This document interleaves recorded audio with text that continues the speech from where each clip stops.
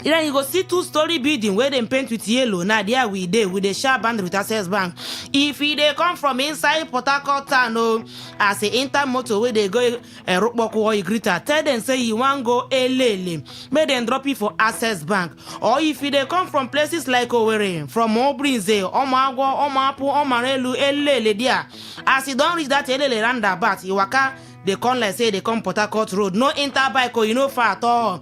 You go raise your eyes, see that two-story building where we talk about here. You go see our banner where we write New Hope Global Estate. Now there we dey every day they wait for you. Or as you reach there, instead of confusion to come, call our number. Call us, we go direct you on 0803 528 1205 0803 528 1205 or 0708 253 0000.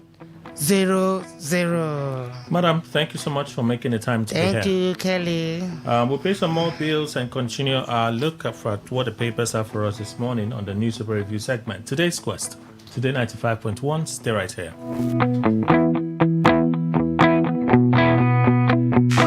Unleash the power of the airwaves with the ultimate radio experience. Tune in to Today 95.1 FM, the voice of the people. Don't just listen, immerse yourself. On the MIC is back on radio. Oh my God. If you don't like them, I'm sure your sister will. Hey, baby, you want to go out? It's the Cool Calm Collective.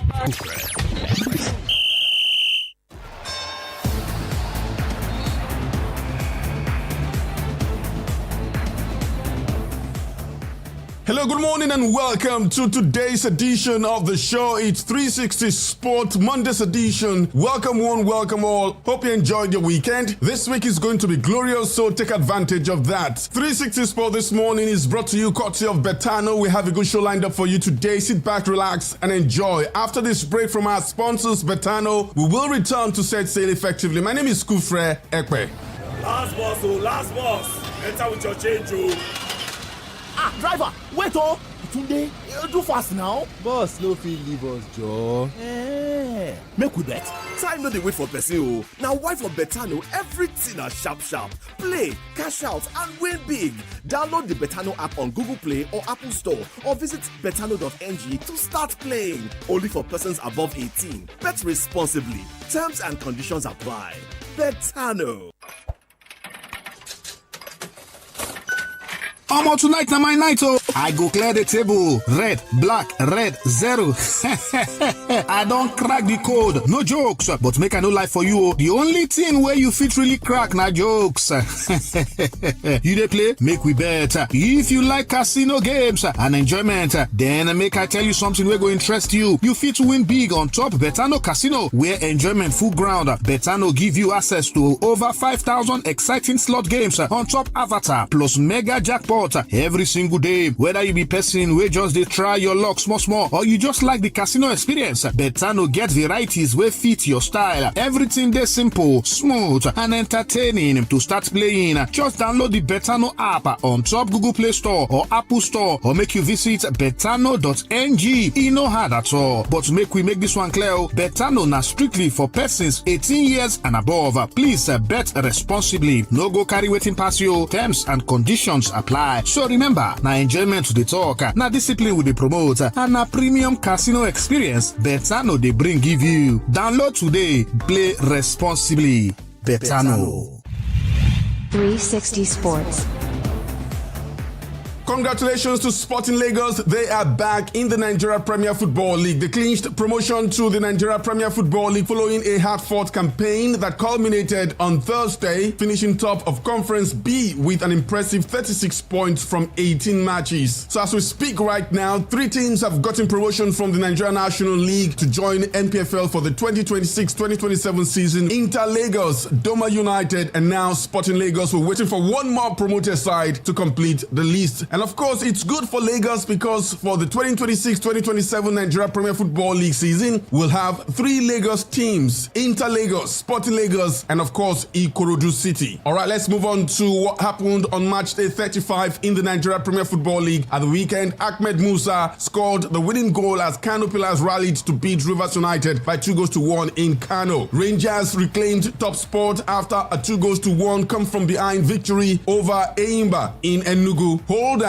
Remo Stars boosted their survival hopes with a 3-0 win over Niger Tornadoes. In Lafia, Nasarawa United thrashed Warri Wolves 3-0. Kwara United also boosted their survival hopes with a 2-1 win over Barua FC of Kano. Shooting Stars defeated El Kanemi Warriors 2-1 in Maiduguri, and that's one of the 2 away wins recorded on match day 35. Wiki Tourist recorded the second away win of the match day, edging past Bendel Insurance 2-1 in Benin. In other results on match day 35, Abia Warriors defeated Ikorodu City 2-1. And a very good result for Kun Khalifa FC of Owerri. They went to Jos and they got a point against Plateau United as the game ended 1-1. They can consolidate on that result by coming back home for match day 36 at the Danayam Stadium to play Kano Pillars. 3 points in that one. And of course, maybe a very good number of goals can get them out of the relegation zone for the very first time in a long while, if not for the first time this season, as we look forward. The table at the top of the table with 3 matches to go, Rangers top by 59 points, 1 point ahead of Rivers United. Ikorodu City still third on the table with 55 points, a goal difference ahead of Abia Warriors who have same number of points. Shooting Stars, Nasarawa United and Benel Insurance not far off from the top 4. At the bottom of the table, we have new occupant Warri Wolves are now 17th on the table with 43 points. Kun Khalifa have 40 points. They are now up 2 places from 20th to 18th position. Bayelsa United having plunged into the relegation murky waters. They have 40 points as well. Same number of points for Wiki Tourists of Bauchi. Remo Stars are out of the red zone. They are 16th on the table with 43 points. But all of these standings will change after the next match day. All right, it's time for us to do the Naija Players Watch right here on 360 Sports. Ademola Lookman was on target in the Copa del Rey final at the weekend, which was not enough as Atletico Madrid lost on penalty shootout to Real Sociedad on Saturday. It was Ademola Lookman's 3rd goal in the Copa del Rey and his 7th strike in all competitions this season for Athletic. Let's go to Scotland to tell you that Kelechi Iheanacho scored twice as Celtic cruised to a 6-2 win over St Mirren to secure a place in the Scottish Cup final. The 29-year-old Super Eagles striker has now scored 6 goals in all competitions for Celtic this season. To England, not far from there, Super Eagles striker Josh Maja scored one of the goals for West Bromwich Albion to win 2-0 at Preston North End to move clear of the relegation zone. Let's stay in England to tell you that Fulham head coach Marco Silva has eased concerns over Alex Iwobi's injury following their goalless draw with Brentford at the weekend in the Premiership. Iwobi was forced off in the 43rd minute after picking up a hamstring injury. Silva has downplayed the severity of the injury, offering a more positive outlook, saying that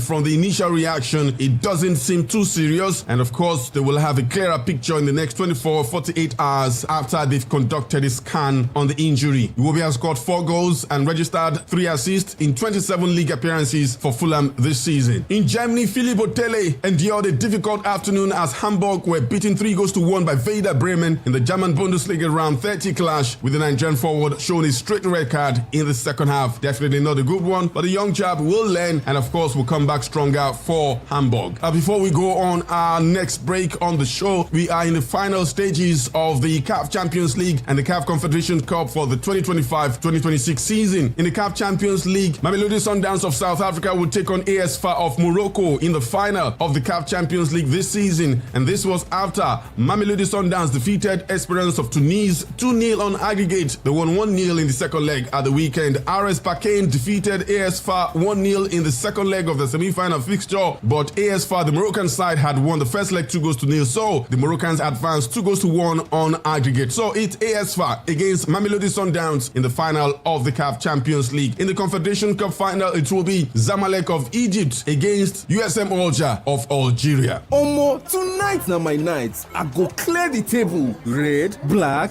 red, 0.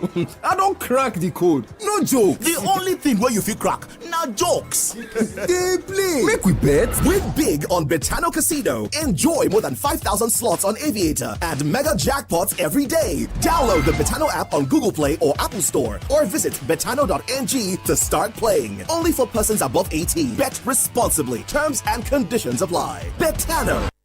CCC on the MIC is back on radio. Oh my God. If you don't like them, I'm sure your sister will. Hey, baby, you want to go out? It's the Cool Calm Collective.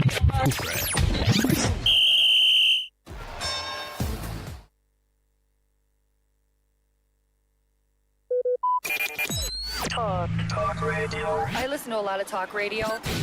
Lampard is back to the English Premier League. He has silenced his critics by leading Coventry City into the Premier League for the first time in 25 years, masterminding a promotion-winning campaign that rehabilitated the former Chelsea star's managerial reputation. Of course, with that promotion back to the from Brentford. So let's see how that will go. And congratulations as well to Bayern Munich. They've clinched their 35th league title. They did that in style on Sunday by beating Stuttgart from behind at the Allianz Arena.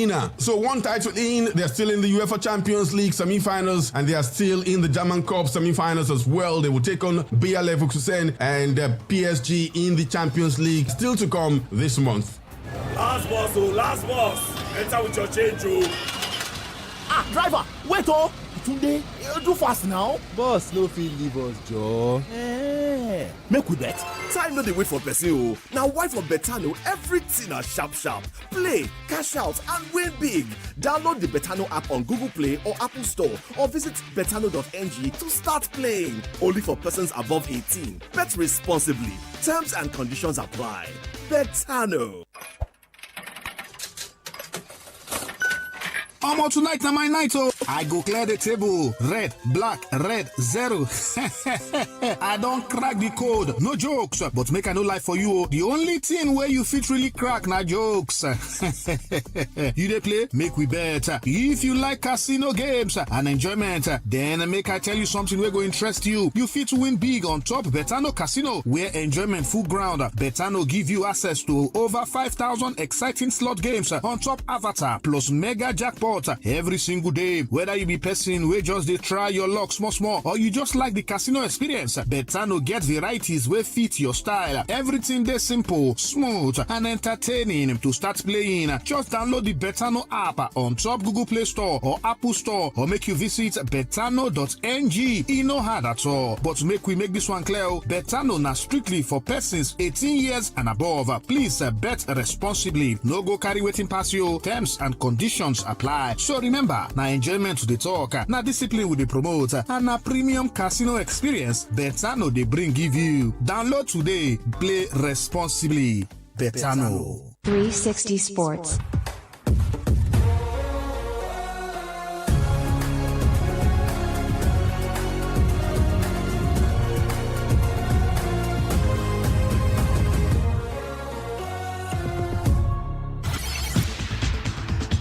It's time for our countdown to the 2026 FIFA World Cup. In 52 days, the latest edition of the biggest football competition in the world will start. Talking about the 2026 FIFA World Cup in USA, Canada, and Mexico. 48 teams have qualified. 104 matches will be played. And of course, we just can't wait for the Mundial party to start. 10 African countries will be right there. Of course, the biggest pay-per-view broadcasters on the continent of Africa have said that they will broadcast all 104 matches of the expanded FIFA World Cup 2026, marking what it describes as the most extensive and accessible coverage of the global football showpiece for viewers across Africa. So you will not miss anything as far as that is concerned. Sad news for Serge Gnabry. He might not play for Germany at the FIFA World Cup, just like Hugo Ekitike, who has been ruled out of the French squad for the World Cup because of injury. Serge Gnabry, who plays for Bayern Munich, could miss the rest of the season and possibly the World Cup due to an abductor injury. And of course, the head coach of the German national team, Julian Nagelsmann, has described Serge Gnabry's injury as bitter news for Germany ahead of the 2026 FIFA World Cup. All right, let's leave you with the latest sound released by FIFA for the 2026 FIFA World Cup. It's a sound from Mexico set to ignite football fans worldwide. They released the single Porella, the second single from the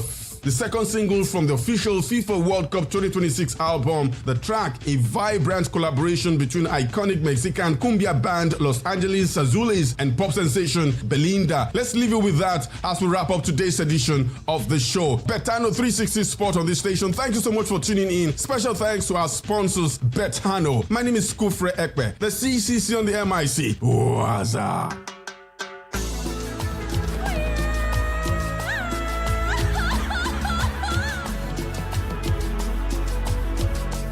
De México para el mundo, Los Ángeles Azules y Belinda. A ella todos la desean, pero solo uno la puede tener. Es dura la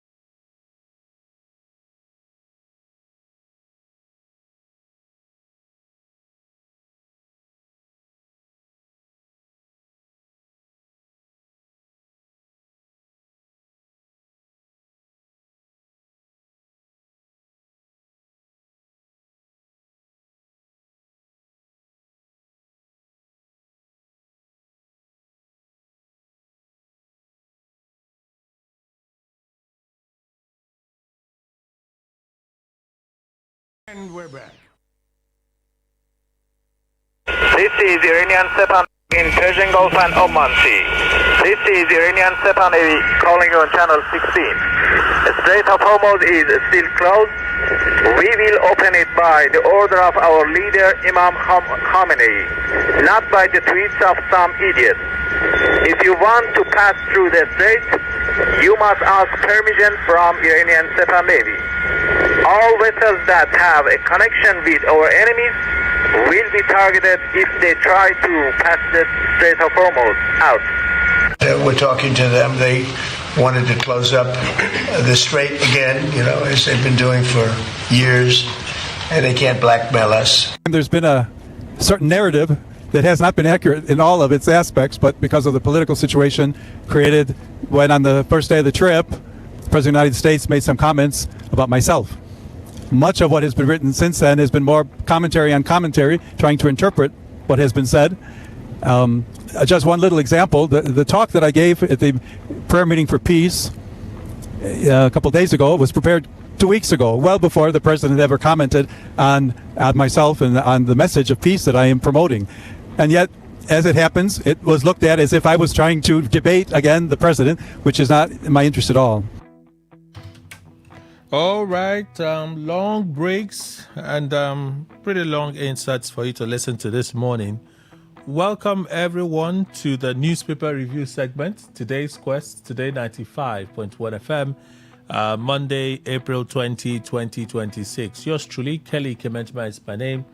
A joy to be with you on the show. Okay, so welcome. You listen to a number of items. I'll take you through the items to listen to in a bit. Let's go over what the papers have recorded for us this morning, and then we'll just put it all together.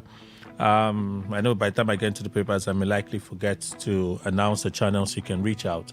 So 0810-9510951. Again, 0810-9510951. That's the number you can call when the phone line is open so we can take reactions from you. 0701-9339-962. 0701-9339-962. Send us messages to this number, WhatsApp, traditional text, or you prefer to do a voice message, please keep it within 60 seconds and send us messages so we can listen to you and listen to the next person. You can follow us on Facebook, conversations there, opinion poll at the general post. Opinion poll at the general post you can find on Facebook. You find same on X. Okay, so Facebook at Today951FM, Today951FM, whereas on X it's TodayFM951, TodayFM951. On Instagram and Threads, you will find the post for opinion poll at TodayFM951. Instagram and Threads, you'll find the post for opinion poll at TodayFM951. You can listen to us on our website.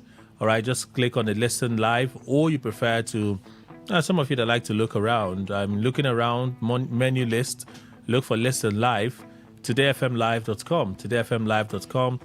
On some of the tuning apps and Radio Garden, you can find us as well.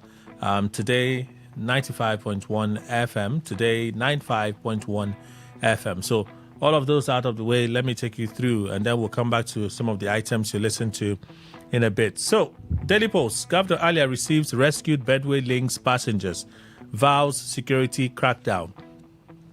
Benue State Governor Hyacinth Alia has praised security agencies for rescuing passengers abducted from a Benue Links bus along the Makode-Otukpo Highway, reiterating his administration's resolve to curb insecurity across the state. The governor made this known on Sunday, April 19, 2026, when he received the freed victims at the Old Banquet Hall Government House in Makode shortly after their release. Reacting to the development, Alia commended the Commissioner of Police and other operatives for their efforts and determination in securing the safe return of the victims.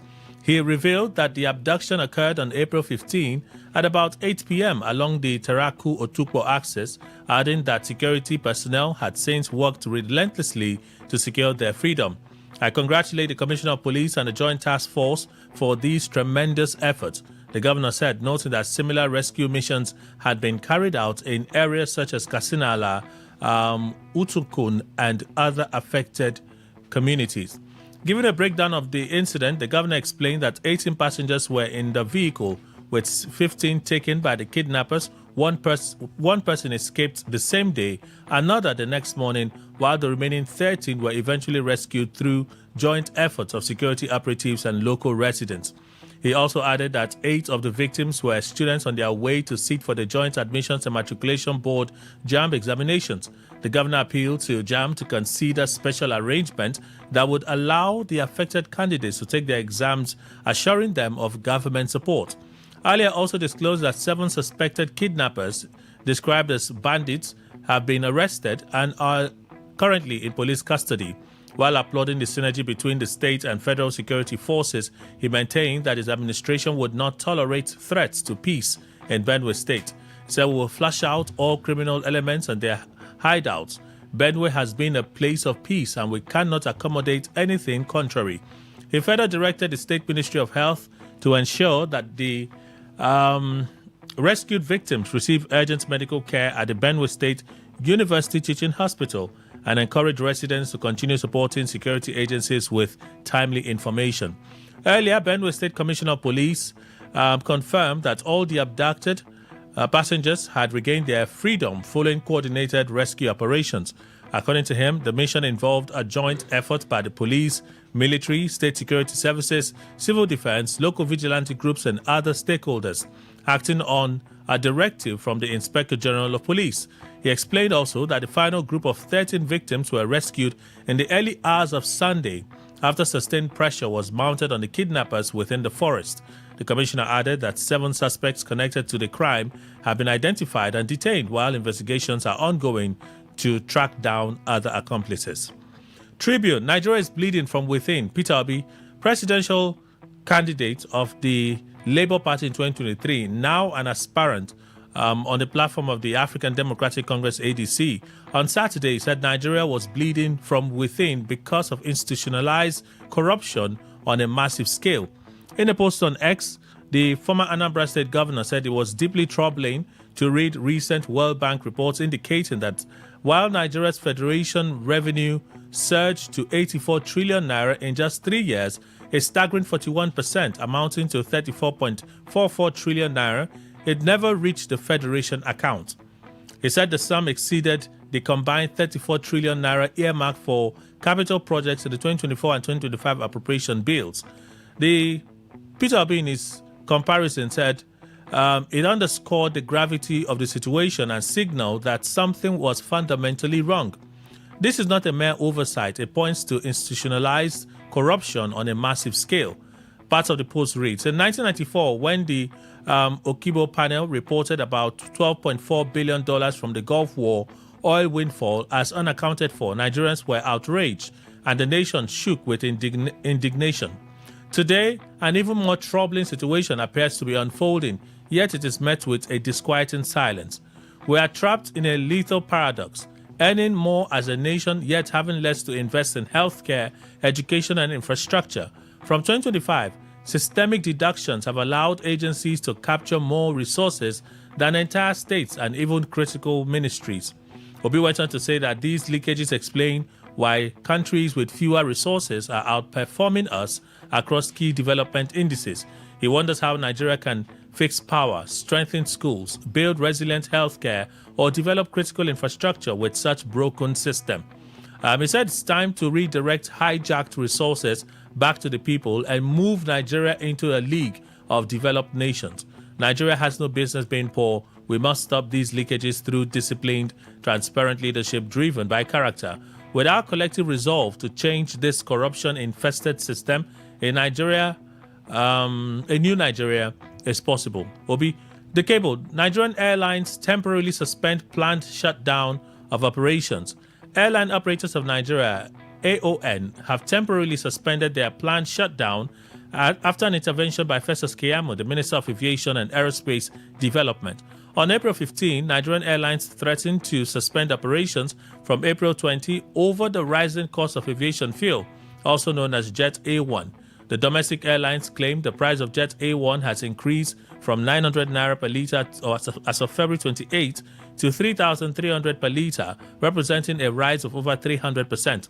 Although the Nigerian Midstream and Downstream Petroleum Regulatory Authority (NMDPRA) countered their claim, saying its nationwide survey shows retail prices currently range between 1,960 and 2,800 naira per litre. 3 days after the airlines threatened, Keyamo asked the AON to reconsider the planned suspension.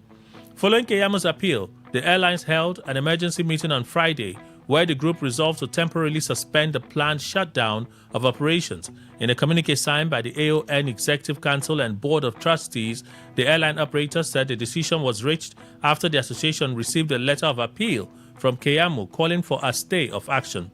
Rising from an emergency meeting held this evening, the Airline Operators of Nigeria (AON) has reached a concessionary but conditional decision to temporarily suspend its planned shutdown action scheduled to take effect Monday, April 20, 2026. The decision was reached following robust deliberations by members of the Executive Council, ESCO, and trustees in consideration of an intervention the association received through a letter of appeal from the Honorable Minister of Aviation and Aerospace Development, Mr. Festus Keyamo, calling for a stay of action. The association said Keyamo acknowledged their challenges and appealed for restraint in light of the aviation fuel crisis, adding that the minister appreciated their commitment to sustaining air transport services under evidently difficult conditions, adding that the concerns raised by the airlines have received the full attention of the federal government and immediate steps will be taken to address the issues. The AON said the association will meet with Keyamo on April 22 to find a solution to the situation. The airline operator said the outcome of the meeting will determine further actions. FCCPC clarifies position on lending service regulation, says no ban on airtime and data credits. I'll read this tomorrow. Okay, let me roll it over. Tomorrow it will still be relevant. FG bans importation of cement, poultry food, pharmaceutical products from countries outside ECOWAS. The federal government has banned the importation of poultry foods, cement, pharmaceutical and agricultural products from countries outside the Economic Community of West African States, ECOWAS. According to a circular by the Federal Ministry of Finance signed by Wale Edu, the Minister of Finance, dated April 1, 2026, and seen by the cable, the products are part of 17 items on a revised import prohibition list. Import prohibition list trade is applicable only to certain goods originating from non-ECOWAS member states. It consists of 17 items. The revised import prohibition list is part of the 2026 fiscal policy measures, that's FPM and tariff amendment. In addition, a grace period of 90 days commencing from the effective date of implementation of this circular, that is April 1, 2026, shall be granted to all importers who had opened Form M and must have entered into irrevocable trade agreement before the coming into effect of this policy to process and clear their goods at the prevailing duty rates. However, any new import transaction entered from the 1st of April 2026 shall be subject to the new import duty regime. These fiscal policy measures, which supersede the 2023 fiscal policy measures, shall be published in the official federal government gazette.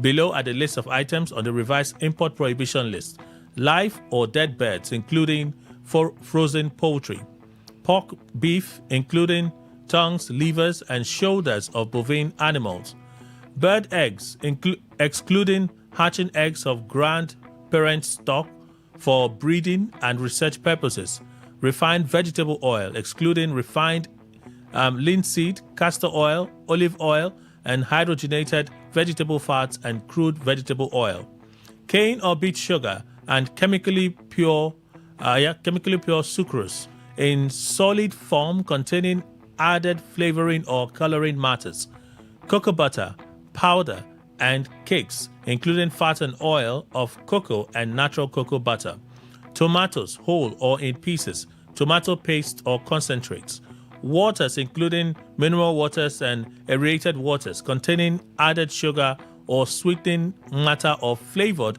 once snow, as well as other non-alcoholic beverages; bagged cement; medicaments, that's medicine, under several headings; waste pharmaceuticals; mineral or chemical fertilizers containing the three fertilizing elements, nitrogen, phosphorus, and potassium, NPK; soaps and detergents; corrugated paper and paper boards, cartons, boxes, and cases made from corrugated paper and paper boards. 15. Hollow glass bottles of a capacity exceeding 150 MIS, that'll be 0.15 liters. Flat rolled products of iron and non-alloy steel of a width of 600 mm or more, clad, plated, or coated, that's corrugated. And then ballpoint pen and parts, including refills, excluding tip, for ballpoint pens comprising the ballpoint and ink reservoir. Also, the federal government introduced 2% green tax surcharge or excise duty on motor vehicles with engine size of 2009 cc, 3999 cc, and 4000 cc and above.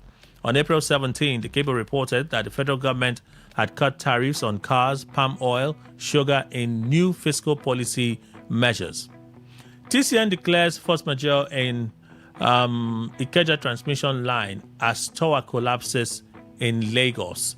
The transmission company of Nigeria, TCN, says a severe rainstorm led to the collapse of a transmission tower on the Ikeja West Oshobo 330 kilovolts KV line in Lagos. In a statement on Sunday, Ndidimba, TCN's general manager for public affairs, said the incident, which occurred on April 16, amounted to a force majeure event. Force majeure is a contractual clause that frees a company from liability when an unexpected and uncontrollable event such as war, pandemic, or natural disasters prevent it from fulfilling obligations. It legally shields companies against liability, allowing contract suspension or termination without penalties. Ambassador, the transmission line tripped during the storm after a fault was detected about 14.9 kilometers from the Ikeja West end of the corridor. So that's pretty much what that story is about. World Bank reports FG addresses FAC deduction, says no leakage in Federation account. This seemed like a response to Obi's post on Saturday, which I read this morning. The federal government says deductions from the Federation earnings by the Federation Account Allocation Committee, FAC, are being misrepresented as diversion of revenue.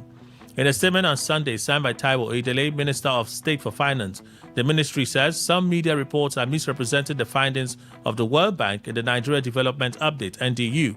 The ministry says reports on the NDU are describing the deductions reported by the World Bank as diversion of revenue or presenting it as hidden spending, whereas the financial institution attributed it to statutory transfers, savings and investment, security-related expenditures, among others.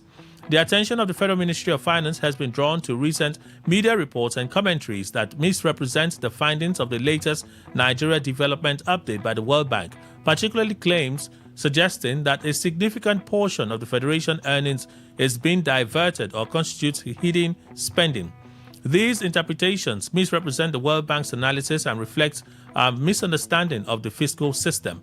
The misreporting in question incorrectly characterizes Federation Account Allocation Committee fact deductions as waste or missing funds. This is incorrect. Fact deductions as presented in the World Bank report include statutory transfers, savings and investment, security-related expenditures, cost of collection charges, refunds to ministry, departments and agencies, transfers and interventions benefiting subnational governments. The Finance Ministry said refunds and transfers to states and other tiers of government are not leakages. They represent legitimate fiscal flows, including repayment of obligations and statutorily backed allocations. That's what the story is about. Attempt to muscle media. Atiku Falls NBC advisory calls it pre-election censorship. I'll read that entire advisory this morning. Former Vice President Atiku Abubakar says the recent advisory issued by the National Broadcasting Commission (NBC) is an attempt to stifle free expression and silence dissent in the media. NBC had on Saturday cautioned presenters against presenting opinions as facts or intimidating guests. The commission also warns that as Nigeria enters a critical electoral period, the airwaves must not be used to propagate misinformation.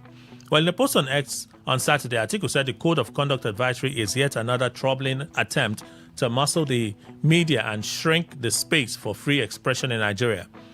He said the country's media industry has grown into a formidable institution, respected globally for its resilience and professionalism, adding that it is alarming that the NBC resorts to heavy-handed directives whenever elections approach.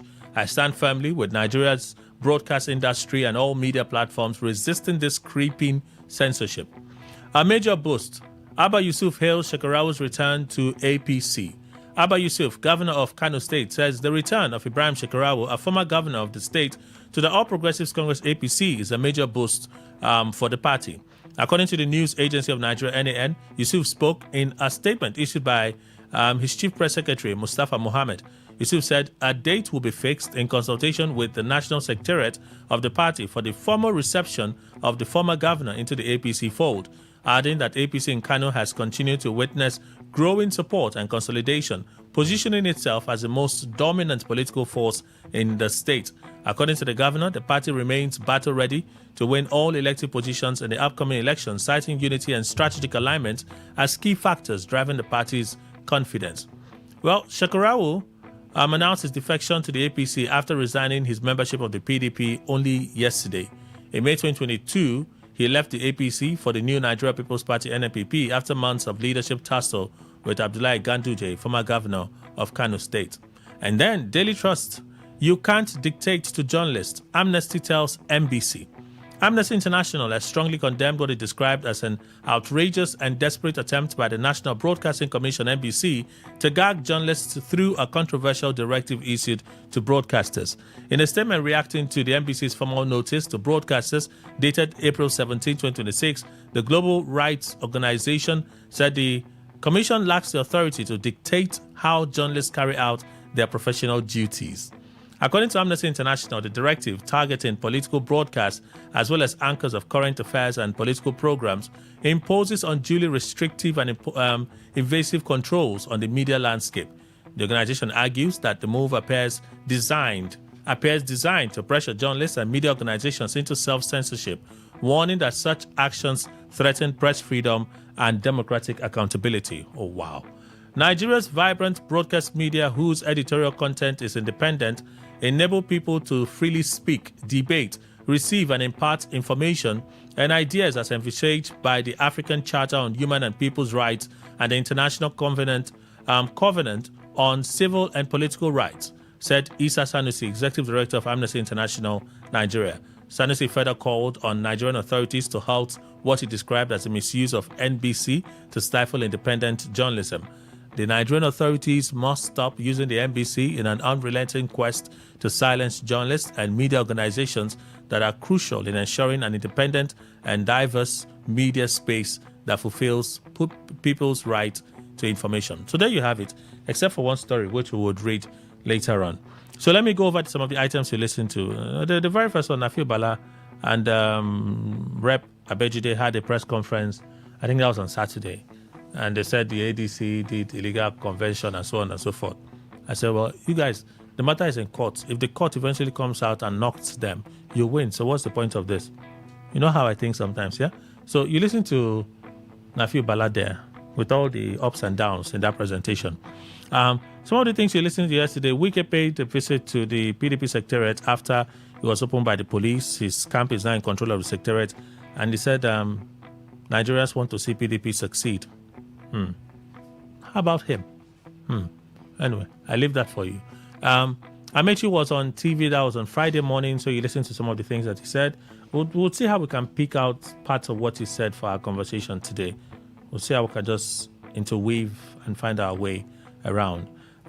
Wiki attacks Atiku ADC again. You listen to Wiki. That was on Friday. I think it was on Friday as well, when he went on project inspection and so on and so forth. So we'll listen to that.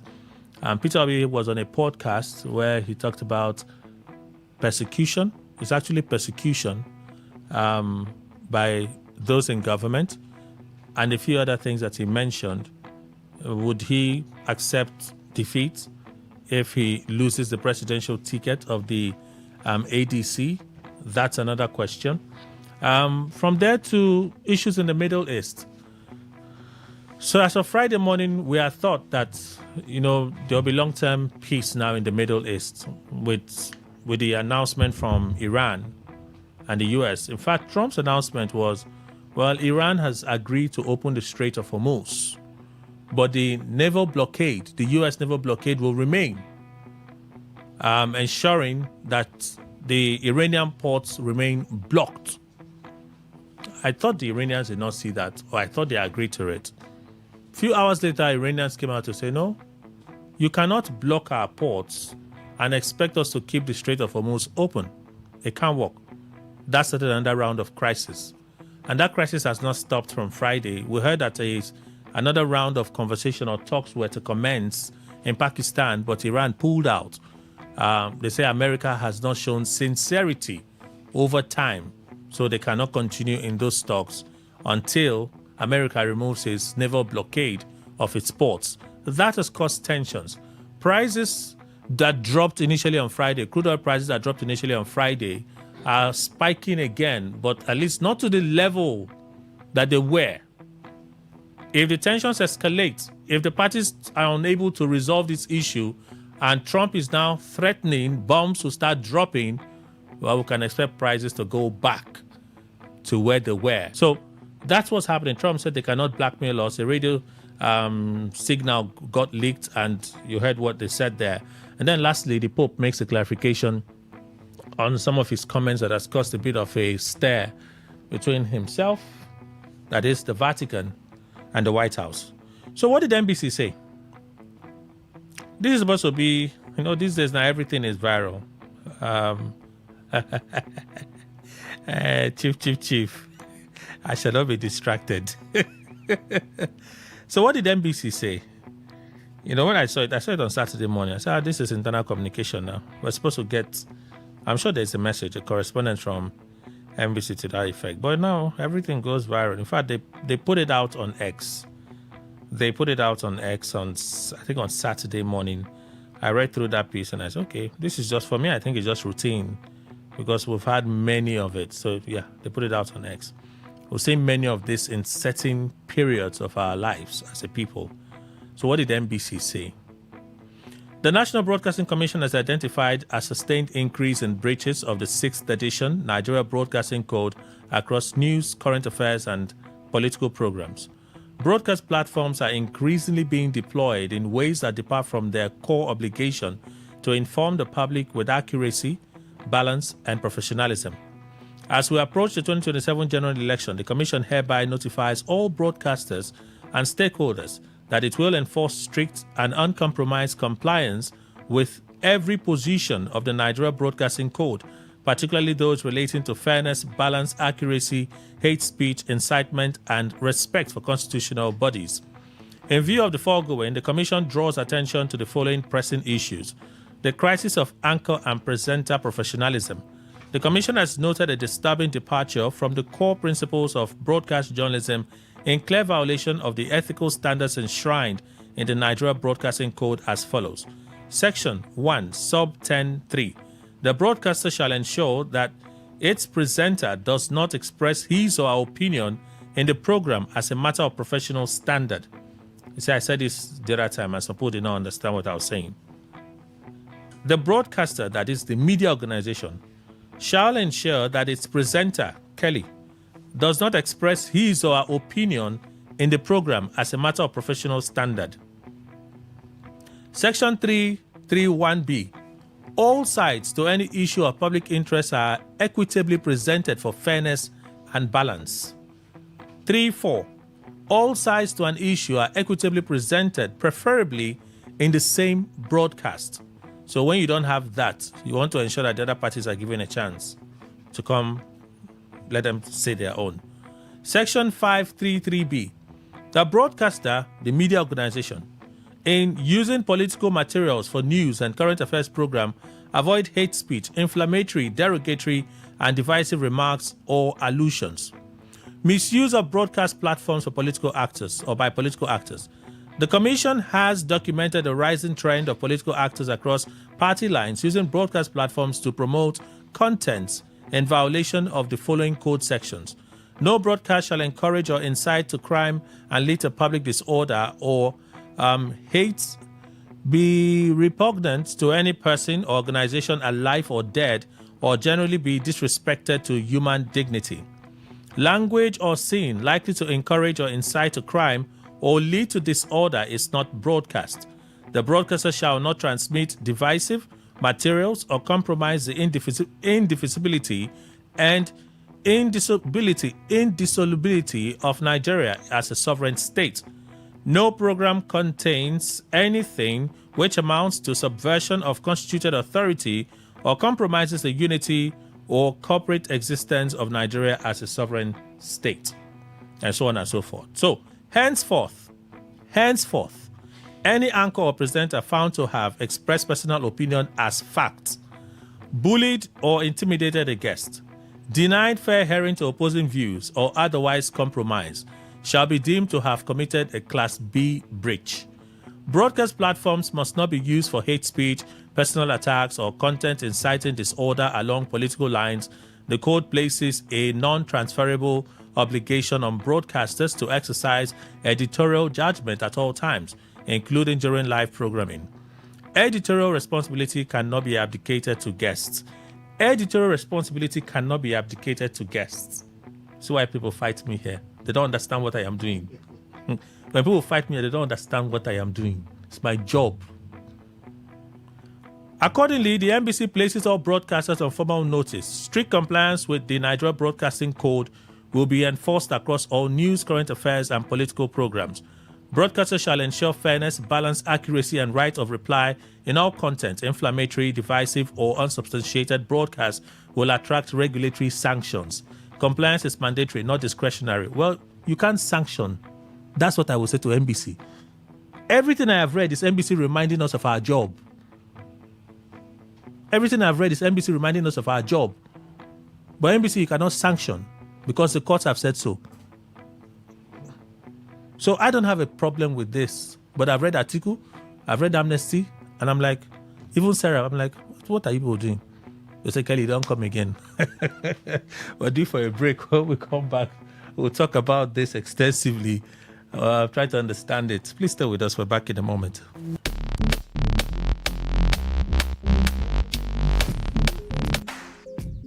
Looking to grow your business? Ready to elevate your brand and reach the right audience? This is your moment to take your brand to the next level with Today 95.1 FM. Your trusted voice, reaching thousands of listeners every single day. From startups to established brands, we create powerful advertising solutions that boost your visibility and drive real growth. Our affordable advertising packages are designed to give your business maximum visibility and real results. Don't just advertise where people are listening. Call us today on 0818-389-2850 or visit our station to book your slot now at Today FM Drive off East West Road, Obiapo. Today FM 95.1. Your voice, your market, your success.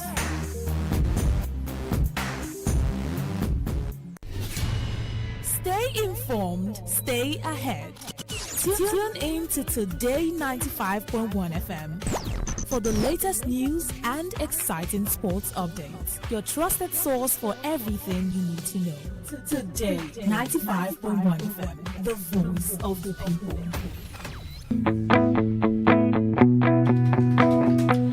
All right, good morning again. We have a guest this morning from Non's Luxury Homes joining us at this time. Good morning, madam. Welcome. Good morning, sir.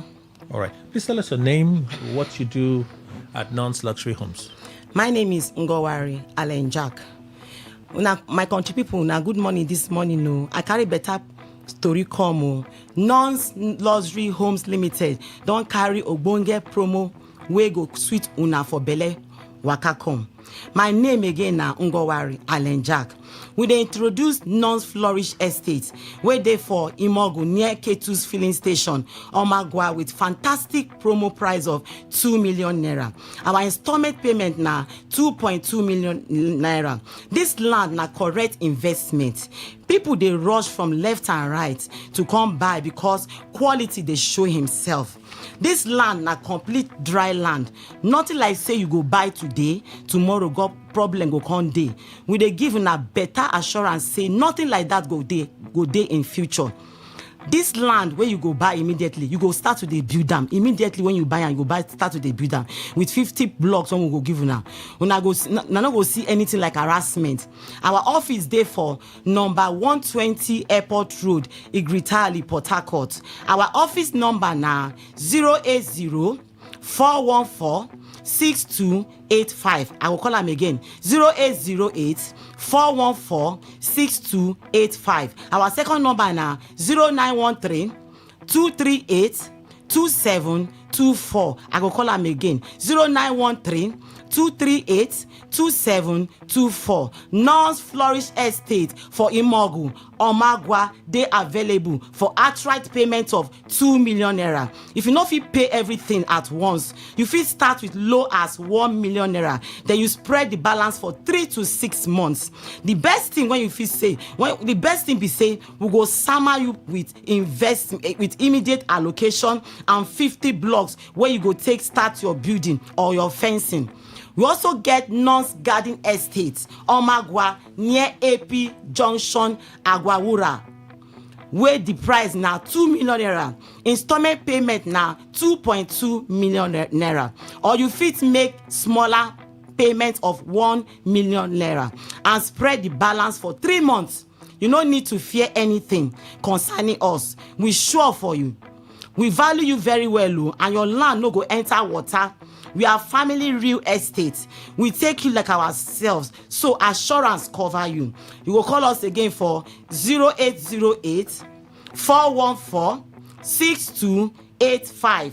I will call them again 0808-414-6285. Our second number now 0913-238-2724. I will call them again 0913-238-2724. Our office there for number 120 Airport Road, Igritali, Port Harcourt.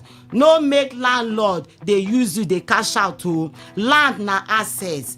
Our inspection days now, Monday to Saturday, from 10 a.m. to 4 p.m. Remember, the land where you buy today go increase for value within just 1 month. No hidden fees, no community wahala.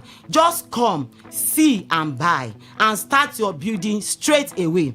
Our office number now, 0808 414 6285. I will call them again, 0808 414 6285. Our second number now, 0913 238 2724. I will call them again, 0913 238 2724. My brother, my sister, the longer when you wait, time not dey wait for anybody. You go lose time if you no come by now. Remember, our land is just 5 minutes drive from airport roundabout, and the land get better access road. No allow soap enter your eye when you know say to look for, when you go dey look for cheap land. No allow soap to enter your eyes. Follow who know road. We look forward to seeing you. Our office number again now, 0808 414 6285. I'll call them again,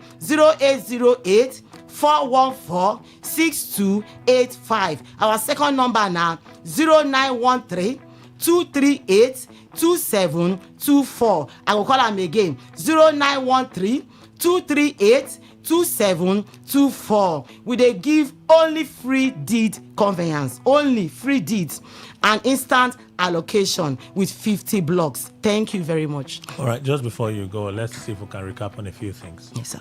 When are your days of inspection? From Monday to Saturday. Monday in the morning around 10 o'clock to 4 p.m. Monday to Saturday. Okay. The location of the properties again. The location of the property, one day for the Nonce Garden Estate, a day for Omagwa near AP filling station, okay. Agwawura. Then the second one day for Imogum, Omagwa. That one they call a Nonce Flourish Estate. When be Imogu, Omagwa, it they available for now. Okay. How much are they selling for? Our outright payment now 2 million naira. But if you not go fee pay, our installment payment now from 2.2 million naira. But you go first start with 1 million naira. Then you go stretch on to 3 to 6 months. Is it the same price for both estates? Yes. Same price? Yes, sir. Our phone numbers again and physical address. Our phone number now 0808 414 6285.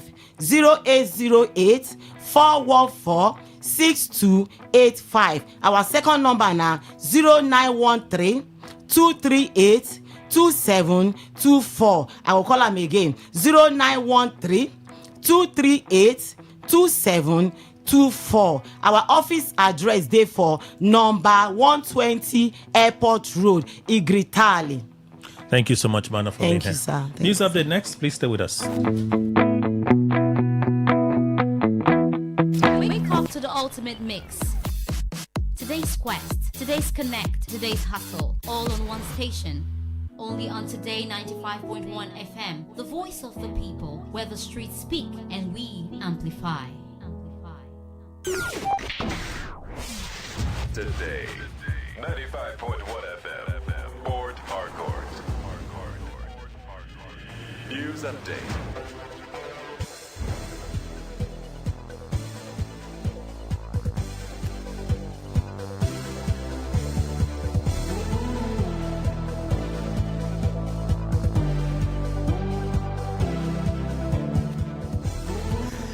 Good morning. Here is the news update on Today 95.1 FM. I am Kelly Ikemenjima. The Nigerian Army has recorded what it described as significant operational successes across multiple theaters within the last 24 hours, including the neutralization of threats, rescue of kidnapped victims, and disruption of criminal networks. According to the Army in a post on X on Sunday, the operations were achieved through coordinated, intelligence-driven offensives and interagency collaboration. In Kogi State, troops of 12 Brigade working with police and local vigilantes arrested 2 suspected terrorists during operations. In Sokoto State, troops also cleared several communities and rescued a foreign national. The Federal Ministry of Finance has dismissed claims that a significant portion of Nigeria's revenue is missing or diverted, describing such reports as a misinterpretation of the World Bank's latest Nigeria Development Update. In a statement issued on Sunday, the Minister of State for Finance, Taiwo Edele, said assertions suggesting hidden spending or diversion of funds were inaccurate and reflect a misunderstanding of the country's fiscal framework.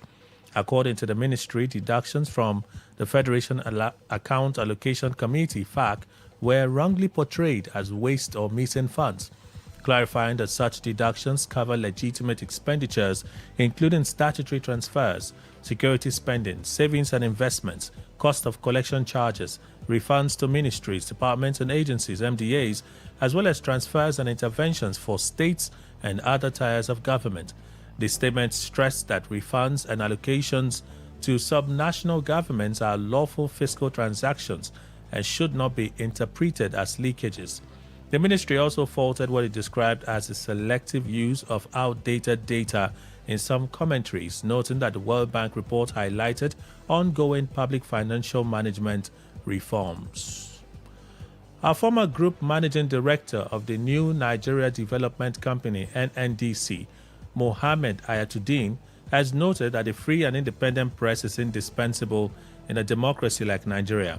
Ayatuddin described as remarkable the resilience and professionalism in Nigeria's evolving media landscape. In a statement signed by his media office on Sunday, Ayatuddin, who was guest of honor at the independent newspaper's 25-year celebration, hailed the growth of the media in Nigeria. He outlined three critical pillars necessary for national greatness: the supremacy of strong institutions over strong men, the prioritization of production over consumption, and the building of trust as the foundation of governance and societal progress, stressing that strong institutions are essential for sustaining progress beyond personalities, while a productive economy driven by innovation and human capital development remains key to long-term prosperity. Equally, he noted that trust earned through consistency, accountability, and fairness is indispensable for functional governance, thriving markets, and national cohesion. On the foreign scene, 8 children aged between 1 and 14 have been killed in a shooting in Shreveport, Louisiana, which police described as a domestic disturbance. Officers said the incident occurred about 5 hours local time when a single gunman shot multiple people. Police later chased and killed the suspected shooter as he attempted to flee. Authorities did not immediately identify the victims or the suspect, but confirmed that some of the children were related to the deceased gunman. Police added that the shooting took place across 2 homes on the same block and a 3rd residence in the neighborhood. Shreveport Police Corporal Chris Baudillon said officers responded shortly before 6 hours. 1FM, good morning. Thank you for your time.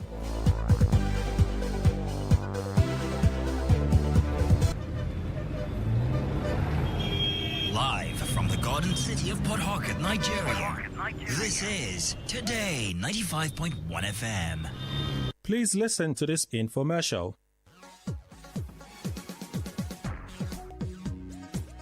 It's another super special time on radio where we'll be discussing our finances and wealth generation. Today we're diving into the exciting world of artificial intelligence and its impact on finance.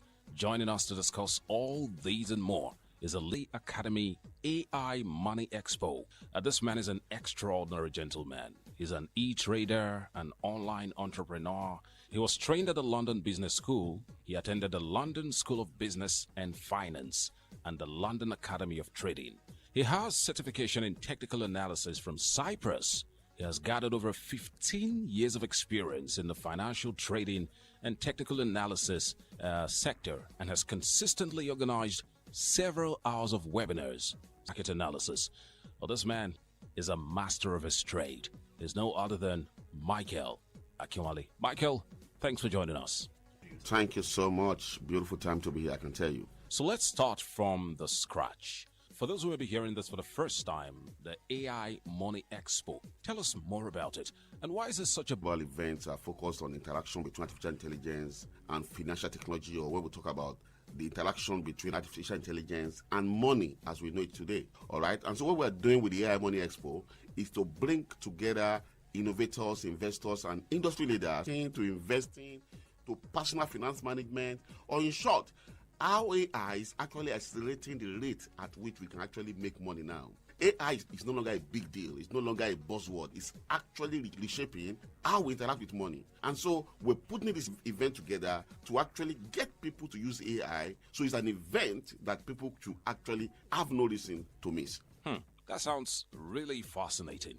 Can you give us examples of how AI is currently being used in money making in several industries and how it's helping to accelerate wealth creation? Several examples how AI is transforming, and not just transforming, but disrupting every area of business and how we make money. And I'm going to be listing several of them, all right? And because of time, I will focus on explaining maybe one or two of them. We have AI now, what we call AI-powered content creation.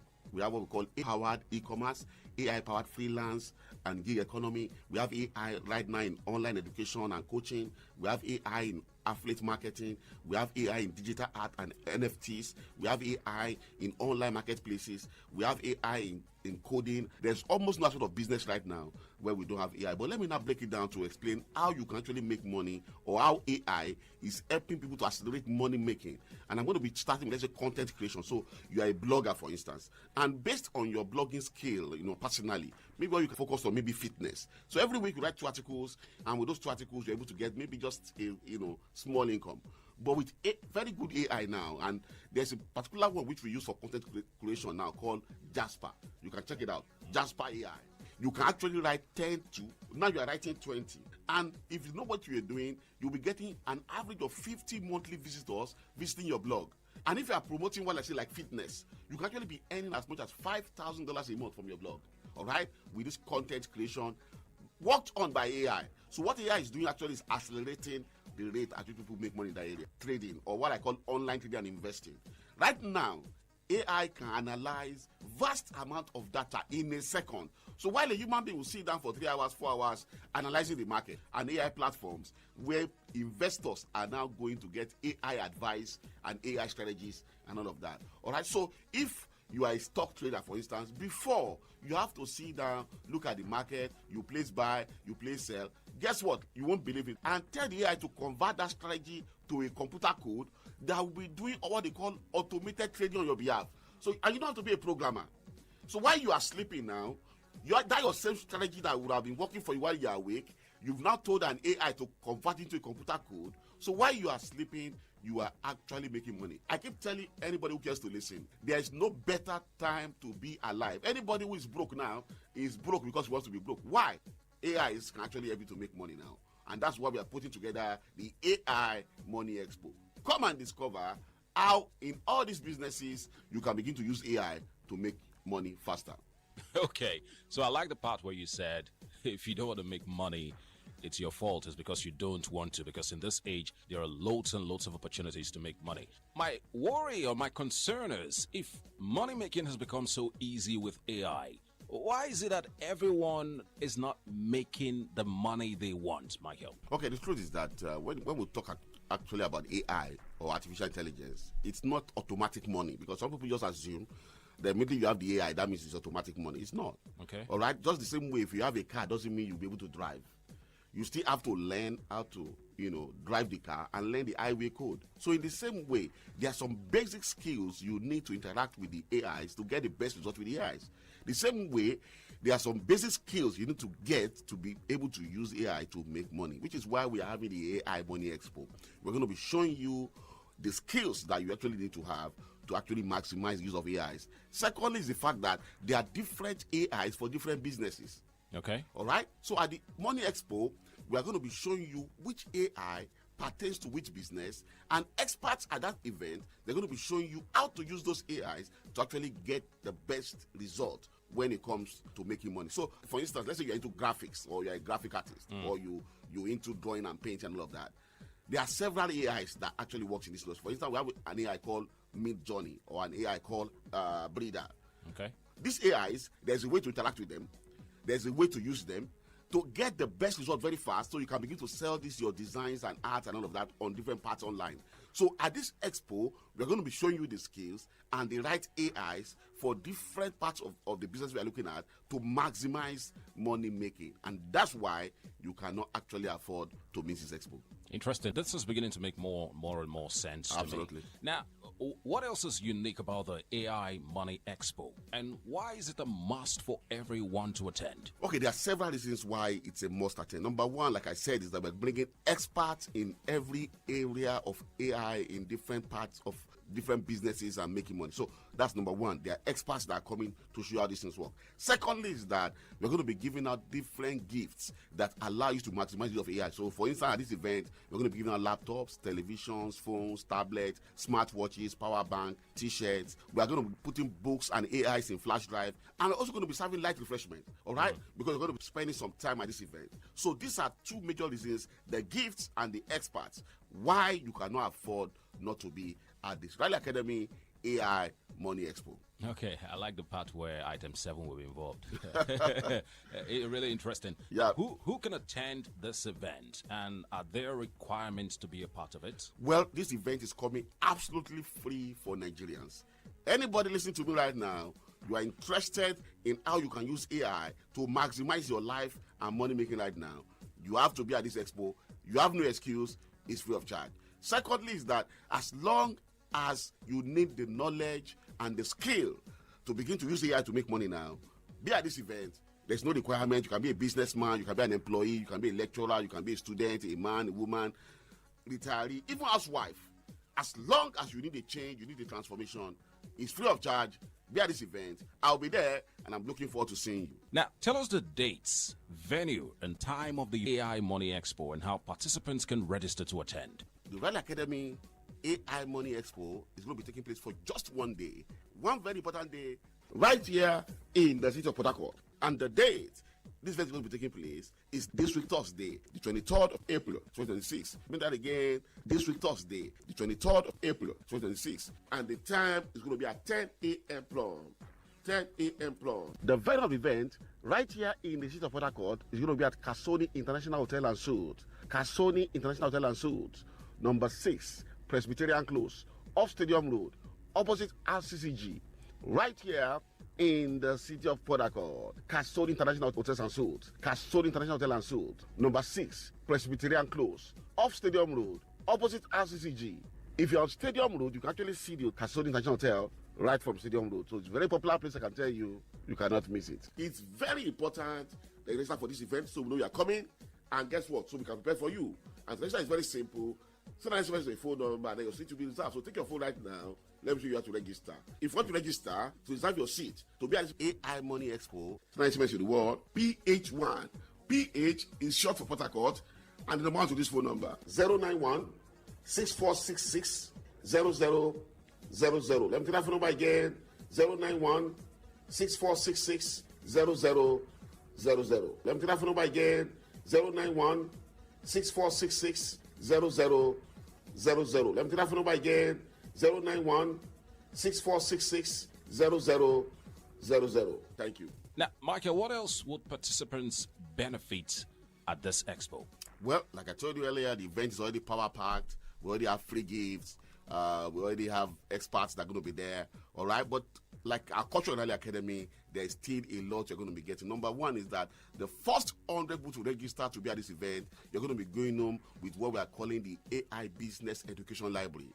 The Rally Academy AI Business Education Library. In this library, we have videos, we have materials that can allow you to begin to learn more about AIs when you get home, because education is a continuum. It doesn't really end. So, and the more you develop yourself, the better you become and the more you are earning. All right. So that's the first thing. Secondly is that we're going to be giving out big cash prizes. When it comes to these businesses, you need some little capital to start. So for every participant at this event, we're going to be giving out as much to the tune of 1.5 million naira. Let me say that again. We're going to be giving to the tune of 1.5 million naira to participants at this event for them to start their businesses. And apart from the 1.5% bonus, which goes for everybody, we're going to be giving out special bonuses to a few people also. People are going to be going to 150% bonus, 175% bonus, 200% bonus. So it's an event that is knowledge packed, information packed, and also gift packed. So begin to register right now.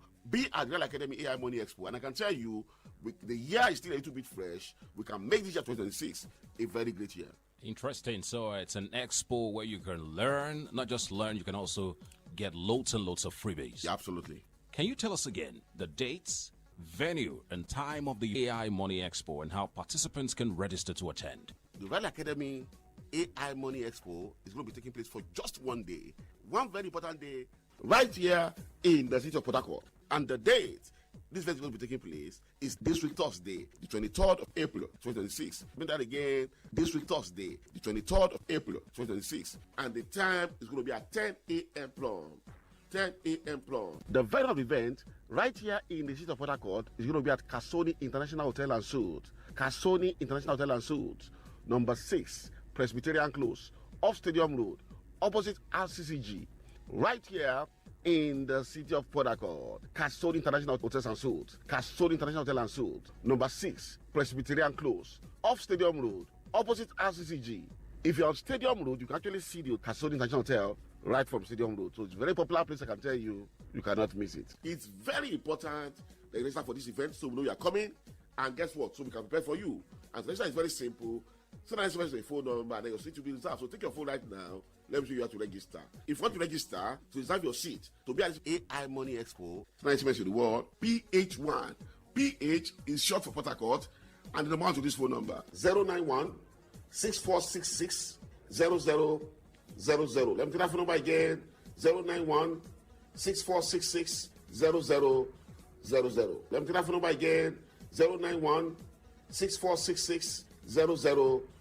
Let me take that phone number again 091 6466 0000. Thank you. All right.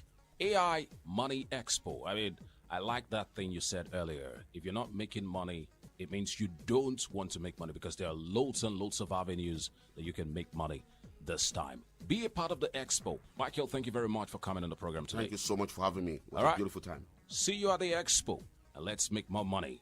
Bye for now.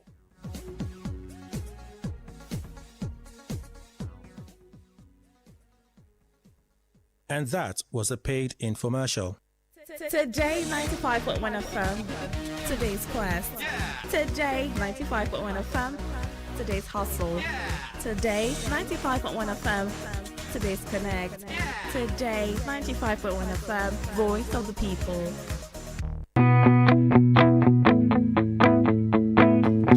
All right. Let's get into the issues at this time. Let me introduce guests in the studio. Asim Adams Esquire, co-convener, Access to Freedom International, Port Harcourt. Good morning, Barrister. Good to see you. Good to see you and good to be back. Good morning, Kelly and Brother Iman, the rest of my colleagues. Good morning, Nigerians. Good morning. Good morning. Dr. Paul Waller, Associate Professor. It's happening. River State University, Port Harcourt. I can say Prof now. Of course. Of course. He doesn't want to rush. Good morning, sir. Good morning, Kelly. Welcome. Good to see you again. I have been also away doing some academic works. Associate Prof teams. Living Gift of Jamala Esquire, private legal practitioner. Morning, sir. Welcome. Good morning, sir, and good morning, Nigerians. And Mr. Emmanuel Indukwe, our in-house analyst. Good morning, sir. Welcome. Thank you very much, Kelly. Good morning, Nigeria. So I was saying to myself while I was reading on the break, I said, the correspondent from NBC that is getting a lot of persons talking can appeal at this point, and dismissed it. So NBC doesn't have the powers to sanction presently. But I read this, and I'm reading what every other person has said. Let me take your interpretation, sir, because as Nigerians, I'm sure people would have an opinion. The media now is everybody's business. Of course, we're becoming a more open society in terms of how information is disseminated, but the media still remains a closely watched branch of the government. The media is the fourth arm of the government, and we're closely watched by the government because we're integral in this society. So everybody feels like they have a stake. Like the other day when I was having a conversation with someone, some people did not understand. And what the NBC said to us in this advisory are things that I'm all too familiar with. Literally, my understanding is that they're reminding us of our job. They are reminding us of our job. But Amnesty said no. This is an attempt to stifle free press. Atiku say, oh no, this is this. Serap said, withdraw the order. I'm like, what? Why the apprehension? Jamala, are you surprised at the reactions coming in? Or you feel that the reactions are necessary?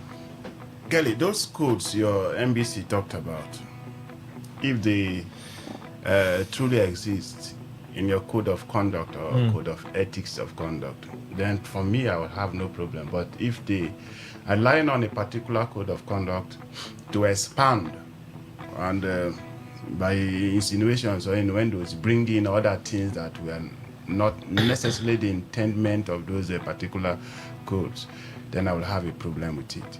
Now, yes, Atiku said when we are close to elections, you see NBC coming out with one or two issues and trying to make media houses to a little bit careful with the way they entertain, especially opposition parties in their interviews.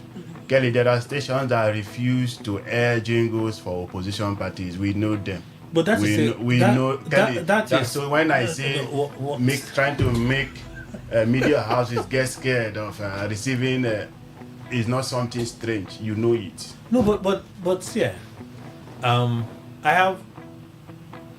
Do you know that sometimes the problem may not be NBC? It could be the controlling ownership of that station. Sometimes it is the NBC that has put fear in. Do you know that NBC has sanctioned TVC before? Yes, I'm aware of it. Why did they sanction TVC? Is it compared to what they sanctioned AIT? No, they sanctioned TVC. Is it compared to what they have sanctioned AIT? No, what you're saying, I've heard these things before. Yes. For instance, you want to take a political opponent's jingle to a state-owned radio station. Before NBC will do anything, it is the Oga in that station that is saying, no, we can't play it. But ideally, is it supposed to be so, even by your own ethics? That's what I'm saying. That's why I started by saying that sometimes what we see as NBC problem may not be NBC. It is at the heart of the station that those decisions are made. Kelly, I did not generalize. When the NBC came after TVC, yes, that TVC were doing more of one-sided interviews, right? We know the ownership of TVC, but NBC had to write TVC to say you are doing one-sided interviews. Who makes those decisions? Management makes those decisions. Is that your opinion? No, I'm telling you some of the things I know. Do you know by you now interfering with my interview, you have also fallen breach of that code? No. What I'm trying to do is I am expected in my duty to create a balance. If we invite opposition, right? Whoever the opposition is, and the opposition refuses to show up, that's a different matter. But if our conversations are always one directional, Kelly, what is the problem? What you know I'm talking about now is not those who decided to be more Catholic than the Pope.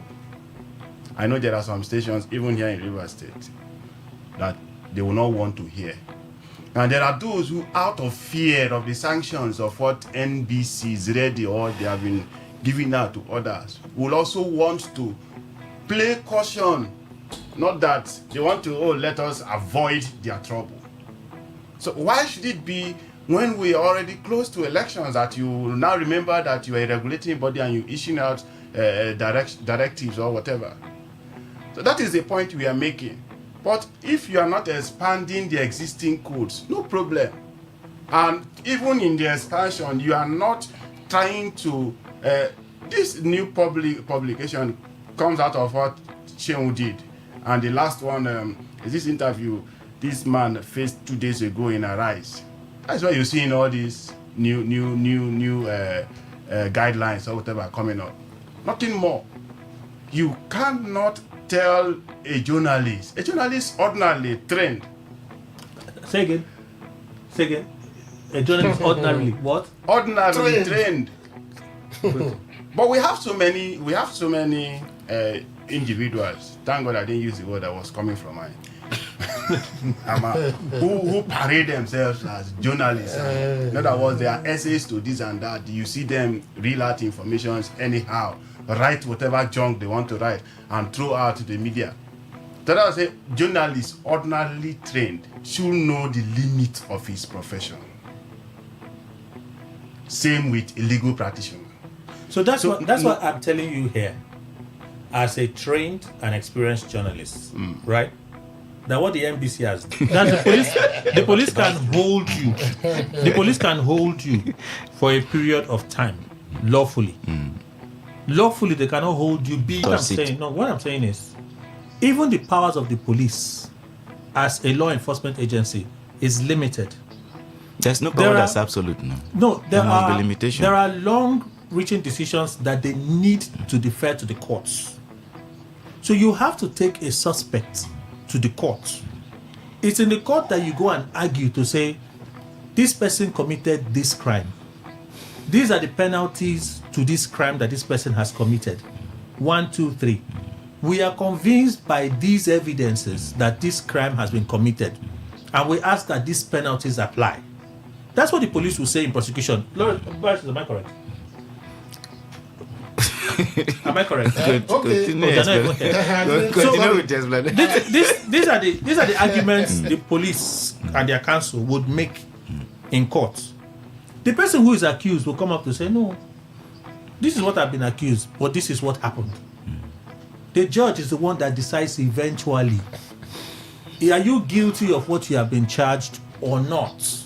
And then the judgment is passed. That's why we have the judiciary. I want to still ask again. In that judgment, did the court outline certain areas where the NBC can? NBC cannot sanction. So cannot sanction at all. Well, it is well. So let me just add a little, because there's the information you have given to me now is very key, because if a body, a professional body, whose code of conduct supposed to be complied by radio stations, and when broadcasters, TV broadcasters, and when there is a breach of any part of it, they don't have any power to sanction except they go to court. Well, it is well. That's what I would say in that area. It is well. The other aspect of it again is because while I'm saying this, if the NBC is neutral, where Jamala talked about a kind of striking of a balance. If NBC, for instance, is neutral, and then some of top politicians who can influence using the television stations, to propagate their interest, and the NBC cannot do anything except they go to court. And we know at times, or what we have seen at times, when matters goes to court, what transpire, it can be there till for some time, thereby whatever reason or people's result that is needed will be defeated because of timing. So there is a very big vacuum there being created. It will not be defeated. Sorry, sir. Okay. Skelly likes talking to this VIO. You cannot be the accused. You cannot be the complainant and the judge yourself. In other words, you cannot set the rules. Then you said this one has breached the rules. Then you judge yourself and fine. That is the area where the court is talking about. Yes, you have set the rules, and if you feel someone has fallen short of those rules, they violated. Yes, prosecute the person. You the person, you yourself, you cannot be. In other words, you are being a judge in your own case. And then, okay, if that is the case, what you are telling me now is even in that their code of conduct, they don't have any power at all to sanction. That's what it means. That is what the court is saying. The court has given voice. The court has said so. The court has given voice to that power. So you see, they'll tell you that if you fail this is the penalty, right? The penalty is there. It doesn't make the penalty invalid. So, but if you want to enforce that penalty, you have to go to court. If by tomorrow you belong to the Nigerian Bar Association, and I'm sure too you have a disciplinary regulation. Yes. So if a lawyer as well goes contrary, what Nigerian Bar Association, the only power left is for them to go to court. No, it's for them to refer that person to the disciplinary committee. That's what we are saying. What is the work of that disciplinary committee? Our rules gives the disciplinary committee the powers. Does the RU doesn't give NBC? Let's focus on NBC. I'm coming back. This concerns are valid concerns. I right? tell you. I as a person, absolutely, I believe that the NBC is a necessary agency. Absolutely, yes. In Nigeria. Because some of us can be unruly. It is. Some of us can forget what our duties are and do anyhow. That's if it's forgetfulness. If the media is not checked, right? In election seasons, we can set our nation on fire. That's what I'm saying. And then you see these powerful politicians. No, it's not about even powerful. You can get an opposition that just comes to the radio and speak gibberish. When the presenter is not able to check that person in an objective way to create a balance, and when there's a clear case of misinformation, spot the misinformation and inform the public would run with that misinformation, and that can create crisis. One moment, sir. The interviewer is the one placing the NBC is a necessary organization, very necessary, to check media activities, very necessary, right? But you see, there was the era where the NBC was just sending fines. I've paid a fine before. Me, Kelly, I've paid fine before. Which is a way of I've had warnings from NBC before, Kelly. I've had. Now, it got to a point, for some of those fines that were paid, some stations would have made a decision to say, no, we're not paying this, we're challenging it. Right? Some said, okay, let's just pay it, we don't want problem. Some stations decided that, no, we're going to challenge it. And they took them to court. The day somebody woke up and said, this is not right. You cannot be the beginning and the end. Let's go and test it in court. And the court said, no, you're actually correct. They cannot be the beginning and the end. The order changed. Okay, so the order now have changed. The order changed. So it doesn't mean the penalties don't exist. It doesn't exist again. Because when you penalize me, it doesn't. I can still go and challenge you in court. No, it would simply mean that if you want to penalize, follow the process that has not been established. Take them to court. And the court will fine you in accordance with that the penalty stated there. I think, Kelly, I don't know if I can come in here. Yes, you can. Let me start first of all from the decision of the court. I can say something about, because it's a judgment already. Yes. I disagree with it. Now, a lot of people also misinterpreted that particular judgment. The court didn't say that whatever does not have the powers to sanction, because it's part of their duties. Mm-hmm. If you go to the NBC Act, NBC was established in 1992 under the military of Babangida. Now it became an act of parliament when the civilian government came into. And there have been a series of amendments coming into this. Now, if you go through how NBC evolve and operate, they've had series of meetings with media houses all over Nigeria. We want them, and they want to maybe amend or whatever. They ask, bring your memos, etc. I know of that. Now, coming to the court, whatever, the court acted on technicalities. What do I mean by technicalities? It said, Nemo Judas in Casaswa. That is what they use there, whatever, on the judgment. You cannot be a judge in your own matter. How that is? I'm coming, sir. Please, sir. Hear me out. He said you cannot be a judge in your own matter. Not being a judge in my own matter does not extinguish my rights under the act that I was created. What they are saying is that I cannot. You understand? I cannot be. I will have the Alpha and Omega. Maybe that's why I'm saying it. As the case may be. Why I say it is technicality is because the court did not look at the merits of the case. That is, the NBC in the lower court was saying that, look, under the law creating us, the act creating us, we have the powers to control this particular body. We also have the powers to sanction. It's an act of the National Assembly. The power to sanction NBC is there in their act. Now, if you say NBC cannot sanction those who are under him or under them, the NERC, National Energy Regulatory Commission, cannot also sanction what's it called? Discourse. Discourse. the what's it called? The telecom industry is this that guide them. There's another body that regulates them. Then they cannot regulate and find MTN. NCC. They cannot FCC cannot sanction MTN if anything happens. I'm sorry for mentioning whatever. You understand the point now? That is what I'm saying.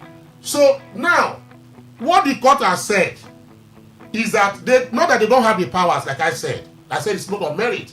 That you have the powers to do this, but procedurally, do you understand the point? Now, procedurally, for you to activate that your power that you have to sanction, you go to court. That is what the court is saying there, in my own opinion. So we're not saying the same thing. I'm coming. That is what the court is saying. But people are now misconstruing. I read this before now.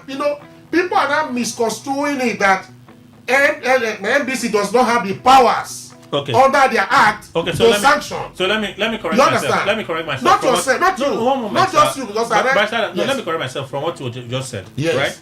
So NBC now cannot unilaterally sanction a station. NBC has to go to court. Take a further step. By going to court. Or anywhere at all. To get the right penalties. You understand that what that particular judgment is saying. Then too, is this on the NBC has the right control. The one there is control media houses, regulate broadcasting in Nigeria, sanction, and there's a provision in that act that says that NBC can go arbitrate and do mediation, or maybe when a station is going out of way, NBC can call the station and say, look, why, please don't do this, don't do that, don't do this. That is if on that ground to say you never exhausted your means of arbitration before sanctioning. I can understand that. You understand the point now? NBC has the right to sanction, control, regulate. They also have the right to warn.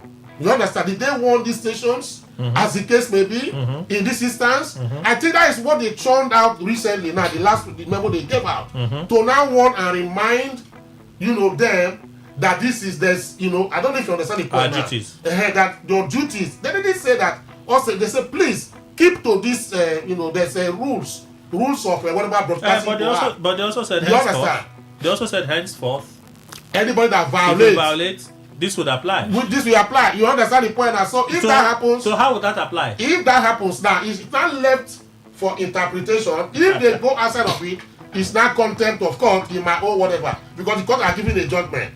But you see, under section 22, the media houses have a responsibility, to hold government accountable and responsible. Absolutely. And under that particular, section, the law says that even though you are holding government accountable and responsible, that you, the media houses, should be responsible. Do responsible journalism. In Nigeria today, honestly speaking, it is even proper. I'm in support of NBC coming out to give this memo to remind people, to remind them. Why? If you look at the social media, whatever today, the firmament is social media. If any page you open today, you see people insulting each other because politics is the same thing that happens in the real media. But not you see programs are coming up on a daily basis that has to do with political whatever, and you see politicians and even media practitioners who are mediators, jumping into the arena to make conclusions that, in my own view, are inciting politically. Okay. I have listened to a particular, presenter. I just sat there and I said, this man is this political party, he is working for these people. You understand the point? I wouldn't want to call his name. There are two of them in two prominent stations that I know. One of them is for the other party. The other guy, whenever he talks, he smacks off of politics. He jumps to the arena, and I want to find out if you don't build your opinion towards what his mindset is all about, you are in big trouble on that particular day. Not the person you are thinking about. There's another person that is there. How do you know what we're talking about? A lot of people think it's this guy there. Because I know that, I don't want to call his name. There is a second person that is in that category. He's talking about you. Not Me, you, right? not you, not you, not you. To his own opinion. No, not you, not you, not you, Yeah, well, not you. You tell me. I know you tried guarding us Iyamala sometimes. said opinion, I know you you see. were trying to override your opinion over us that time. But You just to be see- very you see- honest, you see now where yeah, you but are. just to be very honest, you are the practicing responsible journalism. You understand? There are times because that particular. See, let me tell you finally on this. Honestly speaking, the media space needs to be regulated and controlled. No doubt. You understand the point? Even Facebook, social media, there are some articles you post, they'll just yank you up or block you. They don't even give you any chance to go to court or let them go to court. Because they say they call it and there's a name they call those things, codes or whatever. Code of conduct. Once you breach those codes, you don't wake up and it's not working. What do? Do you go to America, go and meet Meta and need to ask them questions? No, but you can write them now. You can write them, but if you write them, it happened to me once. I wrote and I say I did them 14 days for them to. So you wrote a post and they punished no, not the post. I posted something. Right, It was obscene. I didn't know. So you violated their code. I violated their code. It was obscene. I was trying to, I didn't know how that thing came about. I broadcast it. You understand the point? Now? So they sanctioned me and the other guy. So it's Meta. So in the world of Facebook, you're now an ex-convict. I'm an ex-convict, social media ex-convict. So what I'm trying to say is that, you see, are they not, the judge and whatever accuser in their own case, as case maybe, we need to be regulated. Media needs to be regulated. So they calls from Amnesty, Serap, and Atiku. Amnesty is only reason whatever. Amnesty is a one-sided, vehicle. For human rights or whatever. See, that's in your opinion. In my opinion, let me tell you, you find out that the Amnesty International, what happens? Let us not go there. Let us not go there. I know what I'm talking about. Okay. I know what I'm talking about. Just like other organizations in that category, I know what I'm talking about. So they are sensational, and even the opposition are saying all these things. I don't know about ETC. You came. I was now trying to be holier than thou. During his time when Obasanjo, I bring memos of what the NBC did. Under Bako, they call him Daladi Bako. You understand? I know what they did under the administration, but I have forgiven him. Let them go. Then he has the right to come and talk because he has become a born again now. Nigerians have made him a born again because they want to contest. Mr. Adikwe. Kelly, I simply don't understand what the NBC is out to do by compiling that code of conduct or whatever. Since by this last court judgment on them, they don't have right to sanction. They don't. You see, whether they are betrayed like Adams was saying and all that, for me, I think it's just like somebody you see that is preaching, talking, but he doesn't have the power. Should you go wrong? Should you deviate from all that he has been saying? He has been preaching. In fact, the hall is filled with his preaching. But you deviate a cycle from that his preachment. There's nothing, no power he can do unless he goes to court. And if the court pronounces that penalty on that person that went afoul of the law, then it's not NBC that is sanctioning that person. There are two institutions now. NBC is one, court is another. It now goes to court, consult the court, and the court gave verdict, maybe in its favor. It does not mean that because it could also go against it. And if it does so, can we say that it's NBC that has sanctioned the person or that has released the person? No. So I don't really know. But all I know is that, see, Kelly, there are also presenters that are problem themselves. I'm telling you. Even though you have the ethics of journalism and all that, there are those who, by their interest, will not allow that ethics to flow the right way. And if such happens, NBC will see, give like they did now. For me, I would say they merely reminded the operators, that's the presenters, what they should do, what their duties really are. That's just it. But that they cannot, like Kelly, let's just use a living example. If there are things that are going wrong now, let's say it's you that creates the problem. Now, can NBC say, okay, today, because Kelly did this and that, we are going to sanction? Before they were doing it, that's how the fines were coming now. But now that the court had put it on hold, have they fined any other person again? Since then, it's not today that the thing happened. Mr. Ndukwe, yes. There's something I say to my colleagues. Yes. They cannot. Doesn't mean that you should continue to do it. No, you are right. You are right. Because you may just be the reason why they go to court and test it. So, professionally, yes, remain within your ethics. You are right, Kelly, but there may be a surprise, though. No, there may be a surprise. You go to court, and the court won't win in favor of NBC. I'm telling you. No, the surprise could also be that you will lose. It's true now. It's true. It's probability. So to be on the safe side, don't even be on the safe side. Just to try be professional. Try as much as possible to remain professional. Yes. Because this is a job that is emotion laden. So once in a while, things could just spiral out of control. But as quickly as you can control and contain it fast. When I read this, I said, this is NBC reminding us of our job. Yes. And these correspondents, they come. It's not that it's because there's election. In the years I've been practicing, when we get to election season, we get multiple correspondences from the NBC reminding us. One of them are remind us, this season, political campaign material should not exceed this. They sent those correspondents. It's like, in case you have forgotten, let us remind you. NBC has been doing this. This thing, they have been doing this. And then when you violate, it's part of their. And then when you violate, they can either reach out to you and warn you. You After did this. that warning, you continue. No, they can reach out to you and warn you to say you did this, which was captured. When your defense doesn't add up, they can just show mercy. No, I'm saying this for a fact because I know you are right. It's been happening. I know this. They can decide to just show mercy. Yes. Other times, they can drop the hammer. Like a fine? Yes, now, then they can drop the hammer. Time. They can That's show what mercy. I'm saying. That time. I'm talking about now. I'm talking of what they were doing. I'm talking of the NBC, that we have known. Kelly, can I come in? Mr. Ndukwe has to finish. They've been emasculated by that judgment. That's what I'm saying. They have not. They have been gagged. They have been gagged by the government. Simple. That's what I'm saying. They have. No. They use them as an instrument not to make them active. No, he said no. Let's listen to him. If you remove sanction, what is left? Let us see. There are two things I want to correct. First, he said the judgment was reached by. Maybe clarify. Yeah. Clarify. Not correct. Clarify. Okay. Thank you. Two things I may want to differ.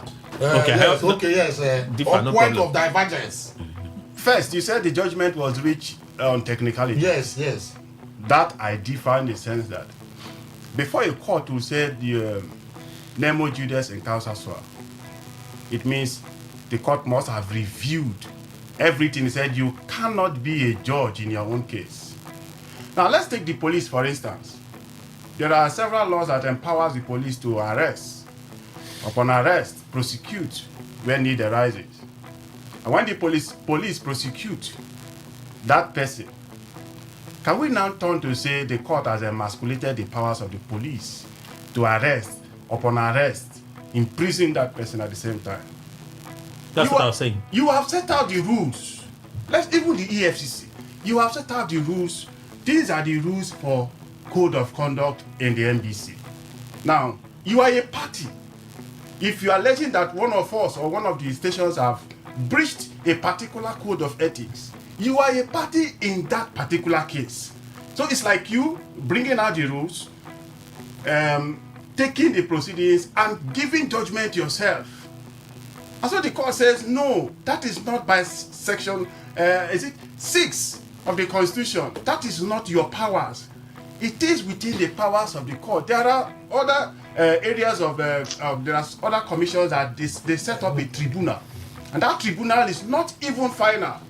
To the extent that if you are dissatisfied, you follow the court.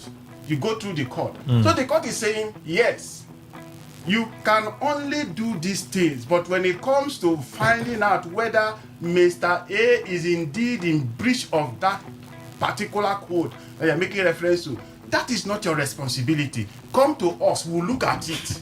Every matter will always go to court. Please, Kelly, I don't know if I'll have just a second to respond. I am not through. Okay, sorry, Mike. Okay, sorry, with due respect. With due respect. I know you are. I didn't know you were. I am through, you can go ahead. Kelly, I want to say something. You see, what the court did, I still maintain that particular order or judgment, whatever you have lost the right of appeal. That's what the court of appeal said. Then too. So what that means is when the case went to the first court of instance, there was no decision. There was no defense on the part of NBC.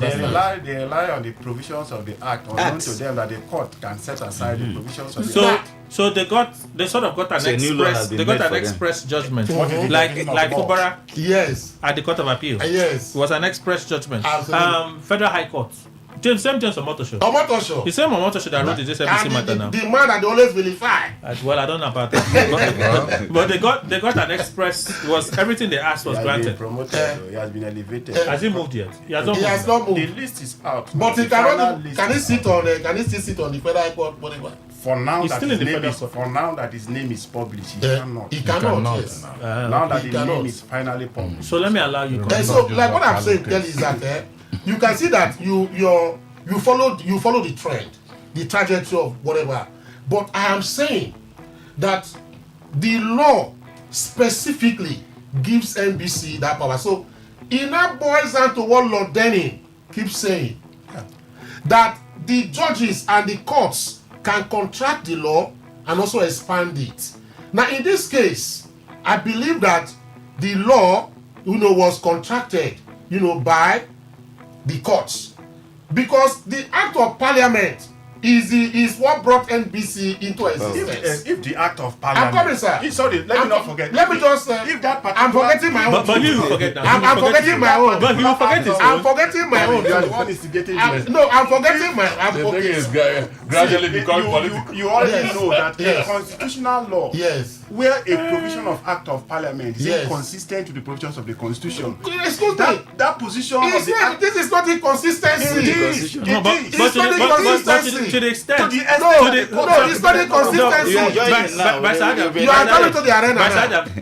You cannot accuse me. You can't accuse me of anything. That can't be important. Okay, go on. To the extent that the judge gave a ruling to say that this act of arbitrary.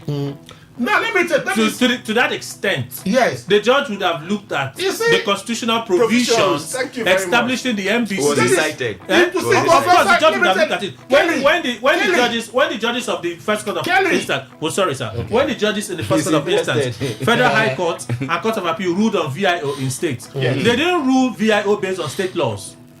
They ruled that VIO men on the road, operations on the road is illegal based on the Constitution. Kelly. So what you are saying what are you saying now? And the court set aside. So what are you saying? If certain acts, if you tell me, Kelly, I was giving something, I was going somewhere, I said, Lord, then he said that the courts can they make laws. Let me use the word now. Yeah, they make laws. That is why you found out that even when we were debating this defection of people, the courts made law today. That is why you see people are defecting and nobody is complaining. From party A to party B. The Supreme Court made it. He modified it. Because the Constitution was ready. So by that modification, they have made the law. See, what did the Supreme Court say? He said that for you not to not defect, to a proof of defection, as opposed to defection in the Constitution, is that me now defect from APC to PDP.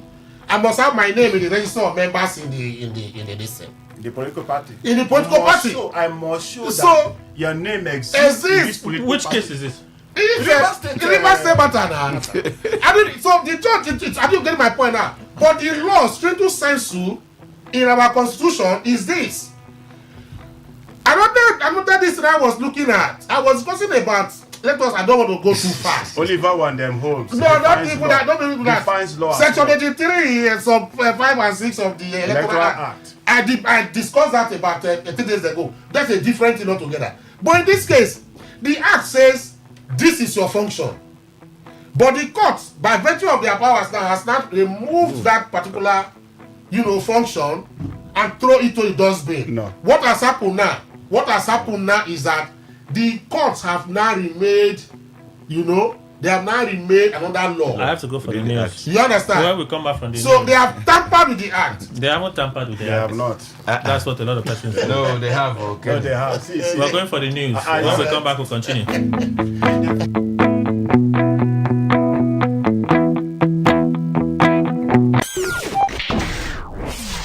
Today, 95.1 FM, Port Harcourt.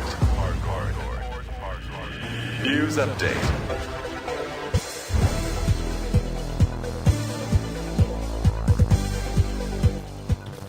Good morning. Here is the news update on Today 95.1 FM. I am Kelly Ikemenjuma. The governor of Jigawa State, Umar Namadi, has constituted political mobilization committees across the state to reinforce party unity and reconnect the grassroots supporters ahead of the 2027 general election. That decision followed a meeting of top government officials, political appointees, and elected representatives at the government house in Dutse, where the governor emphasized the need to keep the party active and cohesive across all levels. Namadi said the committees structured at the state, local government, and ward levels will engage party supporters, address their concerns, and encourage broader participation in party activities, adding that the teams would also reach out to aggrieved and inactive members to rebuild trust and strengthen internal cohesion, noting that direct engagement is key to sustaining public confidence in the government's programs. The governor further explained that the initiative would support reconciliation, consultation, and grassroots mobilization efforts in the lead-up to the 2027 election. The Transmission Company of Nigeria, TCN, has announced a force majeure on the Ikeja West Oshobo 330 kV transmission line following a severe rainstorm last week. A statement by its General Manager, Public Affairs, Ndidi Mbats, noted that the line tripped during the storm due to a fault which was detected at approximately 14.9 kilometers from the Ikeja West end of the transmission line. According to the statement, further inspection by TCN maintenance crews revealed that tower number 515 had collapsed during the storm, with the structure giving way at its midsection. TCN noted that while it is mobilizing materials and personnel for the re-erection of the fallen tower, its engineers are currently dismantling the affected one. APM Terminals Apapa, in collaboration with the Nigerian Ports Authority (NPA), has launched a drug and alcohol screening program for external truck drivers operating at the Apapa port as part of efforts to strengthen operational safety. The initiative, conducted at the port gate with support from Port Police and Port Health Services, involves breathalyzer tests to ensure drivers are sober before accessing the terminal. Lagos Port Manager Adebowale Ibrahim said the measure is designed to ensure that heavy-duty vehicle operators remain fully alert while on duty, noting that routine checks will help deter substance abuse and improve compliance. In the latest round of screening, 30 drivers were tested, with 3 returning positive for alcohol use, a figure authorities say reflects an improvement compared to previous exercises. Managing Director of APM Terminals Apapa, Kamal, warned that impaired driving poses significant risk to lives, port operations, and infrastructure, adding that sustained enforcement and awareness campaigns will be key to promoting responsible behavior among drivers. On the foreign scene, Iran's military has vowed to retaliate after a U.S. Navy destroyer opened fire on an Iranian-flagged cargo ship in the Gulf of Oman, escalating tensions in the region. A spokesperson for the Qatam al-Abini Central Command described the incident as armed piracy and accused the United States of violating a ceasefire that has been in place since April 8. Donald Trump said the vessel, identified as Tuska, ignored repeated warnings to stop, prompting the guided missile destroyer USS Prouse to disable it by striking its engine room. He added that U.S. Marines have taken custody of the ship and are inspecting its contents, while also accusing Tehran of breaching the ceasefire through fresh attacks in the strategic waterway. The confrontation comes amid heightened tensions in the Strait of Hormuz, a critical global energy corridor that has faced disruptions since the outbreak of the U.S.-Israeli conflict with Iran. That is the news update on Today 95.1 FM. Good morning. Thank you for your time.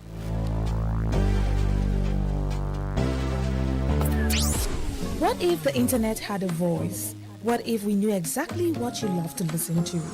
What if we understood your vibe, your voice, your opinion? Today, 95.1 FM. Today, 95.1 FM. We are the voice of the people. All right, thank you all for staying with us. This argument will not end, so let me end it and let's move on. Yes. I have editorial control. Absolutely, yes. So I have exercised that control at this point. So let's move on. Let's move on to other things. Let's go to the ADC for a moment. So Atiku had an interview. I think that was on Thursday. By Friday morning, Amechi had his own interview. By Saturday, Obi was on a podcast. Well, three things for me. Atiku said the party was considering consensus as the mode of electing its candidates, but if consensus failed, they were going to do direct primaries. That's Atiku. Amechi said no, he's not game for consensus. He believes they should do direct primaries in choosing their candidate. Obi said if the process is not credible, there is no way that they're going to accept it. I beg. Which of the processes? And he did not say which of the processes. He just said if the process is not credible. Whether by consensus because or whether by direct. Atiku said we have agreed collectively to support whoever emerges as a candidate of the party. So he was even pressed further. Would you support a Peter Obi, for instance? He said if Peter Obi emerges, I will support him. It doesn't matter who, but whoever emerges will get my support. Right? Amechi said the same thing too. Amechi said, if I lose and Obi wins, I will push to be the campaign director for Obi. If it's Atiku, I will push to become the campaign director for Atiku. But Peter Obi did not say anything like that. Peter Obi said, if the process is not, I listened to that interview. I watched the interview. The drum is it not playing right now for seeming fallout with what we feared. It's not a long time away now. Yeah. It's only a few weeks away. And we will find out. That is after the Supreme Court hears their matter, gives a judgment, they will know their future. And if they remain together, they will now have to conduct the primaries. With all of these, at least the three heavyweights for now. They're not there. There are three now. Yeah, for now. there are three. Atiku, Amechi, and Peter Obi. Akpamkwase will have not joined yet. He has not mentioned having a presidential ambition. He hasn't mentioned having a presidential ambition. So when you look at that, at least two of them seem to be in one direction. Obi is the person that seems to be out of it. Any surprise, Bryce Adams? Yes, I'm not surprised. About Obi's position? Yeah. You see, for those of us who were for Obi and the people think in those days, 2023, when you call obedience, that it's only the Gen Zs that are obedient. But they forgot that you had elders like me who populate the obedient movement as at that time. But not plenty now. No, we were not many, but we were vociferous. You understand? More than the obedience. No. I mean, inside we are obedience. Inside obedience now. We inside obedience that I'm talking about. Many people were thinking that if you call obedience that last time, many would think that just young men, netizens, or whatever you call them. Okay. But you had elders like me who populated that particular movement. That's what I'm trying to say. And we were playing a role that it may not be too visible, but at least we were saying, talking. We know Obi, and you don't even need a Nostradamus. You don't need a dictionary to define who Obi is, his ideology, and his persona in terms of politics. When Obi joined ADC, I was one of those who pulled back. After Kenneth Okonkwo and the rest of them said no, I was one of those who pulled back my support for Peter Obi. I said, look, for now, I'll keep my support in abeyance until Obi regularizes his position, because he's somebody I followed and I love him so much. But when he went and joined the ADC and gave his reasons for joining the ADC, well, some people agree with him. For me, I didn't agree with him. We saw this coming.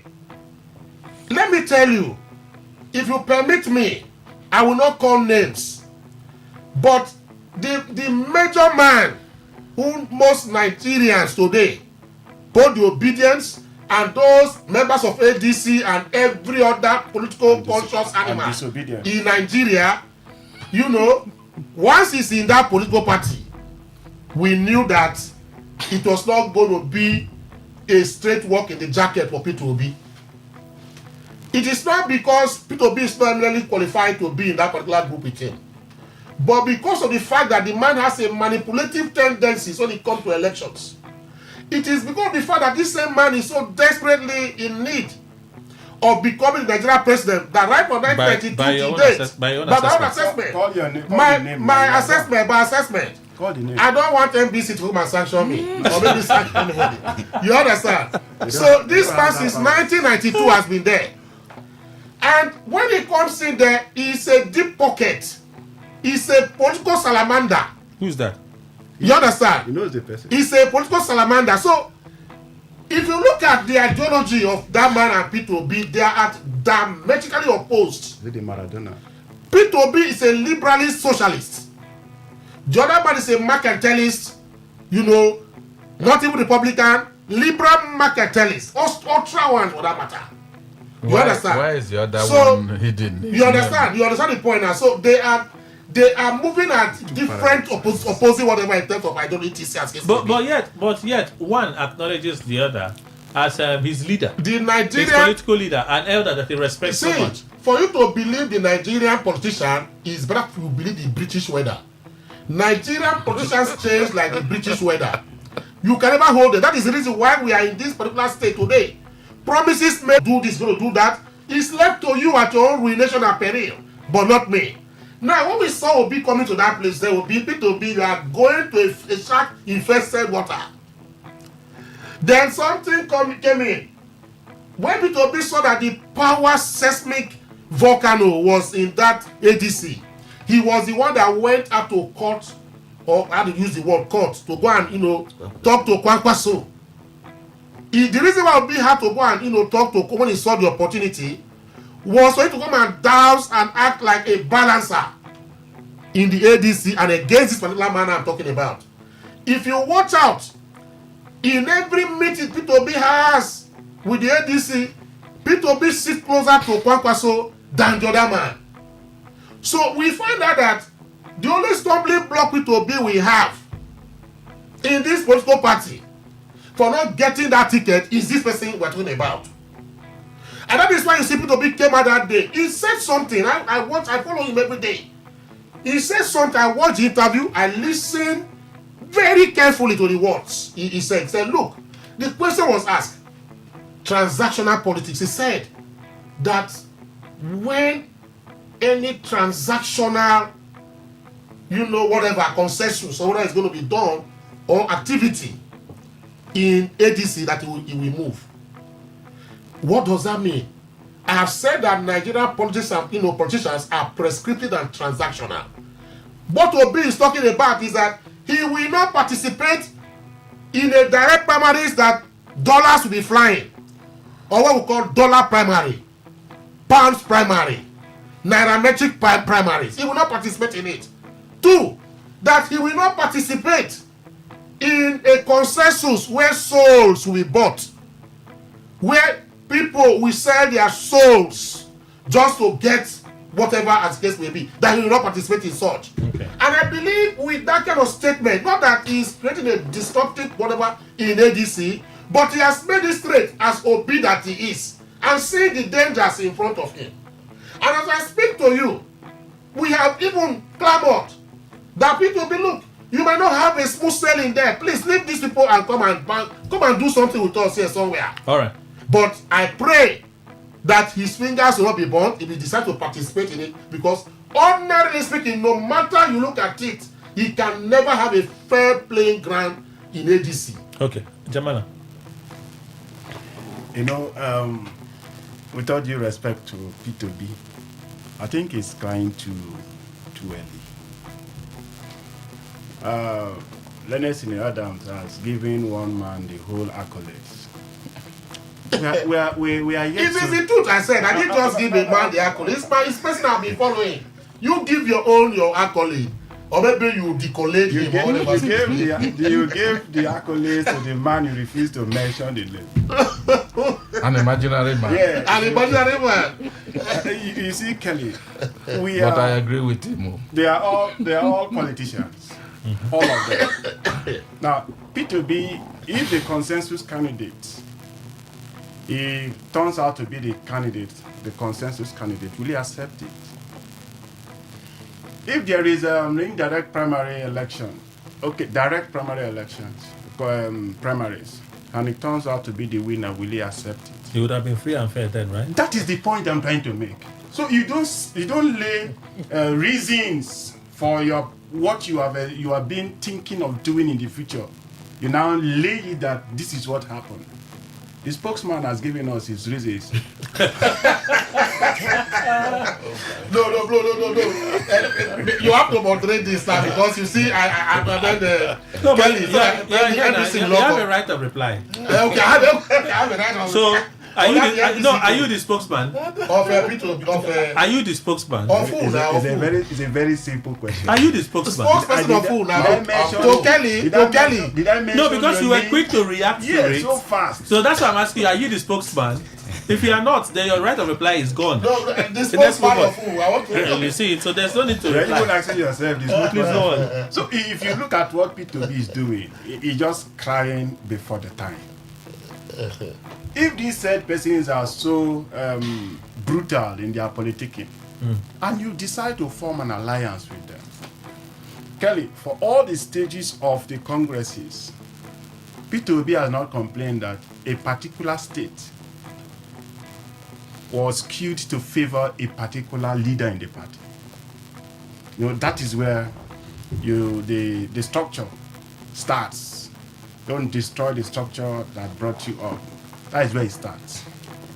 If you can get a majority of the states to be loyal, chairman and maybe the state executive council to be loyal to you, it means you are assured of the delegates or that the results that will be manipulated, that will be produced in those states.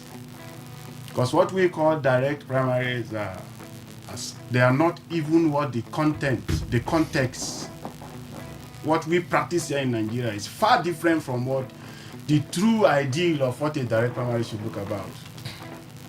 So that is the point. Allow P2B.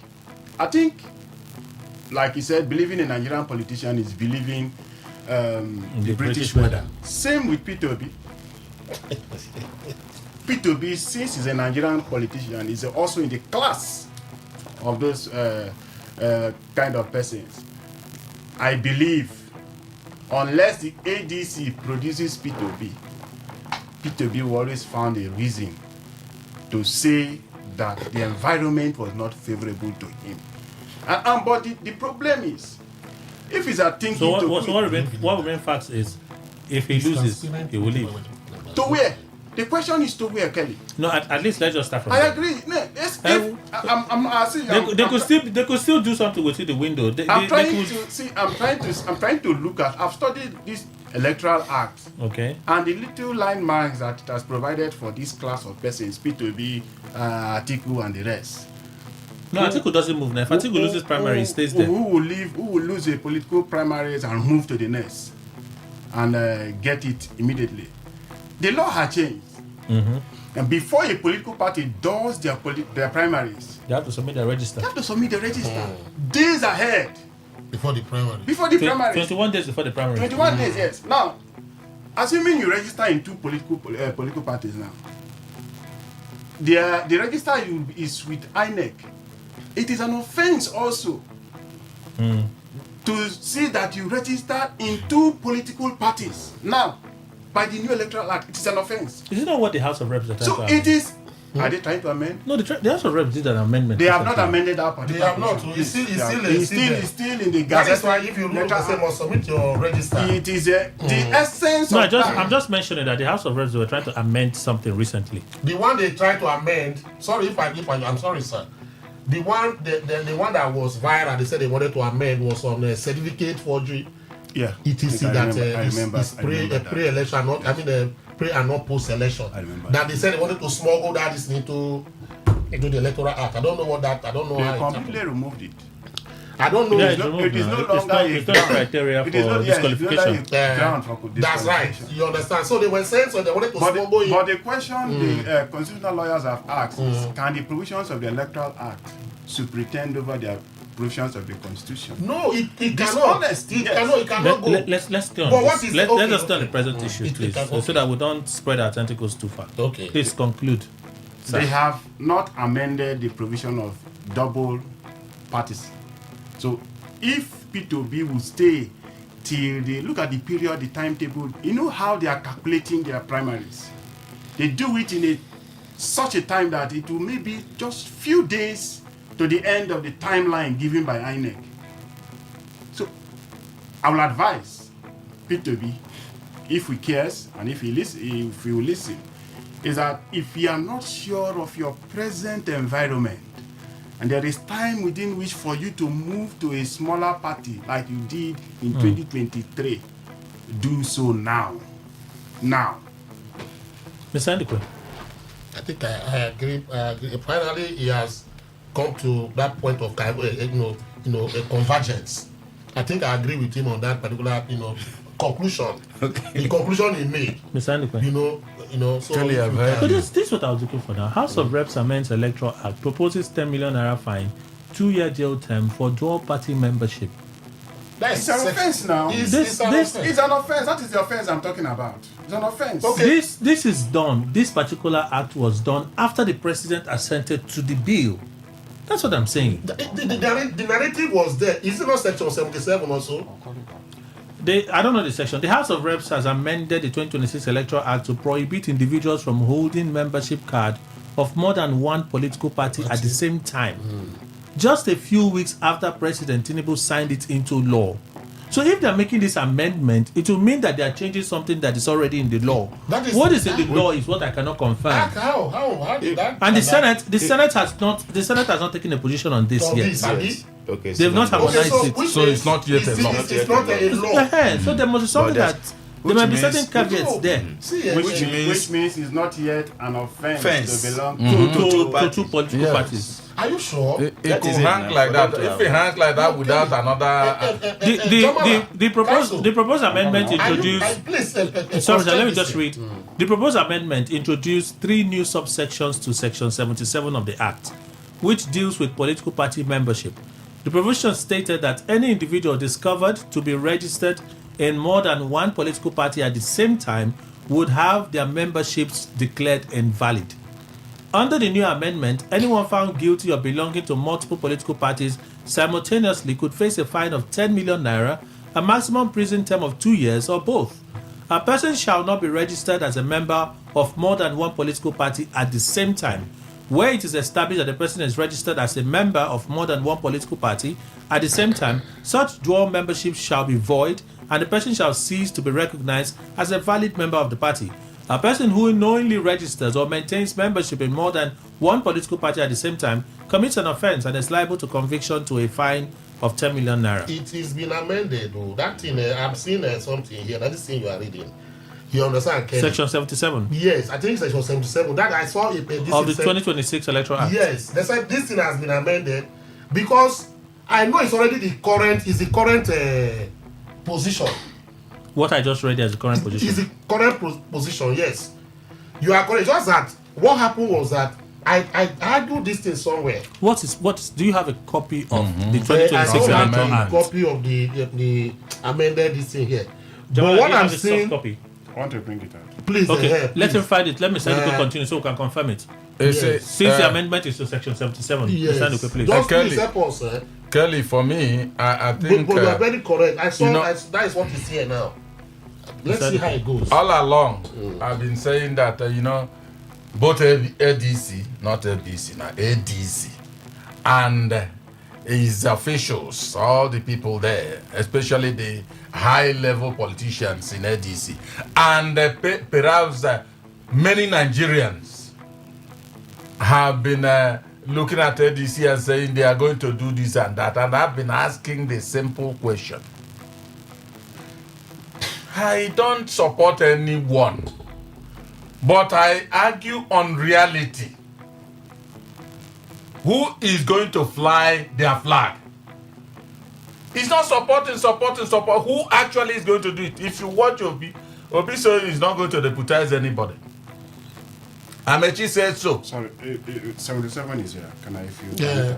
Is it about I'm this sorry. thing? Yes. Let me finish. Let me finish. Okay. Now, when you look at that, perhaps Atiku has not, because for me, the way I look at the whole thing in that establishment, Atiku is the owner of ADC. It might not be that he is maybe the sole person that brought everything. Others may contribute their resources, but I have said this severally, and I'm waiting for a challenge from anybody. None of them is richer than Atiku. And Nigerian politics is all about money. Yeah, correct. All these things, whether you are going for direct primary, indirect, or consensus, Atiku will spend more than any of them there because he has it more than them. It's just like me and Rotimi Amechi and all the rest of them will be inclusive. They say, come and then fight with the man Wendukwe. I will be there. They will fly and come to my head and sit and go down and they do everything. I won't say anything because I don't have the much money they do. So for me, if Obi looks at it, it's going to be a very difficult place to be. He has a home. He goes back to his house. Because, you see, when you say, if it's not done the right way, what is the right way? What is your interpretation or definition of the right way? Is it only when it favors you that it will be the right way? Because I know that, I severally say it here on this platform, that no politician is better than the other. Including Obi. Of course, none of them. See, Obi is not from heaven, Kelly. When we talk about all these things, every human, for instance now, you and I, we may be doing certain things. And I will excel in this, you will excel in the other one. There are several areas we may differ.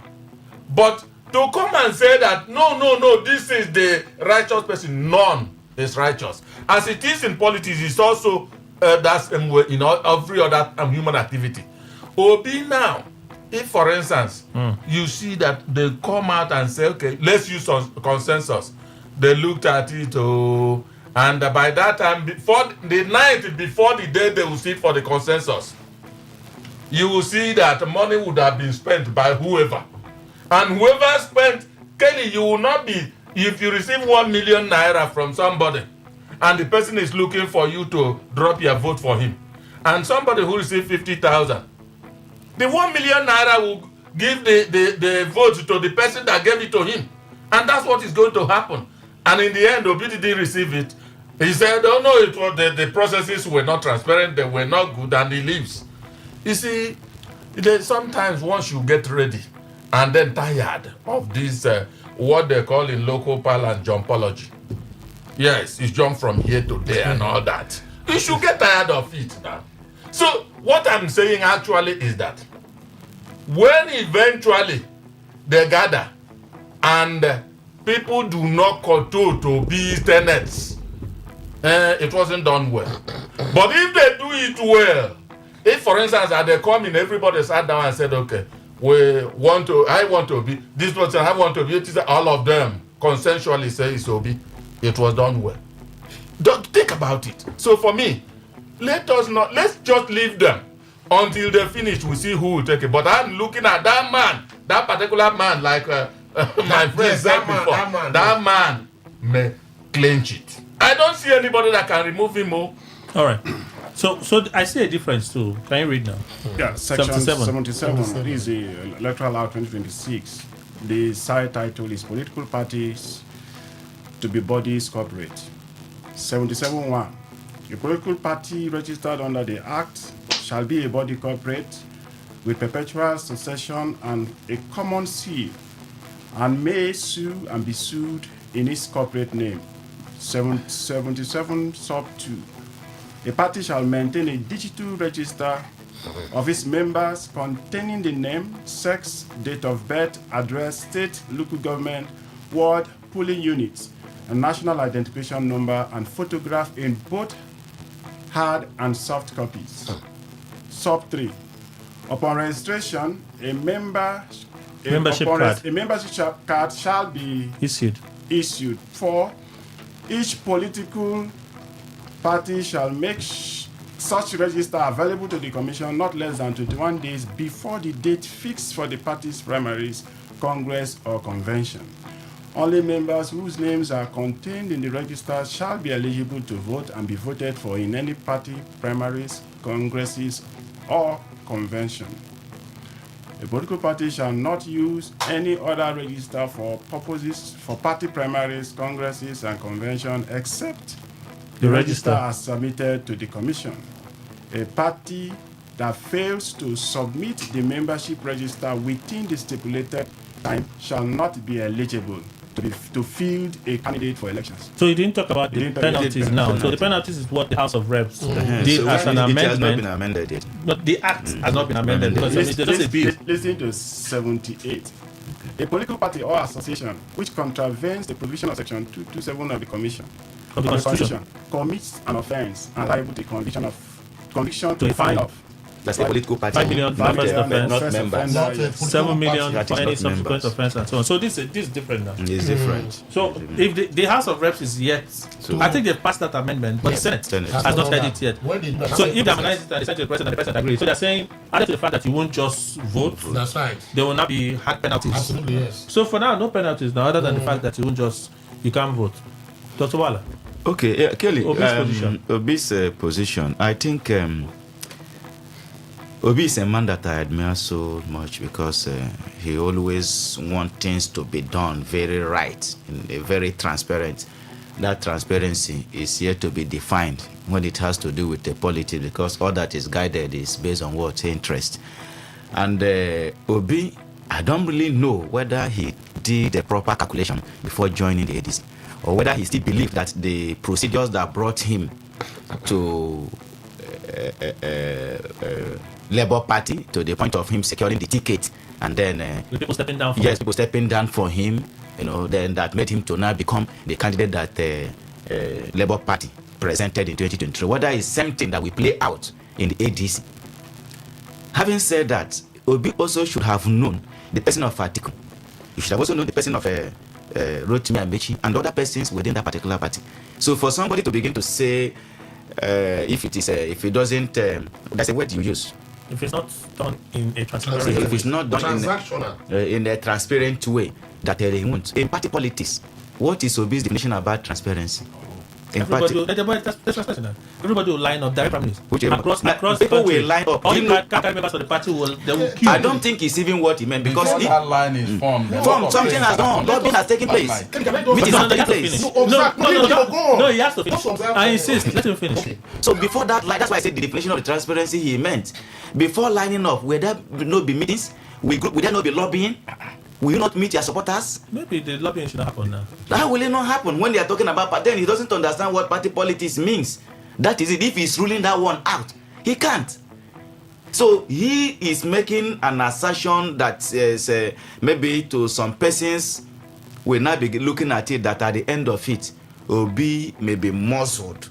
That is, if he wants to remain, will remain silent, or before the primaries, he has to look for another party. But if he's thinking the way he's going, it will not work. I think we have said, even if people are saying that don't mind him, several times that's what he has been saying, that this will be his last opportunity to yes. So when he says he's the last, are you telling me that he's not going to give it all it takes for him to hold on to that ticket, to take that particular ticket?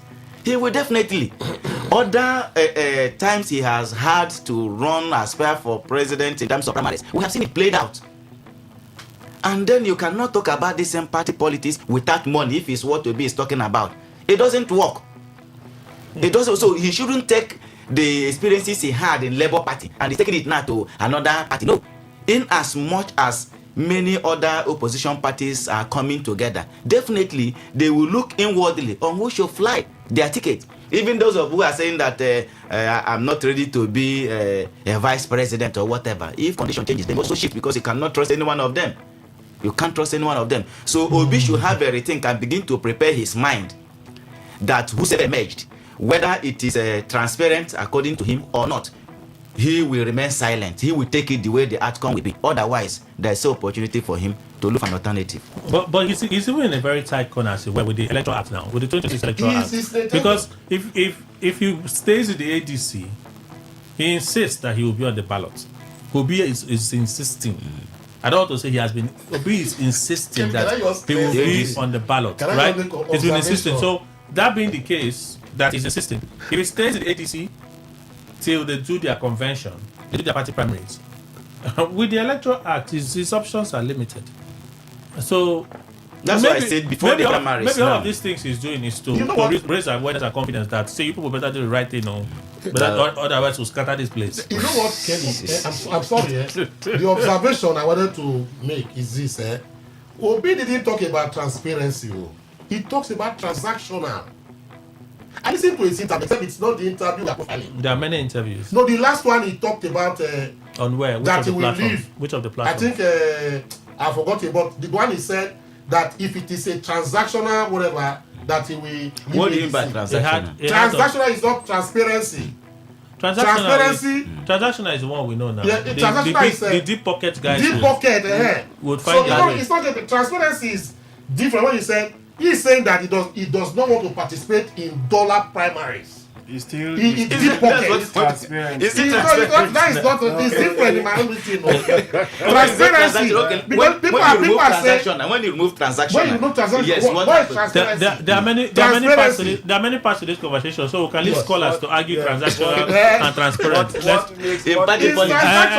I insist. I'm actually saying he's the only person that can defeat Tinubu. That he has defeated Tinubu before. He's the only person that can defeat Tinubu. So on the basis of that, he has defeated Tinubu before. That's what he said. I don't know when. I've been thinking about it. The time he ran around stadium at that last time. I don't know when, but Amechi said he's the only person that can defeat Tinubu. So for that reason, they should give him the ticket. Anybody remember when he defeated Tinubu? I don't remember. When they did the primaries, he came second now. He said he was rigged out. He came a distant second. Very distant. You see, let me say. Can we talk about that? Yes, that's what we're Let me tell you. Amechi belongs to the CPC faction of APC, and now even the ADC. That's the Buhari group. Yes, the Buhari group. They are the one populating. In fact, they are populating ADC right now. Loretta Onoche, Malami, El-Rufai. El-Rufai, Aregbesola, Amechi. These are CPC. These are called Buhari loyalists. Then this man, their publicity secretary. There's a name they call that man, Abdusalami something, whatever. These are called CPC member, the dead CPC. Because after the death of Buhari, CPC died a natural death. So they are the ones making all these insinuations, and that is those people who thought they could work with Tinubu in APC, but they had issues, with Tinubu. So because of the issue they had with Tinubu, they now, moved en masse, to the ADC. Now I have never seen where Amechi contested an election, with Tinubu, apart from the primaries that we know that was Tinubu defeated him. That was done by the APC. That Tinubu defeated Amechi with a very wide margin. So maybe there's some other elections that were done in the firmament, maybe in the moon, whatever. So you're not aware? Astronauts, yes, I'm not aware. Let me ask Mr. Ndukwe. He knows Amechi a lot. Maybe he knows. Mr. Ndukwe, can you remember the time that Amechi defeated? I love all of them. I'm the host. I have said what I have said. No, your hostship does not mean that you can just form up the NBC said we should not bully the host. We should not bully our analysts. Let me try and bully you. Well, let's see. Forgetting what you talk about, love and all that, because of course all of them are Nigerian personalities. It's just for jokes. I don't know, Kelly. That's why, as you said, I didn't even show any sign at all because I've not known when they competed before. I don't know. Maybe he thought he won the last primaries that Tinubu was declared. So I don't know. Just like so you don't know, I don't. Won, I thought he won. So Dr. Wala, can you remember? Figment of imagination. Not figment of imagination. You can't remember too? I can't remember at all. Kelly, the question you asked is the man made a statement that I think I'm the only one that can defeat Tinubu. I think. Then you left that part and you asking whether the second one, which was maybe. He said because he said he has defeated him before. Now he said so now. No, the questions you are acting is in just one part. You left the first part. His statement is predicated on the foundation. The foundation is I am the only one who has defeated Tinubu before. So on the basis of that, he should be given the ticket. If we do not discuss whether or not he has the capacity to defeat Tinubu, that should be the bottom line of this discussion, and not to ask us questions that you know. Yeah, talk your own. I know what you are doing. There's another story I'm pursuing, so talk your own. Let there be peace. No. For whether or not His Excellency Right Honorable Barrister Rotimi Amechi has defeated Tinubu before, I wouldn't know in the games that they have played. In prior to 2020. Could it be within the political party? That is the point I'm making. Prior to 2019. The contest for control of the APC. No, 2015. I mean the contest for the control of the APC. I'm coming now. That's why I say from 2014. About 2013, 2014, 2015. Rivers State used to be a beehive of political activities where you see the heavy men like that. Where Tinubu himself on several occasions made very serious appraisal of Mr. Rotimi Amechi to the extent that he gave him a name, and that name, if you dispute it, was even bigger than himself at that particular time.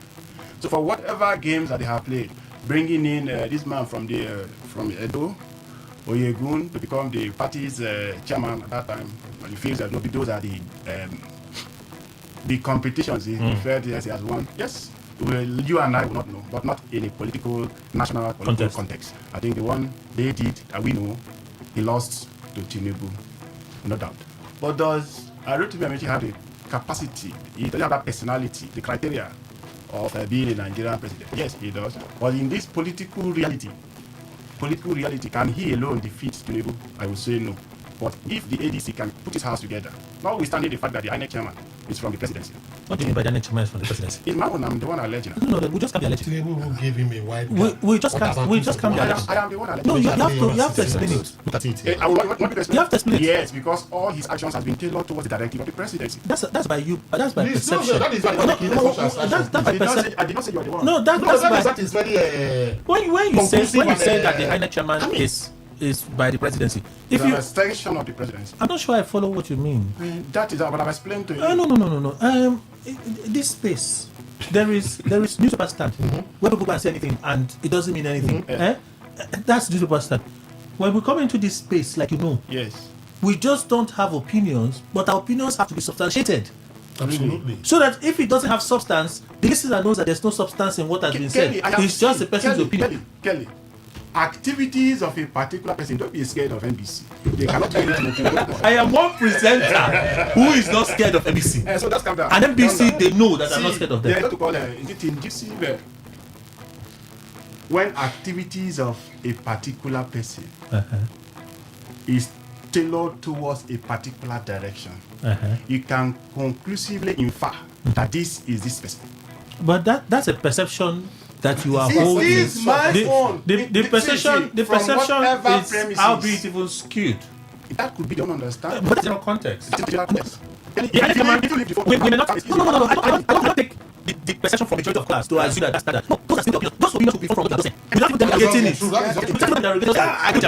That's why if someone comes and says, let us burn that place. Let us burn that place. That's what I'm saying. I'm not supposed I'm not going to bully you. Who bullies to bully the person to bully? Sorry. Why just I have a final story. The activities of Professor I'm up to. His activities so far, especially the one he sat on his own seat and gave the government himself to delist of ADC, now having the presidency backing him, is sufficient enough to conclude that it is just an extension of the presidency. My view. Opinion. No, yeah, look at that. Like, my view. He said Notwithstanding that, I think it's an extension of the presidency. That's what I'm extension of the presidency. I know See, I thought we live in de facto. What you are against the de facto. What is the Jew? What is the Jew? I tell you most that you know what you are saying. I don't agree.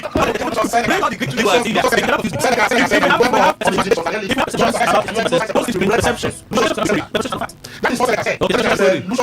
Said that the politics with one more organizations that you have to imagine that. So the speaker was imagining dwell more. Okay, sir. I will complete now. I cannot English. You know what we have a free American. Then it is wants to feature him. That's law. But with what we see now in Nigeria, I do not think without the support of others, we'll be able to win any election. That's what he's not going to slowly. He said whatever means to decide, although he said he prefers primaries, direct primaries, as against the consensus. Whatever means to decide, he's saying, I'm best person. I sincerely respect his cases and his people. But you know, I don't think Major has national coverage. And of article, of POP, I do not think he have the innate quality to be a good president. Which others may have. But we're not talking about the sympathy, the public acceptance. So he calls that coverage. He puts it under the umbrella of ethnicity. He says he's not of any tribe. He's a deep tribalized politician. Obi maybe of maybe of particular right. I think he's saying that the struggle is enough. So it's only enough that would elect Atiku as president. But that is himself wishing away from reality. Yes, it's something that if Amici becomes a candidate of a political party now, I mean, there is no coming. Okay. Well, he needs a strong hold. Yes. No, so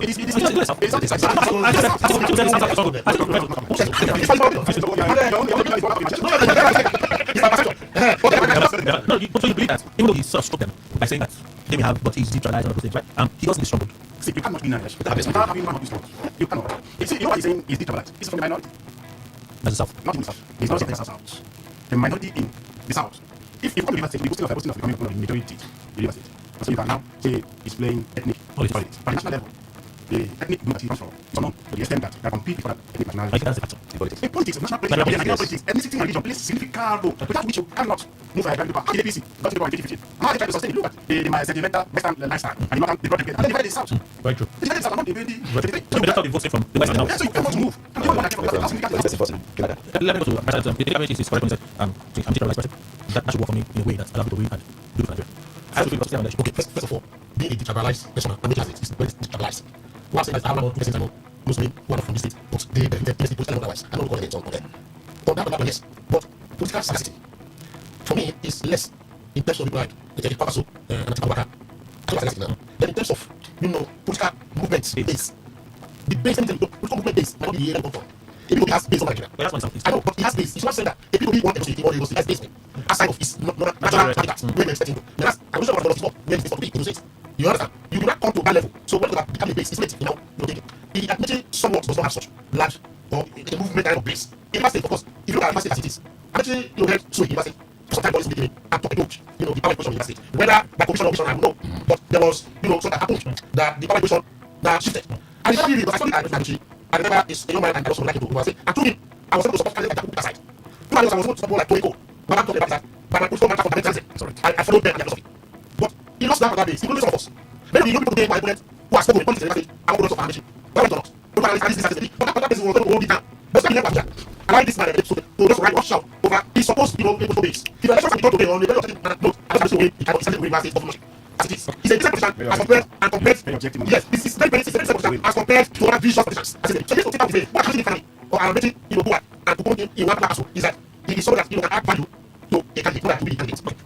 Yes, I think saying he's a detribalized person, such doesn't add any value in terms of election in Nigeria. But I don't see where such has led to formation of a support and detribalized. But in Nigerian context, tribalism for tribal sentiment plays a very key role. It plays a very key role. And if you look at three of them in that ADC, you can say that he's a tribalized person. Because at least with the experiences, with the experiences about the contest in 2023. But we will say that area of a tribalistic sentiment in him. So if we are just invoking him being a tribalist, I would rather give it to him than him. Okay, it's good. Well, Kelly, he might be as tribalized as any other human can be. I don't see anything special about his own if he is. I think he's a decent politician, that's all.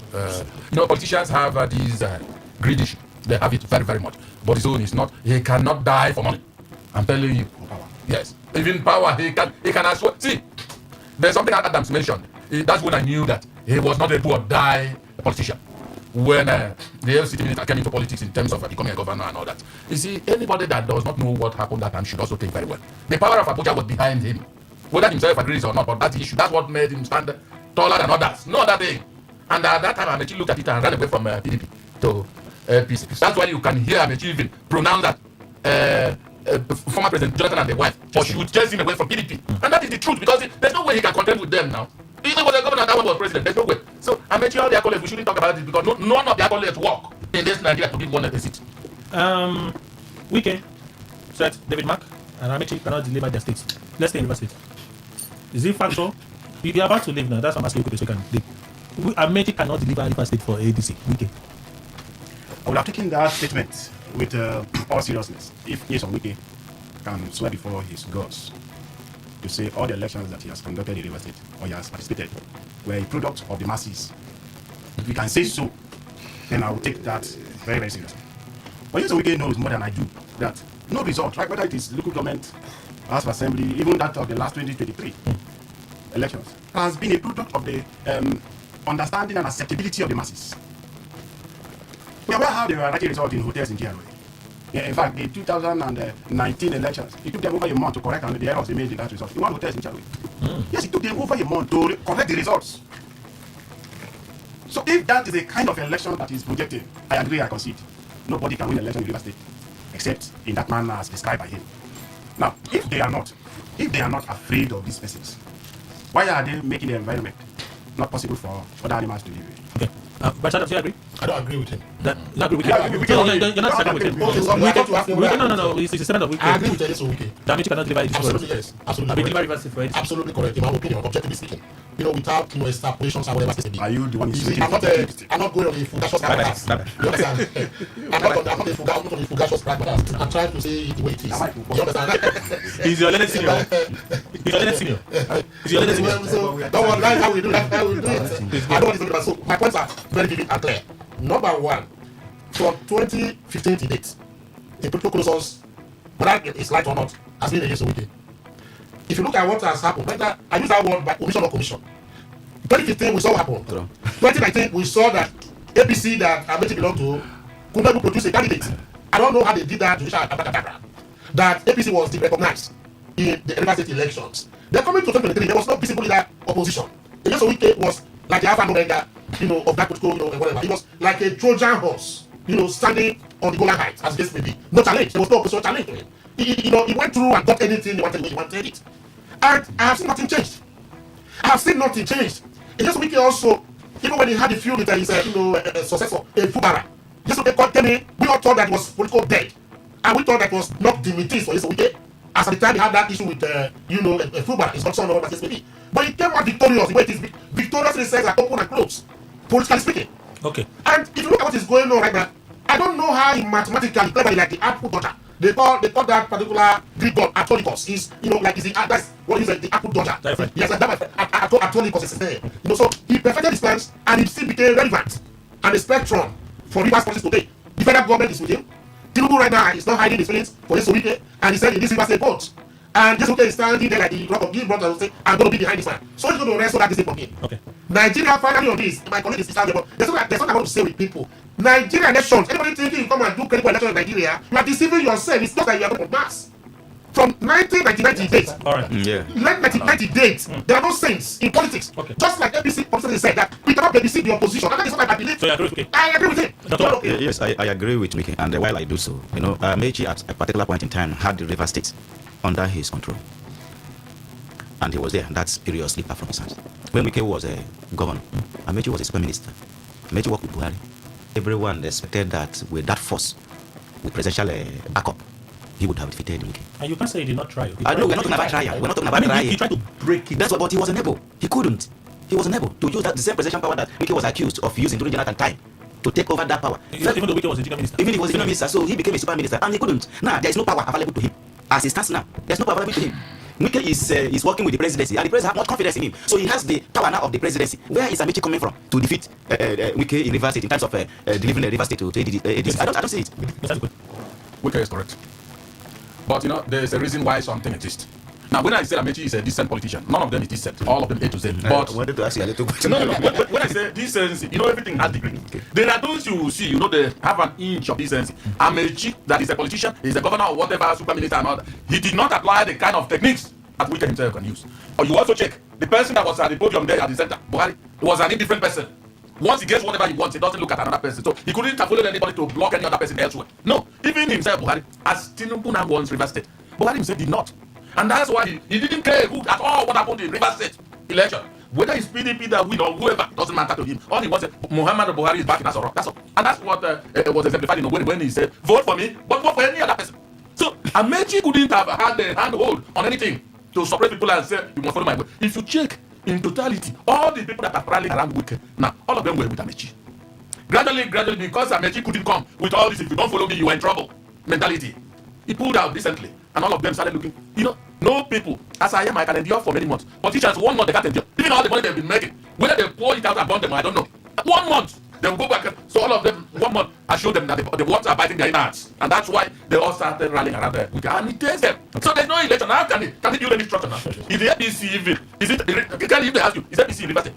Yes, sir. Thank you very much. If they are, who is the chairman? You talk about thank you very much. Look at it now. Not APC. I say APC. I thought you said APC now. APC. Thank you very much. Chief Okocha there. And then you talk about what's his name? The other. No. APC. What's his name? This man from Emoha. Oh, more they do this thing. I understand the right thing to do, but what's the point of it? I just forgot. Thank you very much. I know what you are doing. So which one are we holding hand up? What's the point of it? We know until. So that is it. Adameji himself is not superintending over anyone called APC again. It's not APC. You could think that you're talking about when did they rise off from the dust? When? Last week. What is their foothold on reverse politics? So are you saying that they're not strong enough to give? But are you saying they're not strong enough to give PD Rainbow Coalition heat? Chukwu as chairman. It will be difficult. Cheesy as spokesperson. It will be difficult. Forget about Cheesy. Why is that? Forget about it. See, it's not by magic. I have to open the phone line. I'm sorry, I have to open the phone line. We're real overshot our time. 08109510951. Quickly, let's go. Good morning. Good morning, Kelly. Welcome, Frank. Please go on. Yeah, I guess I got to the Morning, sir. I want to react on the weekend cover that Amechi cannot deliver to ADC. That is true. We can set it up. Amechi don't have political structure here to deliver anybody. It's not only to deliver a commercial candidate here. So the one that you talk about, you only can defeat the Tinubu. I think Tinubu defeated in their primary, so I've been defeated Tinubu before. So I don't think that Amechi can do anything about it. It's what I'm saying. Because of the Dragon. He wants against the Dragon. Today, I'm very comfortable because of that. The team guy is nice. Even though they're giving the ticket, they cannot even deal with it. Thank you, God bless you. Today 95.1, good morning. Hello, good morning. My name is Billy calling from Port Harcourt. Okay.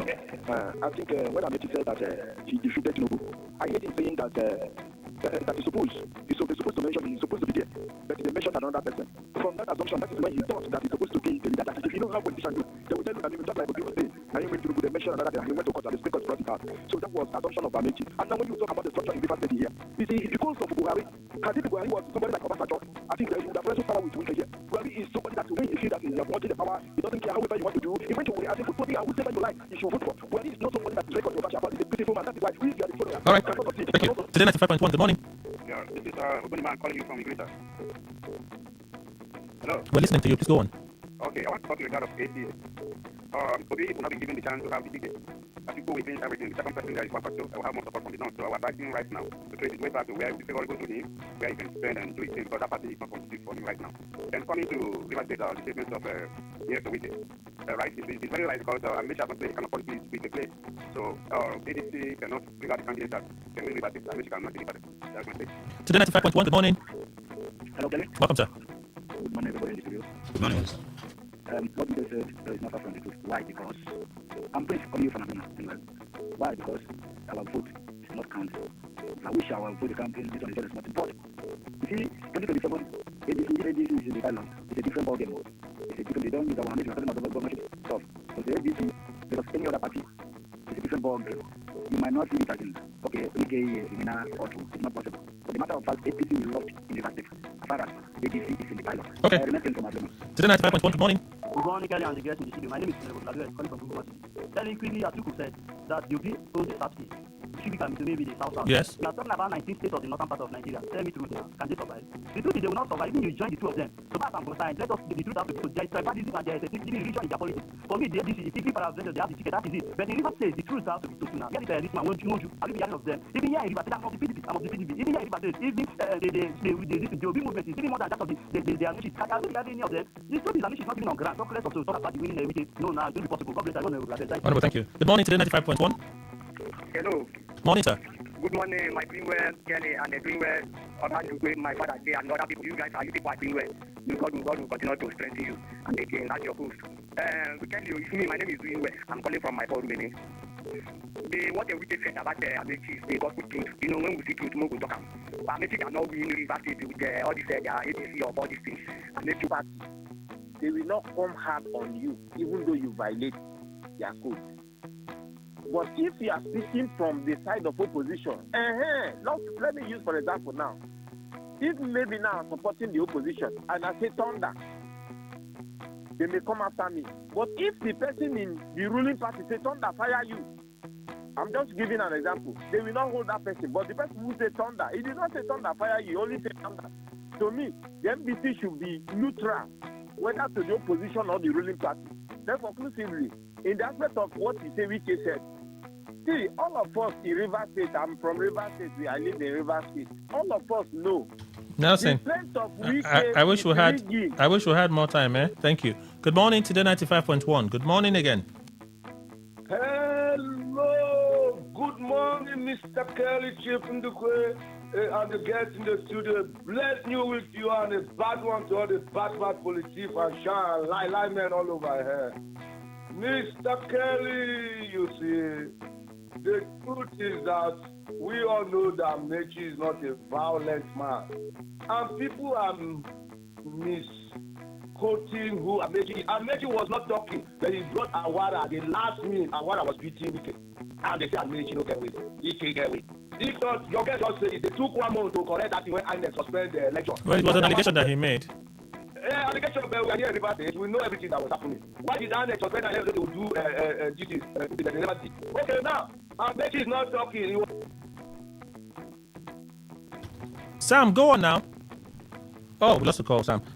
So sorry. Let's listen to voice notes. This one. Good morning, Mr. Kelly. I wait everybody in the studio. My name is Ezekiel.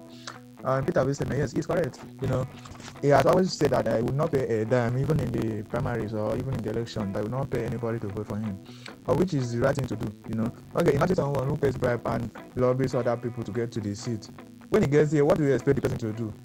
First of all, the person will have to recover all his money that he spends during the election time. He will have to recover, even those people who love it, we have to, compensate them with sensible positions in the state or in the country, which will in turn affect the governance. But this man who cares nothing to get here, he will focus on satisfying the people because he knows that these people voted him wholeheartedly without anything. So I think the right person that we should vote is the one who agrees to pay nothing. Good morning, Kelly and everyone in the house. I want to differ a little from the NBC sanction issues. In as much as I agree that the NBC should have the power to, sanction, so as to actually checkmate the things that are going on in media spaces. I also want us to look at it from the aspect of the politicians who goes there to use that same platform to threaten, to cause havoc, to intimidate their opponents, to suppress their opponents, to deny what they already did, or to cause more confusion and conflict in the society. Why is it that there's nobody checkmating them? It should be a body that should also be checkmating these people. They cannot be the one always trying to checkmate the masses, checkmate every other government or every other structure that are checkmating them, or looking out for democracy. We should get to the point where there should be a body checkmating these politicians. That's my take on it. Thank you. Well, your take is a valid one. That's the first duty of the host of that show. So when you see that someone is just out on an agenda, the first duty of the host on that show is to put him in check. When that person refuses to be put in check, security agencies listen to what they do. They ought to swing into action because that's a threat to our unity, peace and security. So your position is up, but if a response would suffice, I just thought to mention that. Okay? And Tony. Good morning, Mr. Kelly and the big bros in the house. My name is Tony Chinonso from Port Harcourt, talking about Yeson Wike's attack on ADC and Ateko. I just plead with politicians in Nigeria and political parties to base their propagation on ideologies, a sort of concept that we develop into policies, which is what is being seen in America and other developed countries, not personalities. Attacking personalities, I don't believe he's a saint in himself. If he contests for Nigerian for anything, I will not vote for him. But I can vote for his policies, his ideologies. If I see that is good and it can be realized or that they maintain their words, I vote for him. God bless us. All right, Tony, thank you so much. Let's race now some of the messages within the period. I'll just read them from 10:25. Please tell Peter B to be serious this time. Or if he doesn't want to get serious, he should say it. Let many Nigerians who are tired of this clueless and heartless APC to look for another messiah. If he doesn't have money to use for the primaries and election proper, he can go create a GoFundMe account. Part of millions of Nigerians would gladly send our token. All right. Marco from Uniport, that's your contribution. Thank you. Good morning to the FM. By the pronouncement of the court, the NBC is now like a barking dog without a tooth. Any OAP can miss Yan and tell the NBC to go to court. I would advise you not to do it, though.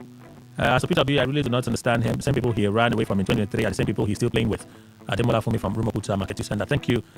Let's race. All right. What's you? I see your message. But for time, I would have done editing while reading it, but I just have to roll over.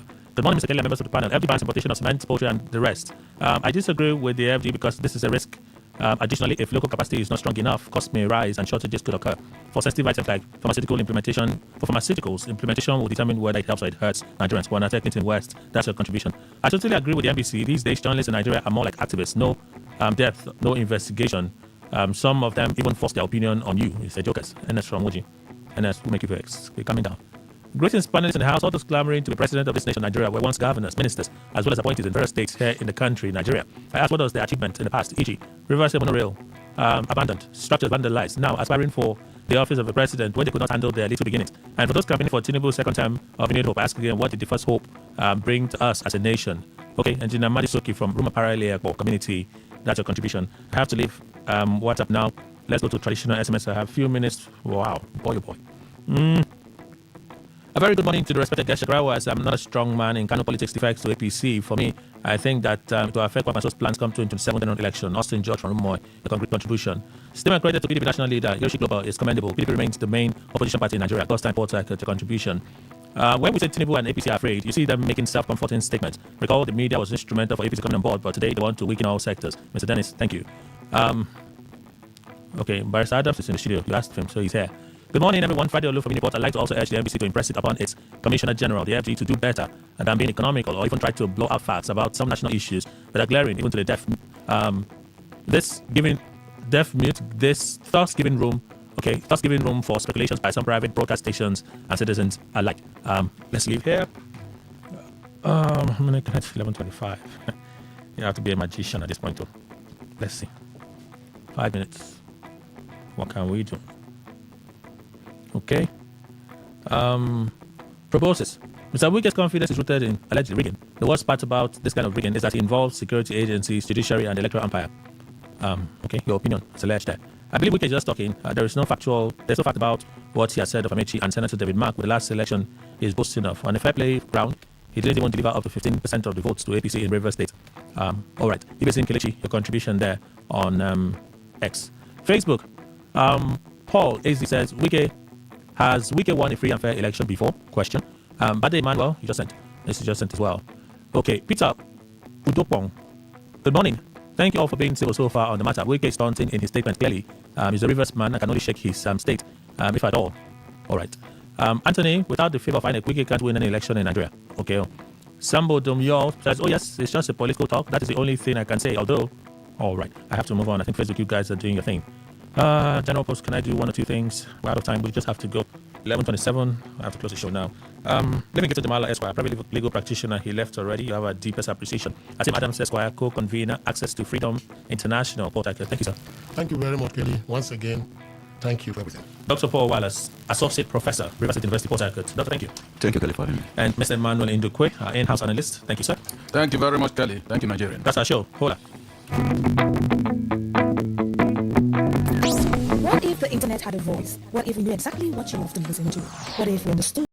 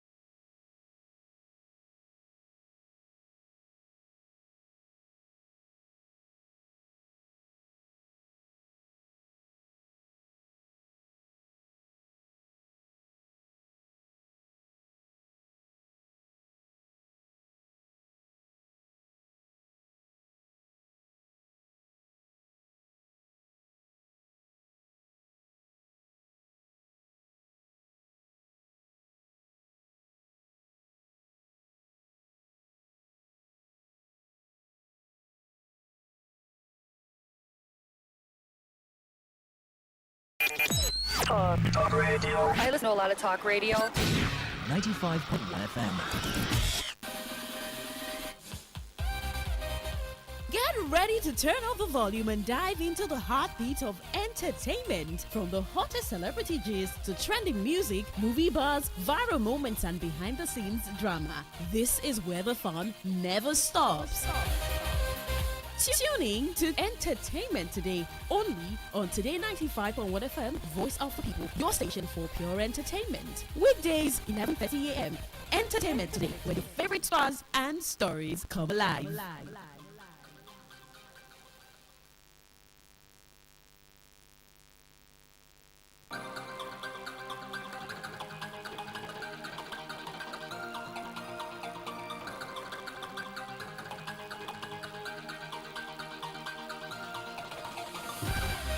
Entertainment Today on Today 95.1 FM, Voice of the People. It's 11:33, April 2026. My name is Queen Jima. I'm Anastasia Benjamin. Well, the week has started. We'll go through all of the stories in the world of entertainment this week, giving you the gist, the gossip, and everything that you need to know in the world of entertainment. Not a lot of people like Mondays. I like Mondays. Why? Because, I have time to rest. Saturdays. Okay, you rested. So I like Mondays. I think I don't like Tuesday, Wednesday, Thursday, but I like Fridays too. You're getting into the week.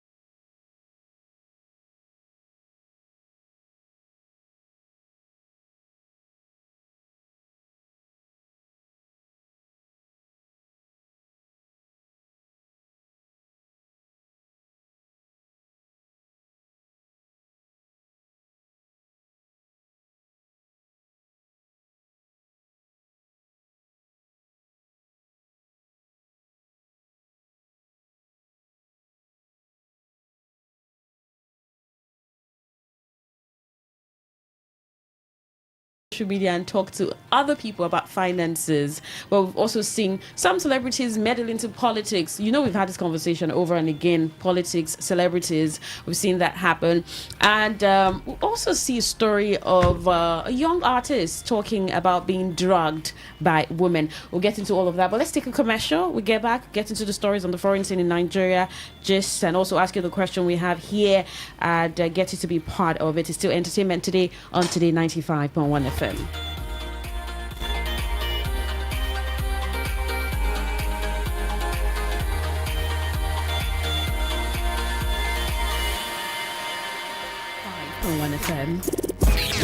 Where news meets insight, sports meets passion, and entertainment meets excellence.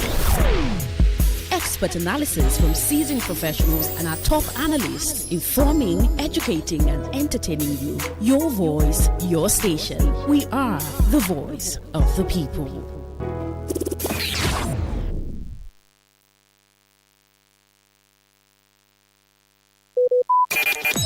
Talk radio. I listen to a lot of talk radio.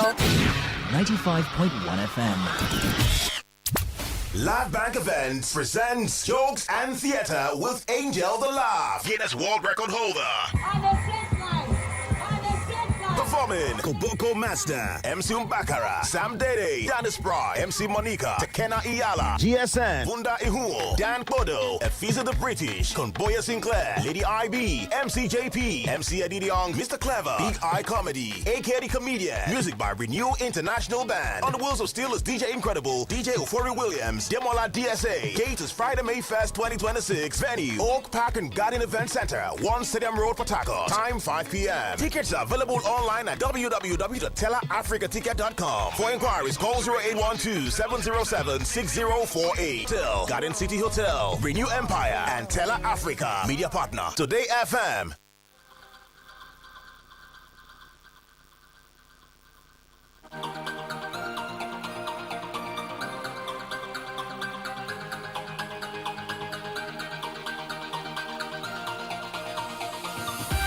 Entertainment today on Today 95.1 FM, Voice of the People. On the foreign scene, where former Little Mix singer JC Nelson has appealed for help after her car containing hospital equipment used to treat her twin daughters was stolen. The 34-year-old said the black Land Rover was taken from her driveway in Brentwood, Essex at about 3 BST on Sunday. Her twins, Ocean Jade and Story Monroe Nelson, have been diagnosed with spinal muscular atrophy, which causes progressive muscle wastage. Nelson made her appeal on Instagram, offering a 10,000 euros reward for anyone with information that would lead to the car being found. I have so much of my girl's hospital equipment in that car that's really needed. It came after the singer announced in April she was proud to see screenings for SMA rolled out earlier than planned in the UK from October 2026. Following her twins' diagnosis, Nelson began campaigning for screening at birth and launched a petition for it to be added to the newborn blood spot screening test. She previously burst into tears after the petition amassed more than 100,000 signatures. Nelson rose to fame on X Factor in 2011, forming part of the girl group Little Mix. Essex police said it was unable to comment on the suspected theft.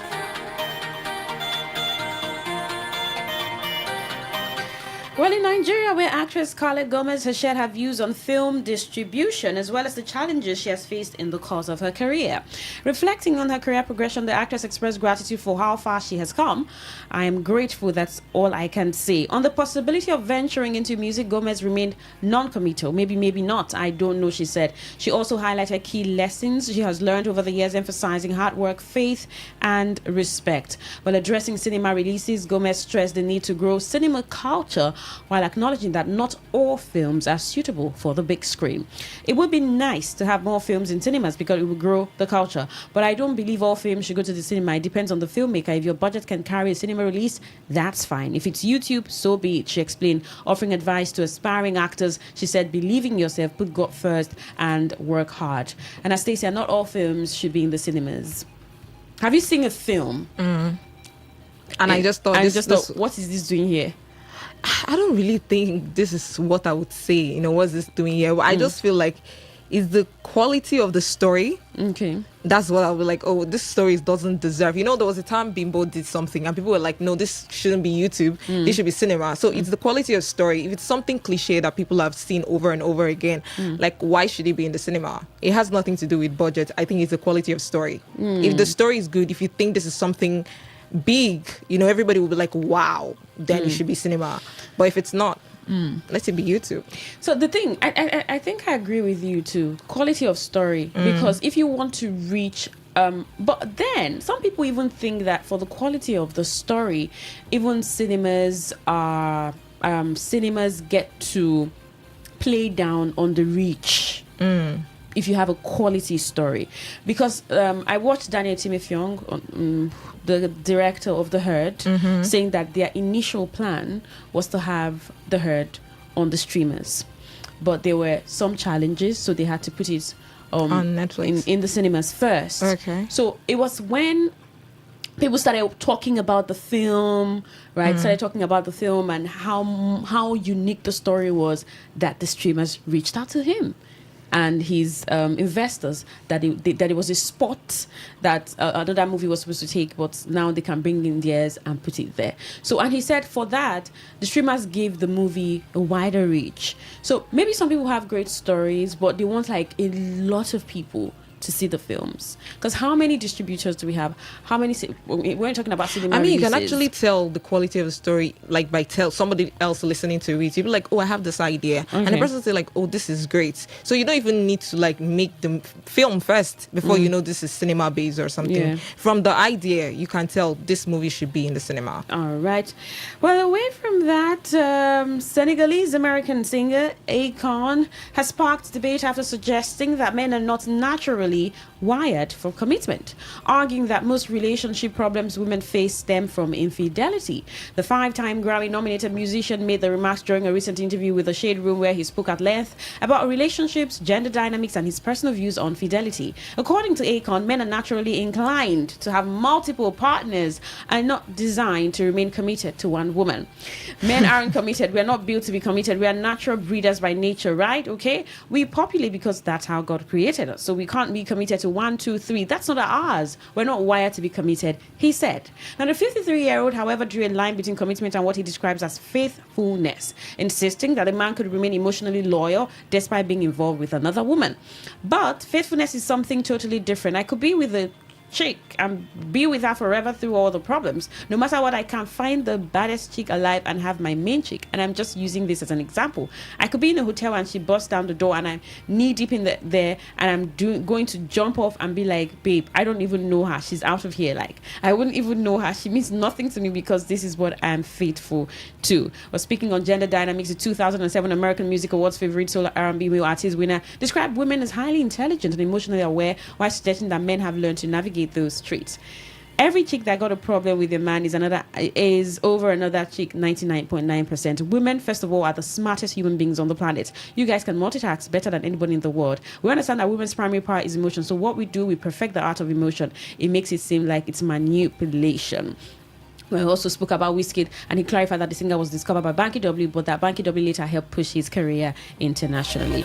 Well, every time men have these conversations, it's not that's gaslighting. You don't have to say women are not wired. Then he said we are smart. Like, what is that? We are wired to also not be committed. I am wired to not be committed to anybody that is not committed to me. Like, this is the narrative that men have been pushing over the years, and it's right now it's becoming a norm, because you see a young boy thinking, oh, because I'm a man, I'm not expected to be committed. No, that's a lie. That's not true. You shouldn't believe that. If a man believes that he's wired to not stay committed, to not be faithful, then I could also wake up and believe that I am wired that way too. So like, no one has the monopoly of cheating. Nobody. Oh goodness. Nollywood actor turned politician Yul Edochie has stirred controversy after criticizing Igbos who condemned their kinsmen for supporting President Bola Tinubu's re-election bid. In a post shared on X on Saturday, Edochie issued a strong rebuke against such critics. Any Igbo man that is dragging his fellow Igbo man for supporting President Tinubu, that person is a monkey and a coward, he wrote. He argued that those criticizing supporters of the president from the southeast often fail to hold people from other regions to the same standard. Show me a video of you dragging Yorubas who are supporting Tinubu. Show me a video of you dragging Northerners who are supporting Tinubu. Show me a video of you dragging all the past leaders who couldn't fix Nigeria. Show me a video of you dragging Northern celebrities that support Tinubu. None, he said. Recall, President Tinubu's City Boy movement has already begun gaining traction nationwide, including Southeast, where prominent figures like Obi Kubana are reportedly leading local efforts. Should people not just support who they want to? With the way Nigeria is, yeah, you can't. I don't think you should just support who you want to. You can't support who you want to, Crane. Okay, you can't, or you should not, because when you talk about can, you shouldn't. Okay, but you can, but you shouldn't. 2 days ago, you caught my attention to a tweet trending on X about the chess in slums guy Tunde. Yeah. Onokayo, that's his name, where people were dragging him for supporting or even he being came from the slum. Affiliated to the president. Yeah, he came from the slum, made it to the top, and now you're going back to the people who probably put these children in slum. That's why a lot of people are angry. Like, no, you shouldn't do that. That's why I said you shouldn't. You can, but you shouldn't. Right?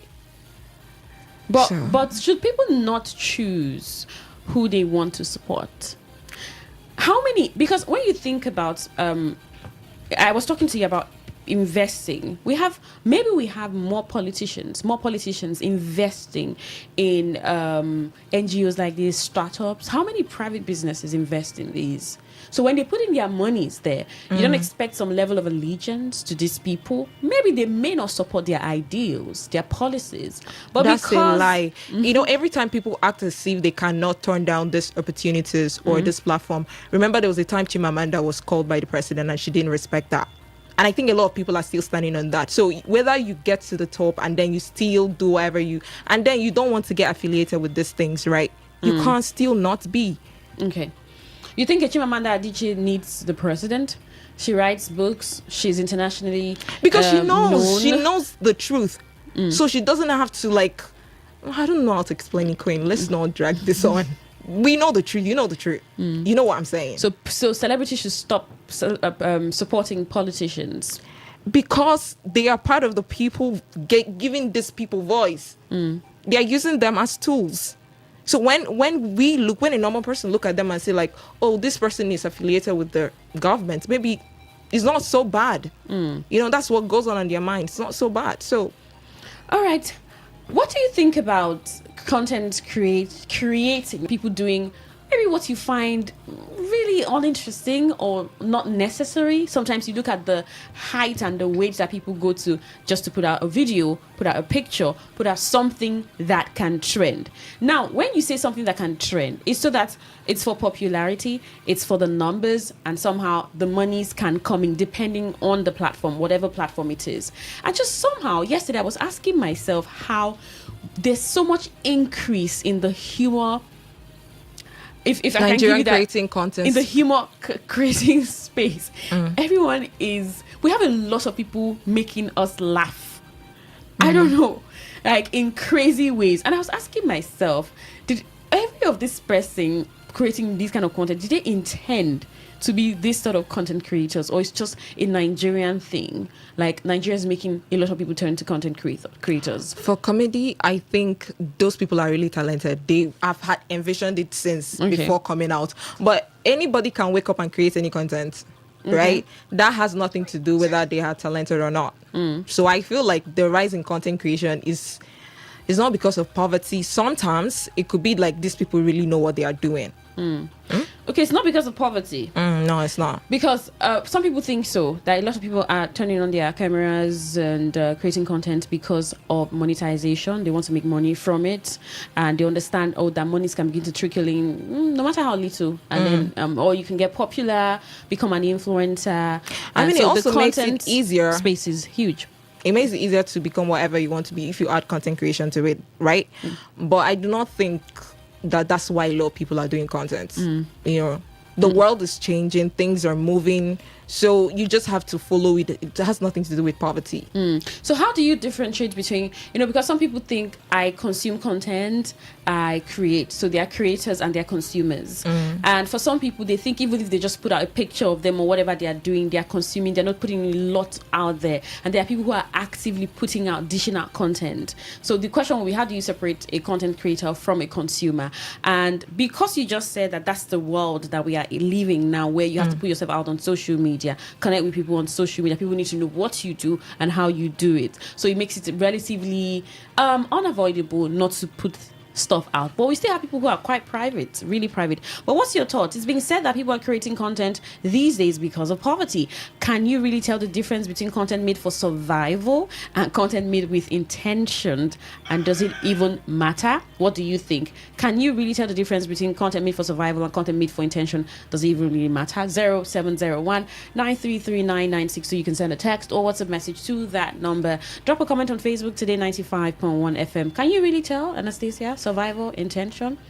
I can't really tell because, I mean, anybody would think a polished content is, with intention. Yeah, I understand. So when you see those trenches videos, you'd be like, oh, this person is actually poor. She's trying to get pity or something like that. So let's get this viral. And I think Nigerians consume those kind of content a lot. Better. Yeah, those trenches type content, it just gets viral. Remember this guy that was mimicking being an actor? Before everybody was talking. There was this other girl, very popular on TikTok. She started creating content in a very untidy hostel, and people resonated with it. So I think I mean, those type of content get it. And sometimes I think people cosplay too. You see somebody that is doing very well, but they just want to put up this persona that they're actually living poor because the Nigerians are going to feel pity. The emotions. Yeah. So you can't really So tell. intention or survival, it's just the fact that someone sits and creates something of their head and decides to tell a story You about can be it. surviving and still be intentional. Interesting. What is your thoughts? Can you really tell the difference between content made for survival and content made with intention? And does it even matter? What do you think? 0701 9339 962. Send a text or WhatsApp message to that number. You're listening to Entertainment Today on Today 95.1 FM. Just stay with us.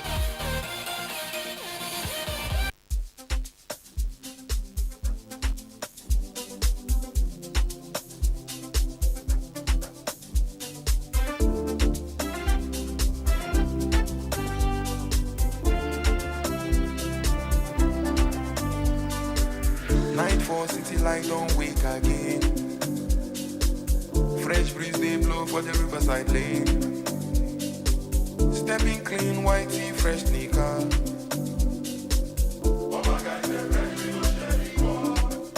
Speaker they knock, lock them they talk. Everybody for the place they do like work. Fine get a wine with a slow control, body they roll like wait for the water flow. Palm wine mix and the full of the jar. DJ Biggie make the tempo no drop. With the move I'm steady.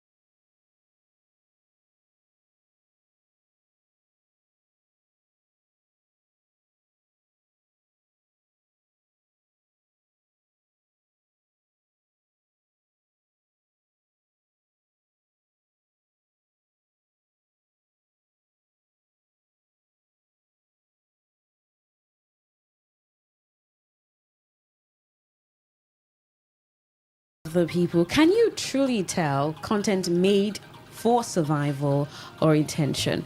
Now let's get your message and tell us what you think. So you see content out there, you see video, picture, whatever, story on social media, and you say, oh, does it even cross your mind? Or you're just busy consuming the content, enjoying yourself? Do you start thinking, is this meant for survival or is this real content with intention? 0701 9339 962. You can send a text or WhatsApp message to that number. Now, away from that, my kids will work in my father's companies, not in the entertainment industry, says Davido. Now, famous Afrobeat singer Davido has stated that he doesn't want any of his kids to work in the entertainment sector.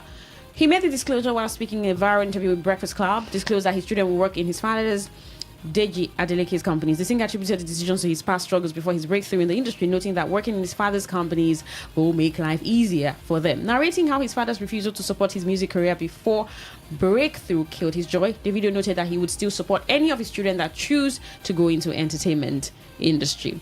I like how parents plan their children's life in their words.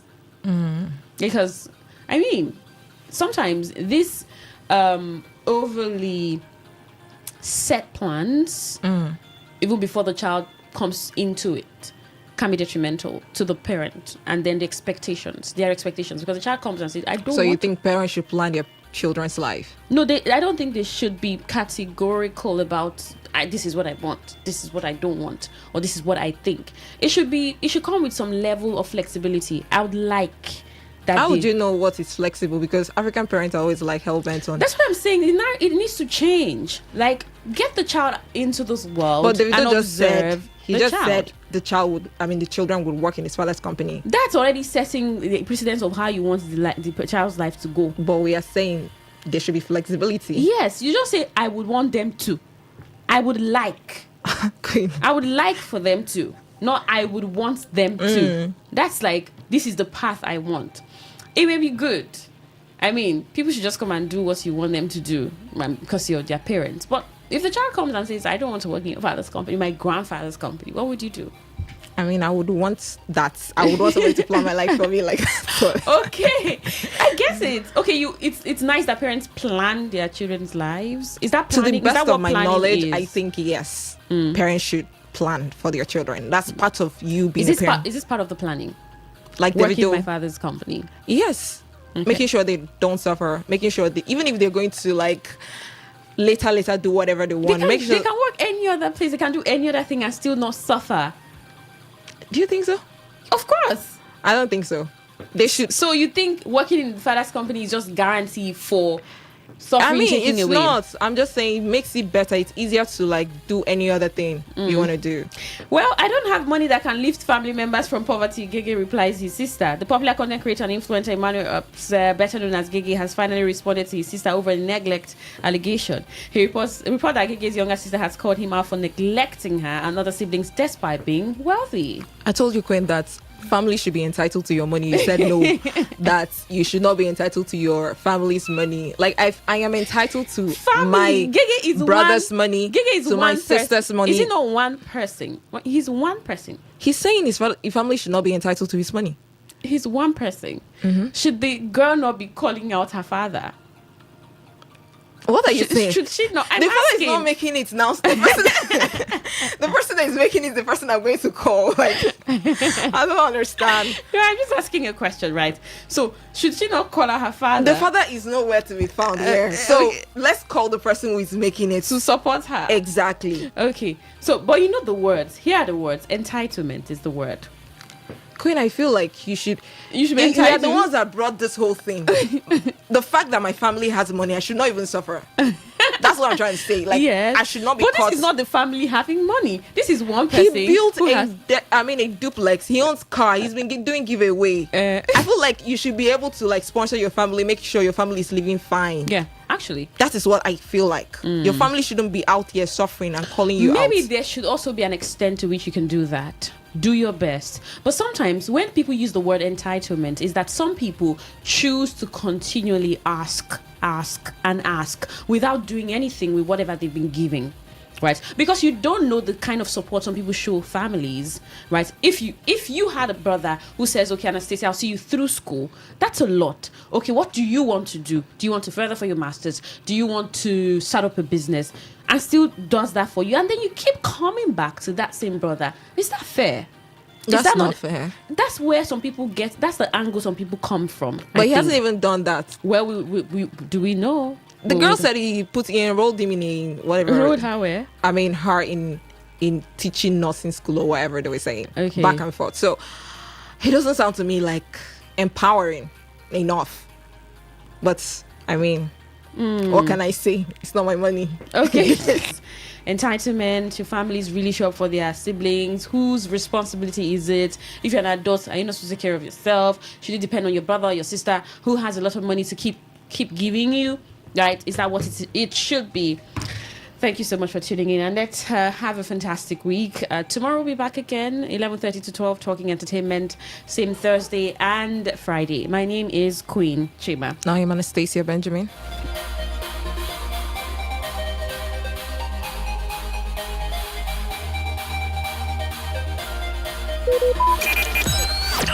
Talk radio. I listen to a lot of talk radio.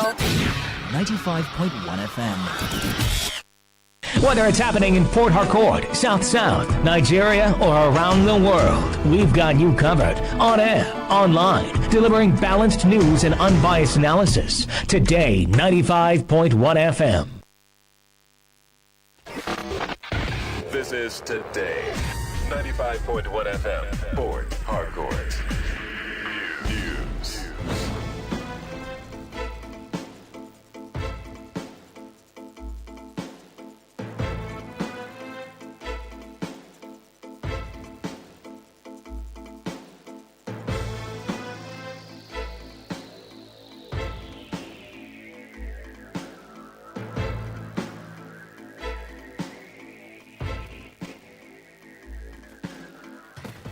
Good afternoon. This is the World News on your Premium Talk Radio, Today 95.1 FM, Port Harcourt. I am Dawn Wilson. The headlines. Port Harcourt holds first NEC meeting after Secretariat reopening amid... PDP holds first NEC meeting after Secretariat reopening amid leadership tussle. Retired police officers stage protest in Abuja over President Bola Tinubu's delay to sign police exit bill. Ogoni youths reject PINL claims on oil revenue losses. And on the foreign scene, Iran rules out immediate talks with US amid rising tensions over naval clash. Now the details.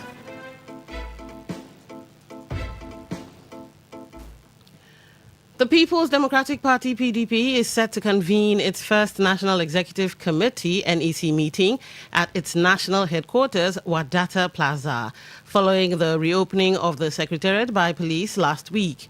The facility had been sealed since November after a violent leadership clash between factions led by Tanimu Turaki and Abdul Rahman Mohammed, both of whom claimed control of the party.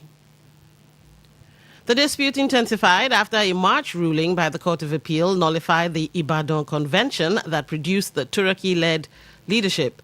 The Mohammed-led faction, reportedly backed by Nyesom Wike, Minister of the Federal Capital Territory, relied on the judgment to organize a rival convention in Abuja. Today's NEC meeting is expected to draw key figures aligned with the Mohammed-led camp, including Wike, former Senate President Bukola Saraki, and former Abia State Governor Okezie Ikpeazu, as the party seeks to navigate its ongoing internal crisis. Retired officers of the Nigeria Police Force under the Police Retired Officers Forum of Nigeria, PROF, have staged a protest at the presidential villa in Abuja, blocking one of its gates to demand removal from the contributory pension scheme CPS. The demonstrators described the scheme as fraudulent, illegal, inhumane, and obnoxious, insisting it had left many retired officers struggling financially. The retirees are calling on President Bola Tinubu to sign the police exit bill recently passed by the National Assembly on December 4th, 2025 and transmitted to the presidency in March of this year. According to the group, the proposed law would remove police personnel from the CPS, which they say has contributed to hardship and deaths among retired officers. Led by CSP Raphael Irowanu, National Coordinator of PROF, the protesters argued that exiting the scheme would restore dignity to retirement benefits for police personnel. They urged swift presidential action, saying the reform is urgently needed to address long-standing grievances within the force. The National Agency for Food and Drug and Unsuspected Counterfeit Toothpaste Products being sold in parts of Nigeria, following a complaint received in Kaduna State through its Post-Marketing Surveillance Directorate. According to the agency, officials investigating the report discovered products branded as Coglite Active Gel 100 grams and Coglite Herbal 100 grams, which closely mimic the popular Colgate brand but are not registered or approved for sale. NAFDAC noted that the items lacked batch numbers and registration details, raising concerns about their safety and authenticity. The agency said the products were allegedly sourced through a door-to-door sales representative, though no purchase records were provided. It added that the items have been removed from circulation while investigations continue to identify those responsible for their distribution. NAFDAC warned distributors, retailers, and consumers to exercise caution and verify products before purchase or use, stressing that the counterfeit items may pose risks to public health. It also directed its officers nationwide to intensify surveillance and urged the public to report suspected fake products through its official hotlines and reporting platforms.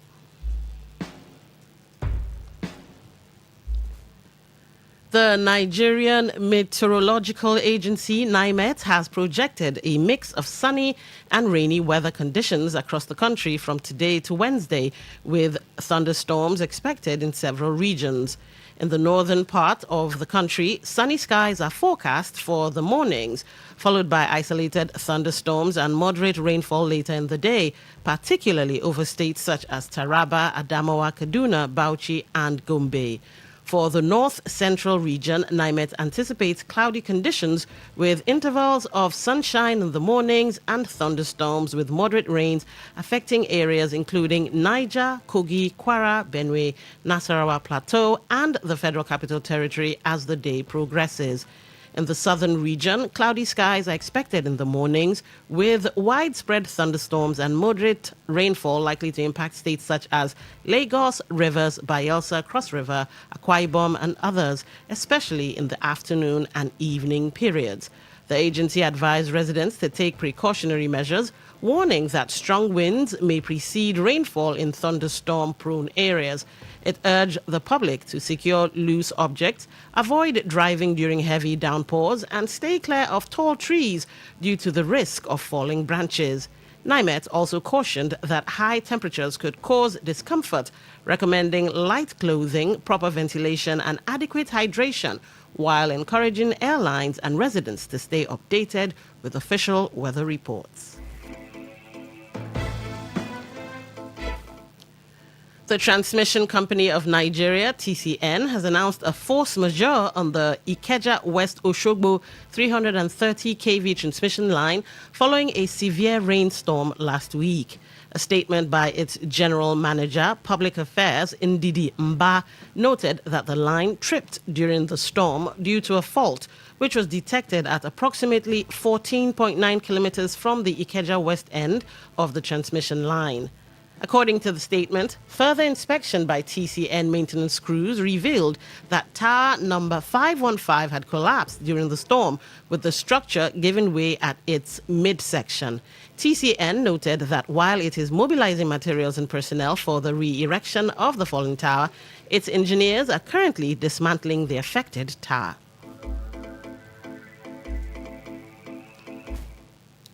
The National Executive Council of the Senior Staff Association of Nigerian Universities, SANU, has issued a strong warning over the ongoing renegotiation process between university-based unions and the federal government, insisting that no final agreement has been reached and threatening industrial action if talks are not concluded by the end of April. The position was contained in a communique issued at the end of a special NEC meeting held on Saturday at the union's National Secretariat in Abuja, where leaders reviewed developments in the negotiation process. According to the communique signed by the national president of SANU, Muhammad Ibrahim, and made available to the press on Sunday, the NEC reaffirmed that the renegotiation process with the federal government is still ongoing and has not been concluded. The council also expressed concern over what it described as misleading reports, suggesting that the process had been concluded. It pointed to the circulation of a letter allegedly indicating approval of a 30% increase in allowances, insisting that discussions were still ongoing and no binding agreement had been signed. NEC stated that SANU will not accept any outcome that falls below the negotiated understanding and insisted that fairness, due process, and collective bargaining principles must be respected. Reiterating its earlier stance under the Joint Action Committee of NASU and SANU, the Council maintained the ultimatum given to the federal government from April 1 to April 30 to conclude negotiations and sign agreements.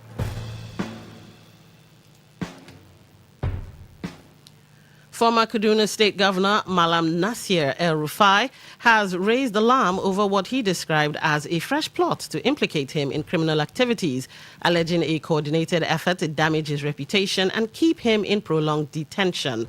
In a statement by his media advisor, Muyiwa Adekeye, El-Rufai warned of malicious orchestrations against him, pointing to recent developments which he said indicate a troubling pattern.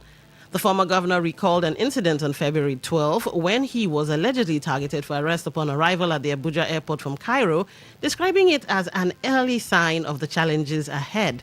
He further disclosed that he honored an invitation by the Economic and Financial Crimes Commission, EFCC, on February 16th, after which he was detained and later transferred to the custody of the Independent Corrupt Practices and Other Related Offences Commission, ICPC, on February 18. The latest concern, however, stems from a report published on April 18, which detailed claims by one Mohammed Karagi, a witness in an ongoing case at the Kaduna State High Court, that armed men had invaded his residence.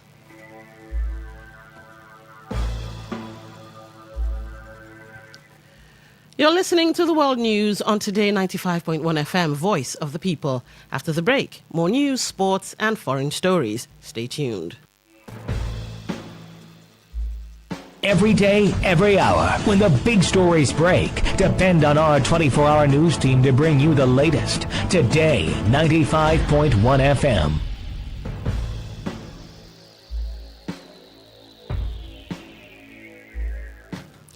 Welcome back.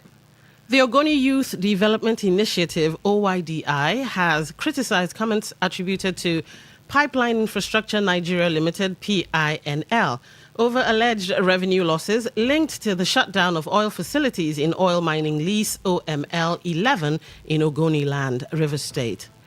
PINL, which is responsible for surveillance of the Trans-Niger pipeline, had reportedly stated during a stakeholder meeting that the federal government loses about $226 million annually due to the non-operational status of the oil wells. Reacting, OYDI President Saviour Osaka described the claim as unfortunate and accused the company of prioritizing oil revenue over the welfare of host communities. He argued that Ogoni Land has yet to benefit meaningfully from past oil exploration activities and referenced environmental degradation allegedly caused by previous operators, including the former Shell Petroleum Development Company.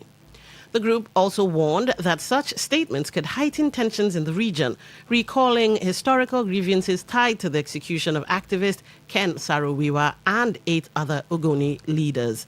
It called on PINL to issue an apology and urged greater inclusion of Ogoni youth and women in employment, skills development, and community welfare initiatives as part of its operations in the area.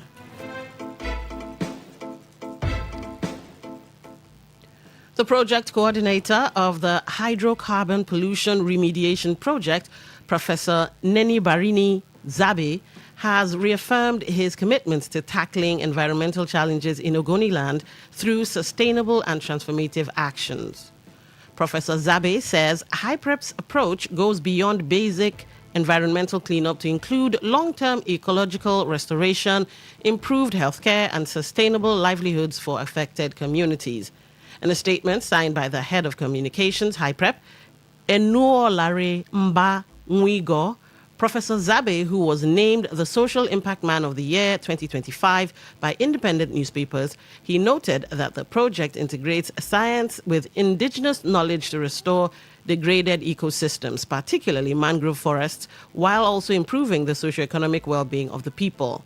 The award was presented at the Independent Award Silver Jubilee held in Lagos in recognition of his impactful leadership and transformative initiatives in Ogoni communities. The project coordinator commended stakeholders, including the Federal Ministry of Environment and the Ogoni communities, for their continued support. Editor-in-Chief of independent newspapers, Steve Omanufeme, said the award followed a rigorous process involving public voting, editorial review, and assessment by a panel of judges. And on the foreign, the United States, as tensions escalate ahead of the expiration of a fragile Middle East ceasefire. The announcement comes despite calls from U.S. President Donald Trump for renewed dialogue, with Washington reportedly dispatching negotiators to Pakistan. Iranian outlets cited the ongoing U.S. naval blockade of its ports and what Tehran described as unreasonable demands as key obstacles, adding that the atmosphere was not conducive for meaningful talks. The situation worsened following a maritime confrontation in which a U.S. destroyer fired on and seized an Iranian-flagged vessel accused of attempting to breach the blockade. Iran condemned the action as armed piracy and warned of imminent retaliation, with reports indicating drones had been deployed towards U.S. naval assets. Meanwhile, diplomatic uncertainty persists as both sides remain divided on key issues, including Iran's stockpile of enriched uranium.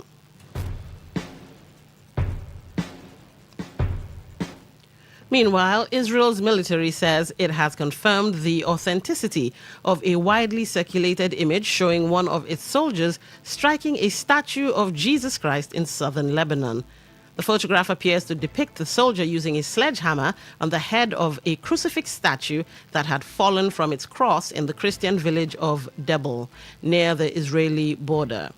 Local officials confirmed the sculpture's location but said they could not verify the extent of the damage. In a statement posted on its official X account, the army described the incident as grave and said the soldiers' actions were inconsistent with its values. It added that the case is under investigation by its Northern Command and is being handled through the chain of command, with assurances that appropriate disciplinary measures will follow.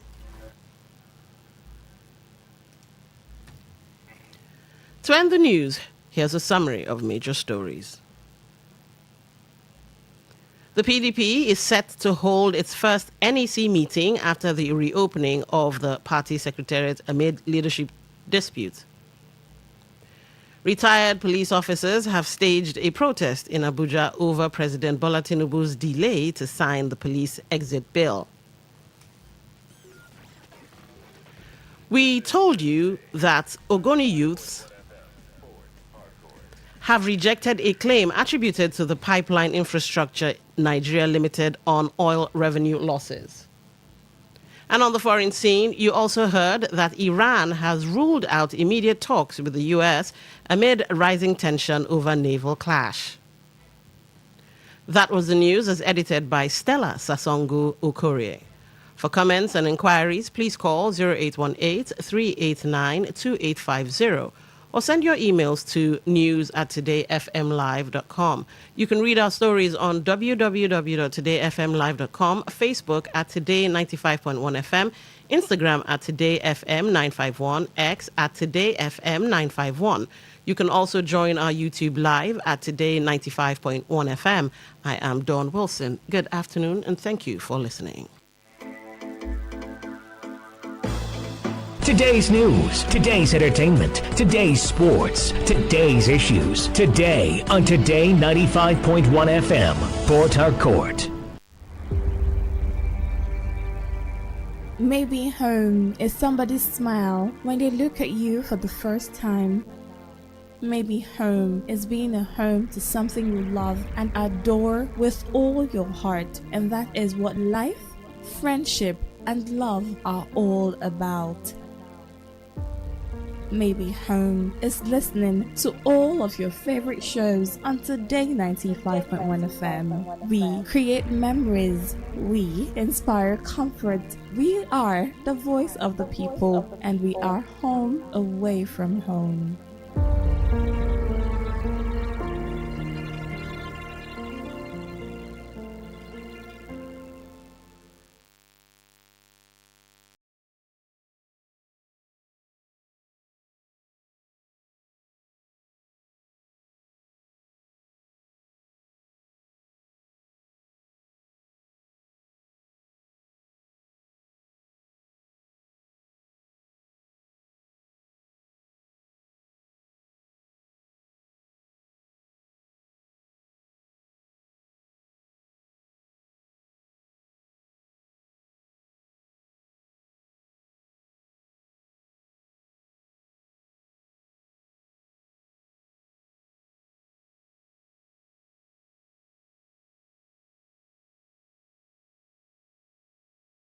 Talk radio. I listen to a lot of talk radio.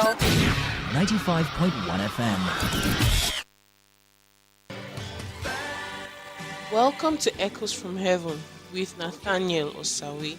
Be blessed as you listen.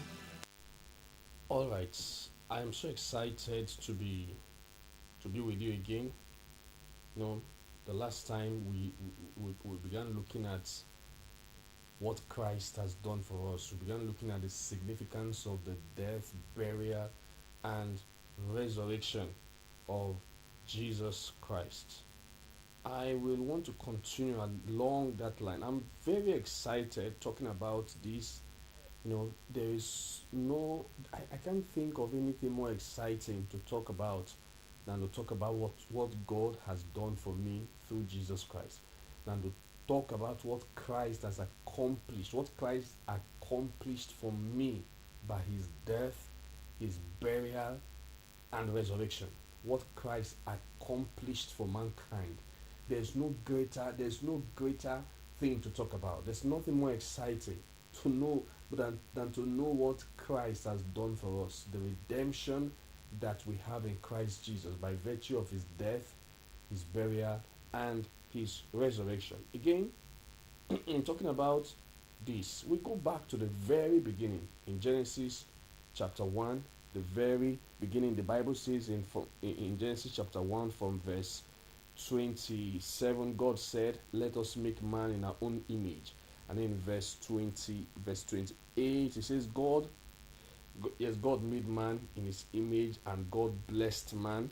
And God said to man, it says, be fruitful and multiply, fill the earth, subdue it, and rule over the fish of the sea, and over the birds of the sky, and over every living thing that moves on the earth. To understand redemption, to understand what we have in Christ, it is important to go back to look at the creation of man, look at the fall of man, because by virtue of the fall of man, man lost the glory that God put upon him upon creation. The blessing that God pronounced upon man, man lost it by virtue of the fall. So we see here that God created man in his image, and the Bible says, look at the words that God used. He said to man, be fruitful. God pronounced the blessing of fruitfulness upon man. This was not just for Adam and Eve, it was for all mankind. The blessing of fruitfulness. It says, be fruitful. And then it says, multiply. Fill the earth. Subdue it. And then have dominion. This was God's plan for man. This was the blessing that God pronounced upon man originally. Let me read that from the message. From message, it says, God blessed them. God pronounced a blessing upon man. At creation, there was nothing like curse. There was no curse. There was no curse of the law. There was no ancestral curse. There was no generational curse. What God released upon mankind was blessing. It was blessing. The Bible says God blessed them and said to them, this is from the Message Bible, God blessed them. And this was the blessing that God pronounced on mankind. He said, prosper, prosper. God released the blessing of prosperity on mankind. And prosperity is not just money, all around prosperity. He says, I wish above all things that you prosper and be in health, even as your soul prospers. There's a prosperity of the soul, there's a prosperity of the spirit, and then there's material prosperity. The prosperity that God pronounced on man was all round prosperity, total prosperity for the spirit, for the soul, for the body. The Bible says, the Message Bible here, Genesis 1:20, God, when he created man, he blessed them and said, prosper, reproduce, fill the earth, take charge. Just think about those words. God blessed mankind and said, prosper, man, go and prosper. Go and reproduce. Go and fill the earth. Go and take charge. Go and have dominion. It was a great thing that God released upon mankind. But you know the story, something happened in Genesis chapter 3 when man disobeyed God and listened to the voice of the devil, listened to the voice of Satan, and did contrary to what God had commanded man, man lost all this blessing that God pronounced upon man. Man lost it. Man lost everything. The blessing that God pronounced upon mankind, man lost it. You know, today we still refer to that disobedience and the consequence. We refer to it as the fall of man. Man fell from glory to grass, fell from grace to grass. Man fell from the heights that God placed him down to the dust. He fell to the ground. He fell down, he fell. He lost the dominion, he lost authority. The blessing that God pronounced upon man, man fell down from that blessing. And it was through that disobedience, that sin, that trouble came. Any trouble you can think of in the world today, any negative thing you can think of today, sin, sickness, disease, affliction, oppression, curses. Remember, what God pronounced on mankind was blessing, but curse came when man disobeyed God. That was the origin of curse. That was the origin of ancestral curses. That was the origin of generational curses. That was where they all began from. Now, in Genesis chapter 2, verse 17, God told man, he said, do not eat of this particular tree. He said, for the day you eat of it, you will surely die. You will surely, he says, if you eat of this one, you will surely die. I want to ask you, did man die? When man ate that fruit, did man die? Physically, man did not die. So that is to tell you that the death that God was talking about was not just physical death. Yes, physical, because eventually man died. Eventually Adam died. So God's original plan was for Adam to live forever. Man was not supposed to die. Yes, so eventually Adam died. But man didn't. It says in that Genesis chapter 2 verse 17, it says, in the day that you eat of it, you will surely die. That means God said the very day you eat of it, you will die that day. But you know that man did not die that very day, because after then, man lived on, still had children. Man did not die physically that day. But God has said in Genesis 2:17 that the day you eat, you will die. That is to tell you that the death that God was talking about in Genesis 2:17 was not just physical death. Man actually died that very day he disobeyed God. He died. He lost the life of God. He lost the glory of God. He lost the blessing of God. That was the death. That was the death. The life of God in him died. That life that was to live forever. That life that had dominion. That blessed life. That blessing that God pronounced on mankind. He lost it. In Romans chapter 5 verse 12, the Bible tells us that by one man, sin entered into the world, referring to Adam, and death came by sin. And it says, so death passed upon all men. That's death that man died when he disobeyed God. That death passed upon every human being. Now I said it is not just physical death, even though that is included. But what God was talking about, the death that man died the day he disobeyed God, was that he lost the glory of God. He lost the life of God. He lost the blessing that God pronounced upon mankind. Remember, we read in Genesis chapter 2 verse 28 from the Message Bible. The Bible says God said to man, God blessed man, pronounced a blessing on him, and said, prosper, prosper, reproduce, take charge, prosper, all round prosperity. That was the blessing that God pronounced on man. But when man disobeyed, when man sinned, he lost it.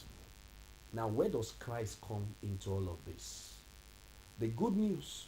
Oh, we talk about the gospel. The gospel means good news. What is the good news? Is that you lost something very precious, something extremely important. But that now somebody has come and he has found it, he has recovered it, and just imagine assuming you lost your car. You lost your car, and then you get the report that, oh, the car has been found. Or you lost your phone, something very important to you, and you get a report that thing you lost has been found. That is good news. That is where Christ comes in. That what man lost, the glory and the life of God that man lost, Christ came to restore. Christ came to restore.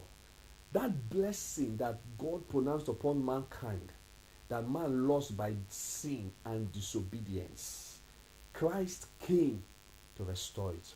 And by going to the cross, he paid the price.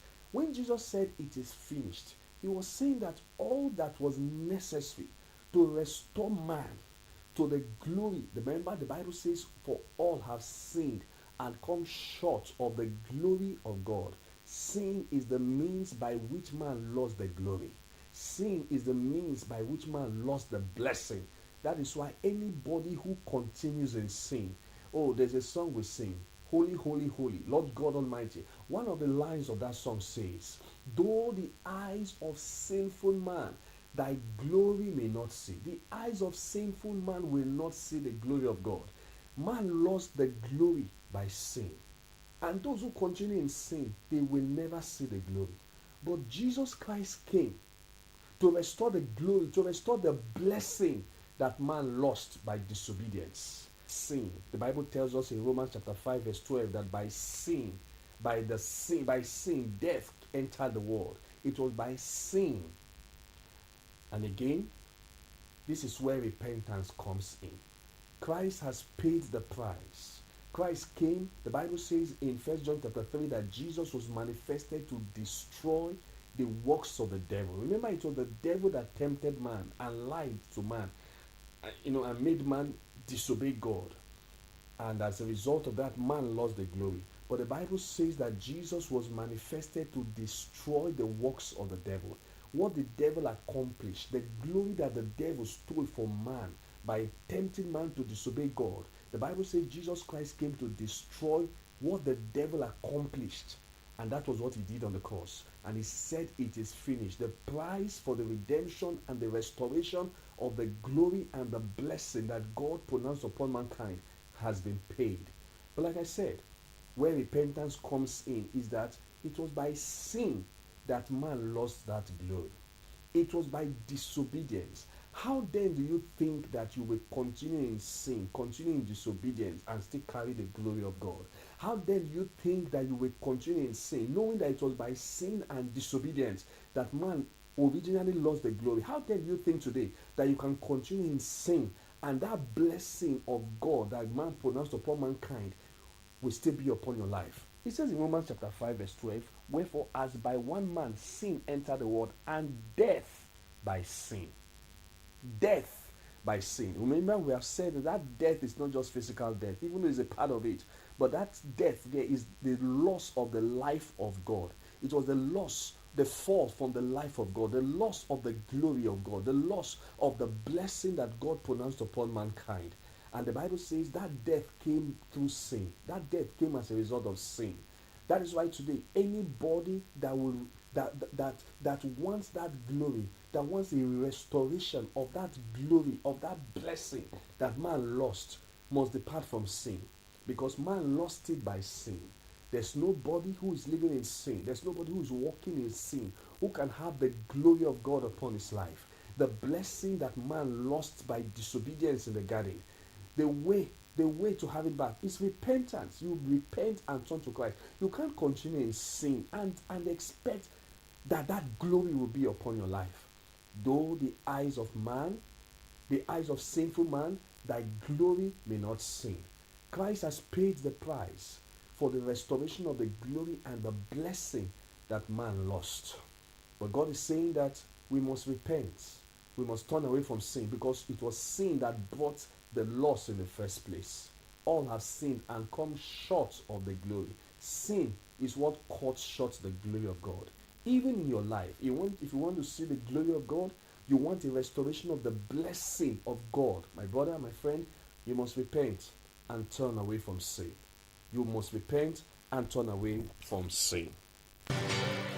I believe you have been blessed. Tune in next week for another refreshing episode of Echoes from Heaven. Please let us know how you have been blessed through this program by calling, texting, or sending a WhatsApp message to this number 081 355 57592. Once again, 081 355 57592. You can also send an email to echoesfh echoesfh@gmail.com. echoesfh@gmail.com. God bless you. Talk radio. I listen to a lot of talk radio.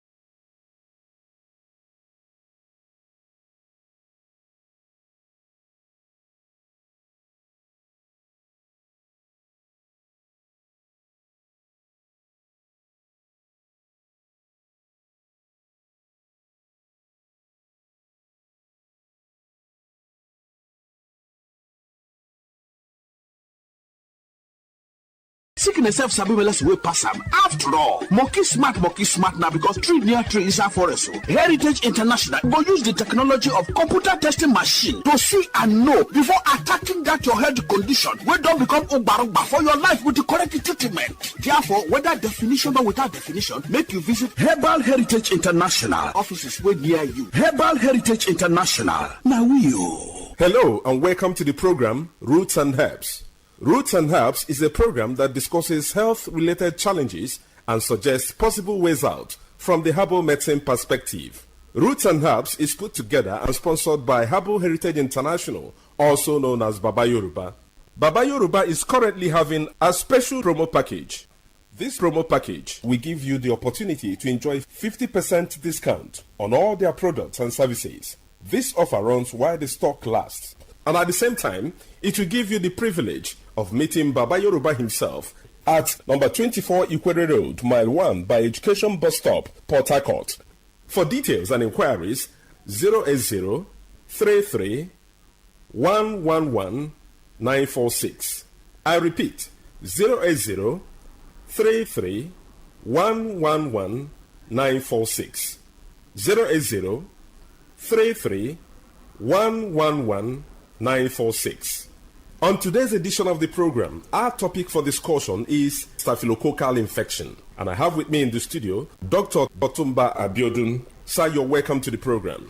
Thank you, Mr. Moderator. Staphylococcal infections do occur in the body system when Staphylococcus bacteria enters into the body system and spread within the body system, destroying body cells. Staphylococcus bacteria are majorly of three types that can afflict men. But of these three, the most pathogenic in nature, that is the one that is capable of causing diseases easily in men, is the Staphylococcus aureus, because it is capable of invading body cells, destroying them, causing different pathological changes in the body. When Staphylococcus bacteria spread in the body system, there are a number of changes that one can experience. This can result to burning sensation within the individual, and this can be seen as fever from time to time or a situation where there is certain hotness coming from within. There can be skin manifestations in staphylococcal infection that can be given one periodic boils or rashes all over the body. In some people, such rashes can come around the pubic region or even leading to boils that can lead to blisters or even ulcers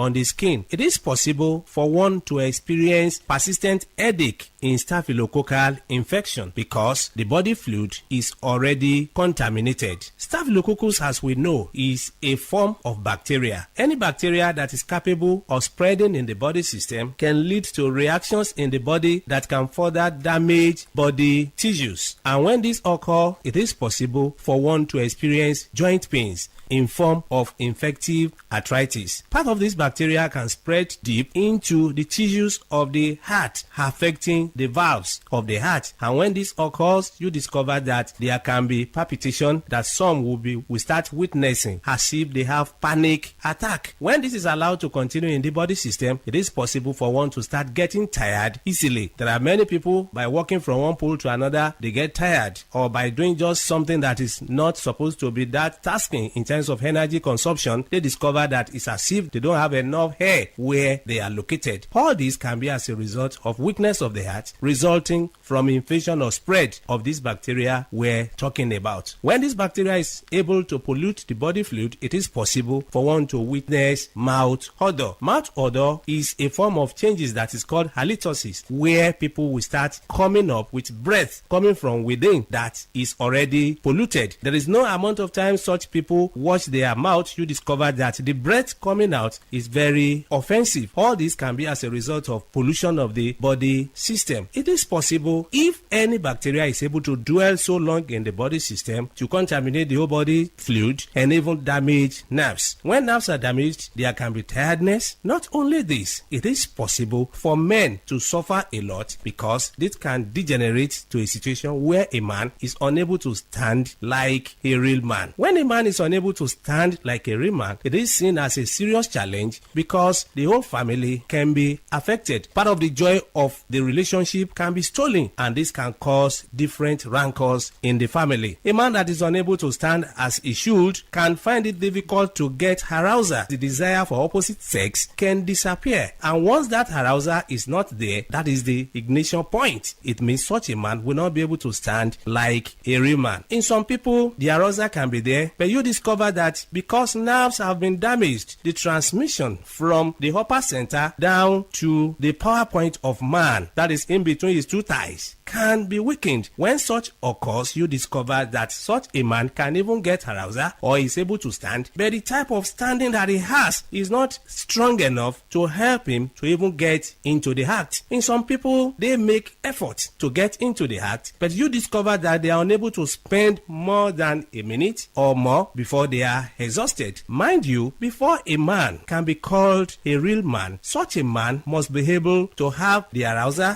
as desired and also be able to sustain the energy he has been able to gather for a considerable length of time. That is when such a man can be able to make his partner happy when it comes to man-to-woman interaction. So such men do suffer from this from time to time. It's after knowing the root cause of the challenge that one will be able to know the right step to take for one to be totally free. Whenever you experience anything that we have been able to mention or other things, it's very important on one and pinpoint where the problem lies and prefer solution. For more enlightenment and advice, the number to call is 080-33-111-946.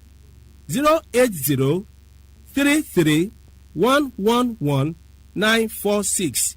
I repeat, 080-33-111-946. Thank you all. All right. You've been listening to the program Roots and Herbs. Roots and Herbs is a program that discusses health-related challenges and suggests possible ways out from the herbal medicine perspective. Roots and Herbs is put together and sponsored by Herbal Heritage International, also known as Baba Yoruba. Baba Yoruba is currently having a special promo package. This promo package will give you the opportunity to enjoy 50% discount on all their products and services.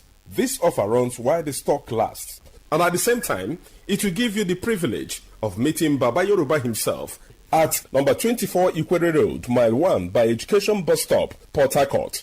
For details and inquiries, the telephone number to call is 080-33-111-946. I repeat, 080-33-111-946. 080-33-111-946. Let's take our sponsor's message. Don't go away. We shall be right back. Herbal Heritage International, the Kokoroko, for herbal medicine, where they produce strong, correct medicine, they take the support with country healthcare system. Kotliman, correct bekelistic ogbonge herbal medicine, they we know they come out for public anyhow like a big basket. Full ground as every Christmas have been boundary. Sickness self sabi medicine will pass them. After all, monkey smart now because tree near tree is a forest. Heritage International go use the technology of computer testing machine to see and know before attack